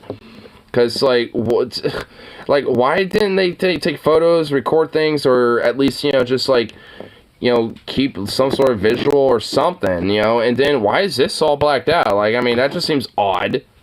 You blacked out the video because it's private property? Whoa. And also, if that's the case, then how many times, you know, we've seen body cam footage where it might as well have been blacked out because it's in private property? Like, there's a shitload of fucking body cam footage where it's on people's private property and stuff, but yep, it's all publicly available. It's like certain things are censored and shit, like, you know, maybe like, you know, the address number, you know, or whatever the fuck, you know, or maybe certain people's faces, but beyond that, like, it's still all available. This is the best. So that don't make no sense either. Part of those people you were just talking to. They seem reasonable, they seem kind, they seem to want to get their story out there. They would definitely give you permission to show what's ever in the backyard. Why'd you actually black it out? That's the first red flag. Keep it real. That's the first red flag. It's like, that story makes no sense. Amazing story, 8-foot tall aliens, big eyes, spaceship crashes. We're gonna go look at it, and, sorry, we can't show it, because Private property, bro. Private property, bro. First red flag. Hey, this might sound like a really dumb question, but did you guys see anything fall out of the sky? Asking others what they saw. I would normally discount it as nothing. However, seeing as one of my partners said they saw it too, only reason I'm actually investigating it further. That investigation turning up no concrete answers as of Wednesday. What do I feel like it's like this cop that's, you know, trying to, like, you know, push something? It's like, yeah, my partner said something, and apparently other people have seen stuff, so I'm gonna, like, you know, create this... What do I feel like it's this cop that's just, like, fabricating this? Or whoever fell into that yard, long gone within minutes. Oh, hey. Like, they saw something fall from the sky and shit, which, you know, either could have been a meteorite or space debris, or, you know, frankly, maybe some other stuff, for sure. But, like, and we'll equate that to, like, oh, must have been aliens and stuff like that, and a bunch of other people saw it too, so thus that means, like, a UFO crash, you know, because, like, you know, some crazy shit happened in, you know, someone's yard, and, like, which really could have been, you know, I mean, honestly, like, you know, some other shit, but, I mean, who knows? I mean, at this rate, because it just kind of feels like, I mean, it seems kind of like, you know, fabricating on part of, like, the cops, you know, instance in this way. Like, I mean, a lot of the body cam footage is like, hey, my partner and, you know, me and I, like, I mean, it's talking to, like, you know, him and his partner are the ones who, you know, are kind of the ones who started this and saw it further and wanted to make it an investigation. It wasn't really, like, you know, necessarily the neighbors that kind of kicked it off, so to speak. I mean, they just kind of helped establish it even further to make it even more, you know, serious. If those 9-foot things come back, don't call us, alright? Deal with it yourself. I ain't dealing with that. If those 9-feet alien UFO things, even though I got basically, like, you know, the equivalent of, like, a small military's worth of armory, you know, on my back and shit, you know, yeah, don't call me, you know, deal with it yourself, you're on your own. What the fuck? So yeah, this is quite weird, Brian was saying as we're watching this story. Now, we've been in contact with the family in that video, and as you heard in that 911 call, they seem very reasonable and honestly quite scared as you heard them in the call. No, they don't seem impaired in any way, and whatever crashed by the time the police got there was gone, but sources say that there's really no dispute. Something was in their yard. Exactly what? Let's try to break this down as clear-minded as possible. Here are the options. Here's what's on the menu. Either it's a hoax. It's just a total hoax. Somebody's playing a prank. There's a bunch of people who are in on it. It was, you know, well-crafted. It took time, etc. It could be a... I mean, maybe, but I doubt that. psyop, which is like, hey, let's try to divert your attention from the real stuff that's going on, which you should be paying attention to. We're going to divert your attention. It's effectively the squirrel approach. I kind of feel like that's kind of what's going on a little bit. That's possible too. It could be a real story, but there's a natural explanation. Apparently this is an area with a lot of military bases. And this is also what I think is true too. I feel like you kind of have, like, you know, a multitude of some of these. Testing in the region? I feel like it's kind of partly established to be like, oh, see, it might be some other crazy shit, instead of, like, you know, the more natural explanation of, like, oh yeah, like, you know, some tests went wrong and accidentally crashed in someone's fucking backyard or some shit, like, or whatever the fuck. I mean, could be a natural explanation somehow in that respect. The other option is it's real and it's an alien explanation. Now, here's my question. You got this amazing story. You got 8 to 10 foot tall things that are not human with big eyes that are staring at you. You got a spaceship crashing. We have the spaceship crashing on video. I mean, it is a little questionable because it's just a bright light that seems to go down. It could be a meteorite. And also, like, considering we're, like, I mean, hold on, let's actually go to that little clip. Where was it? It was, like, somewhere over here, right? Yeah, it was, I think, after this, wasn't it? Yeah, right here. Something flashing low with... Yeah, so, I mean, considering, like, they're looking up, like, it's obviously, you know, a distance, like kind of like this, essentially. Like, they're looking ahead, but up. Like, so, whatever's falling down, like, I mean, is obviously falling from, well, a very high altitude. And, God damn it. But also, it's a fucking, you know, like, you know, falling way ahead of them, you know, so, like, if something was to essentially crash in someone's backyard, they wouldn't necessarily see it from this direction. Like, they would see it, like, kind of behind them, essentially. Like, coming towards them, almost. At least, you know, to some, you know, slight degree. So, I mean, that in itself doesn't totally make sense. Apparently they left, and they don't even tell a story as to what happened. Oh, wait, I skipped a little too far ahead here. All right. Story, but there's a natural explanation. Apparently this is an area with a lot of military bases. They do a lot of testing in the region. Could be a natural explanation somehow in that respect. The other option is it's real, and it's an alien explanation. Now, here's my question. You got this amazing story. You got 8 to 10 foot tall things that are not human with big eyes that are staring at you. You got a spaceship crashing. We have the spaceship crashing on video. I mean, it is a little questionable because it's just a bright light that seems to go down. Could be a meteorite, could be some military equipment or whatever. But let's put that aside for a second. Let's take the spaceship that crashed. You're telling me you guys stopped paying attention at some point and they got in their aircraft and left? You have... Which also, that's like another thing. It's like, if you had some crazy extraterrestrial shit laying in your backyard, you're not really going to be thinking about, like, here, let me go, like, walk away for a minute and, you know, do something else for a second and see what the fuck this, you know, shit is or something. You fucking mosquito, you really want to play around? You little fucker. Yeah, that's right, get fucked. Anyway, but it's just like, you think, you know, someone would walk away and be like, oh, wait, hold up, like... You know, let me go, you know, grab like a snack, you know, so I can have some popcorn or something. Let me go to the kitchen for a minute. It's like, you're not really going to be thinking about that. You're going to be like, you know, hyper observant about being like, what the fuck is this? You have no pictures. Like, monkey brain's going to go full activation and be like, I must document, I must see. Whoa.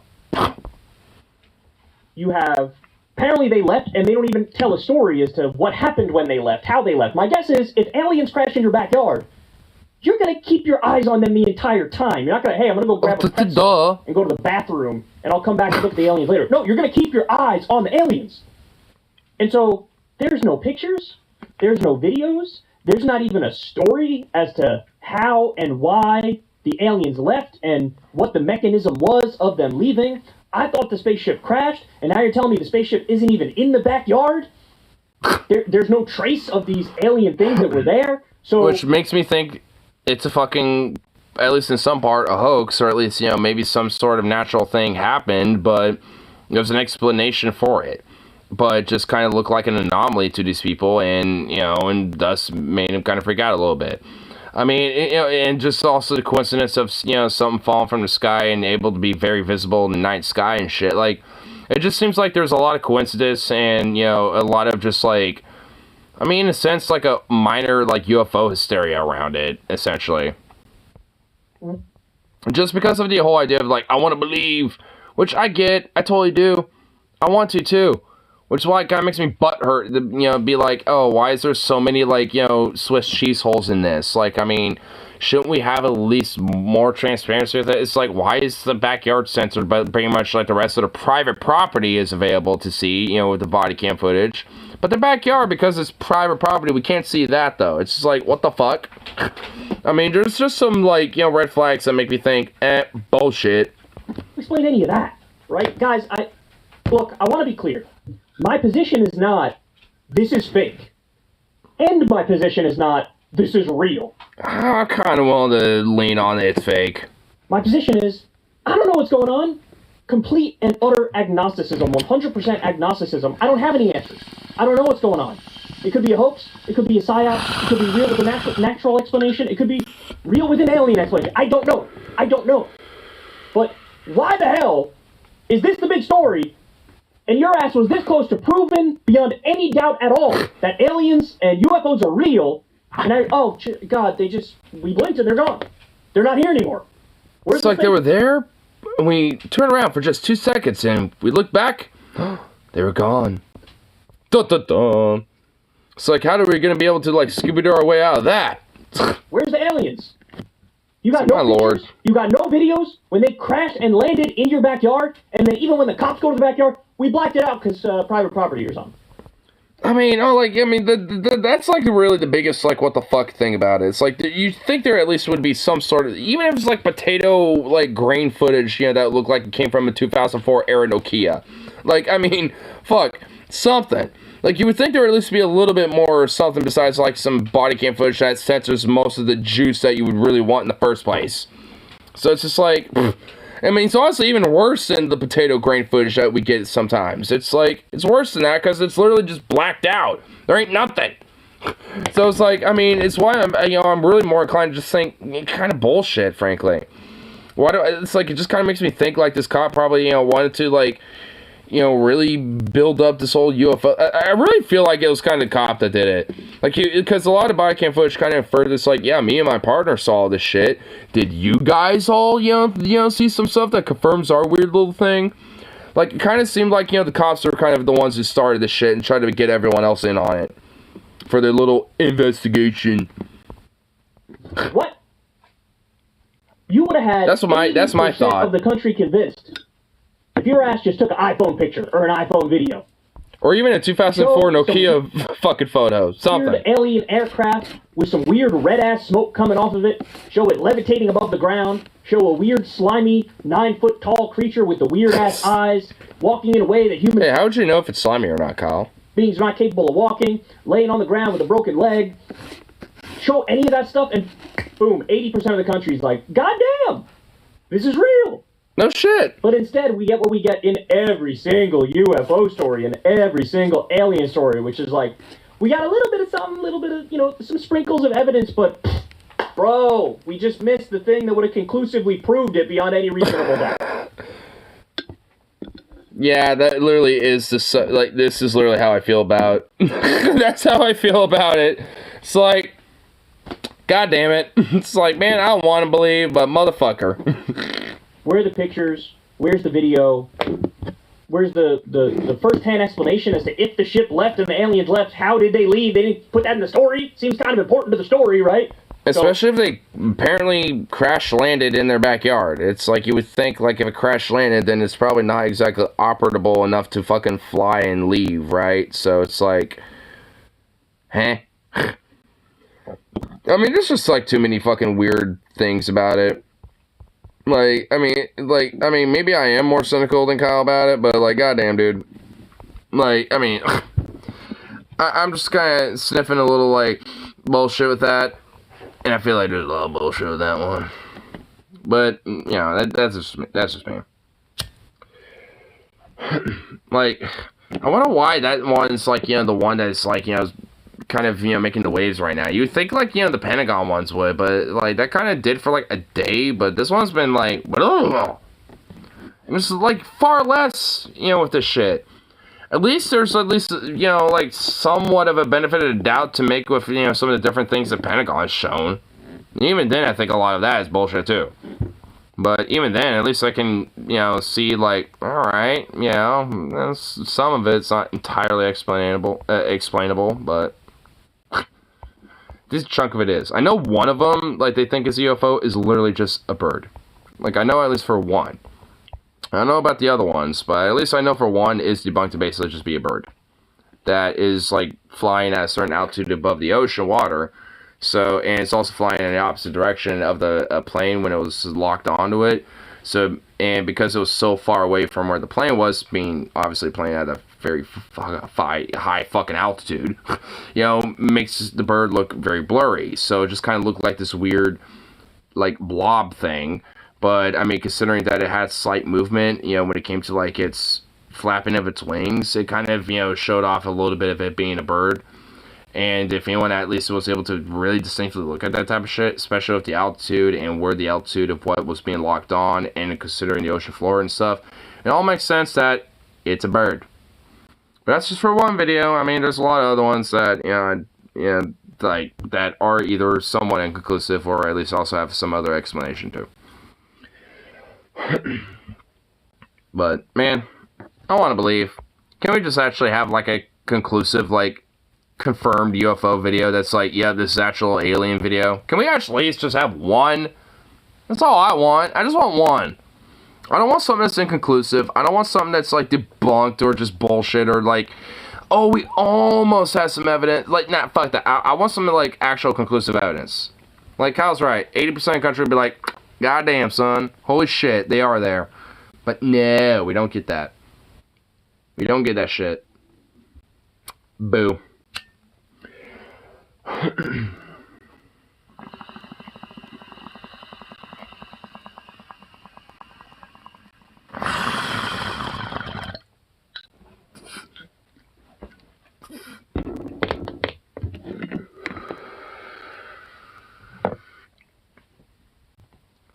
But, ugh.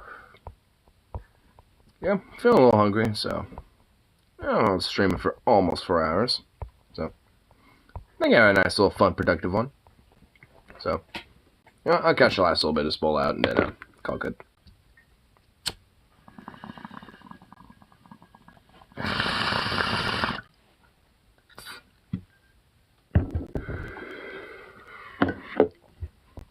Anywho, peace out, and of course, I'll be back on for the next one.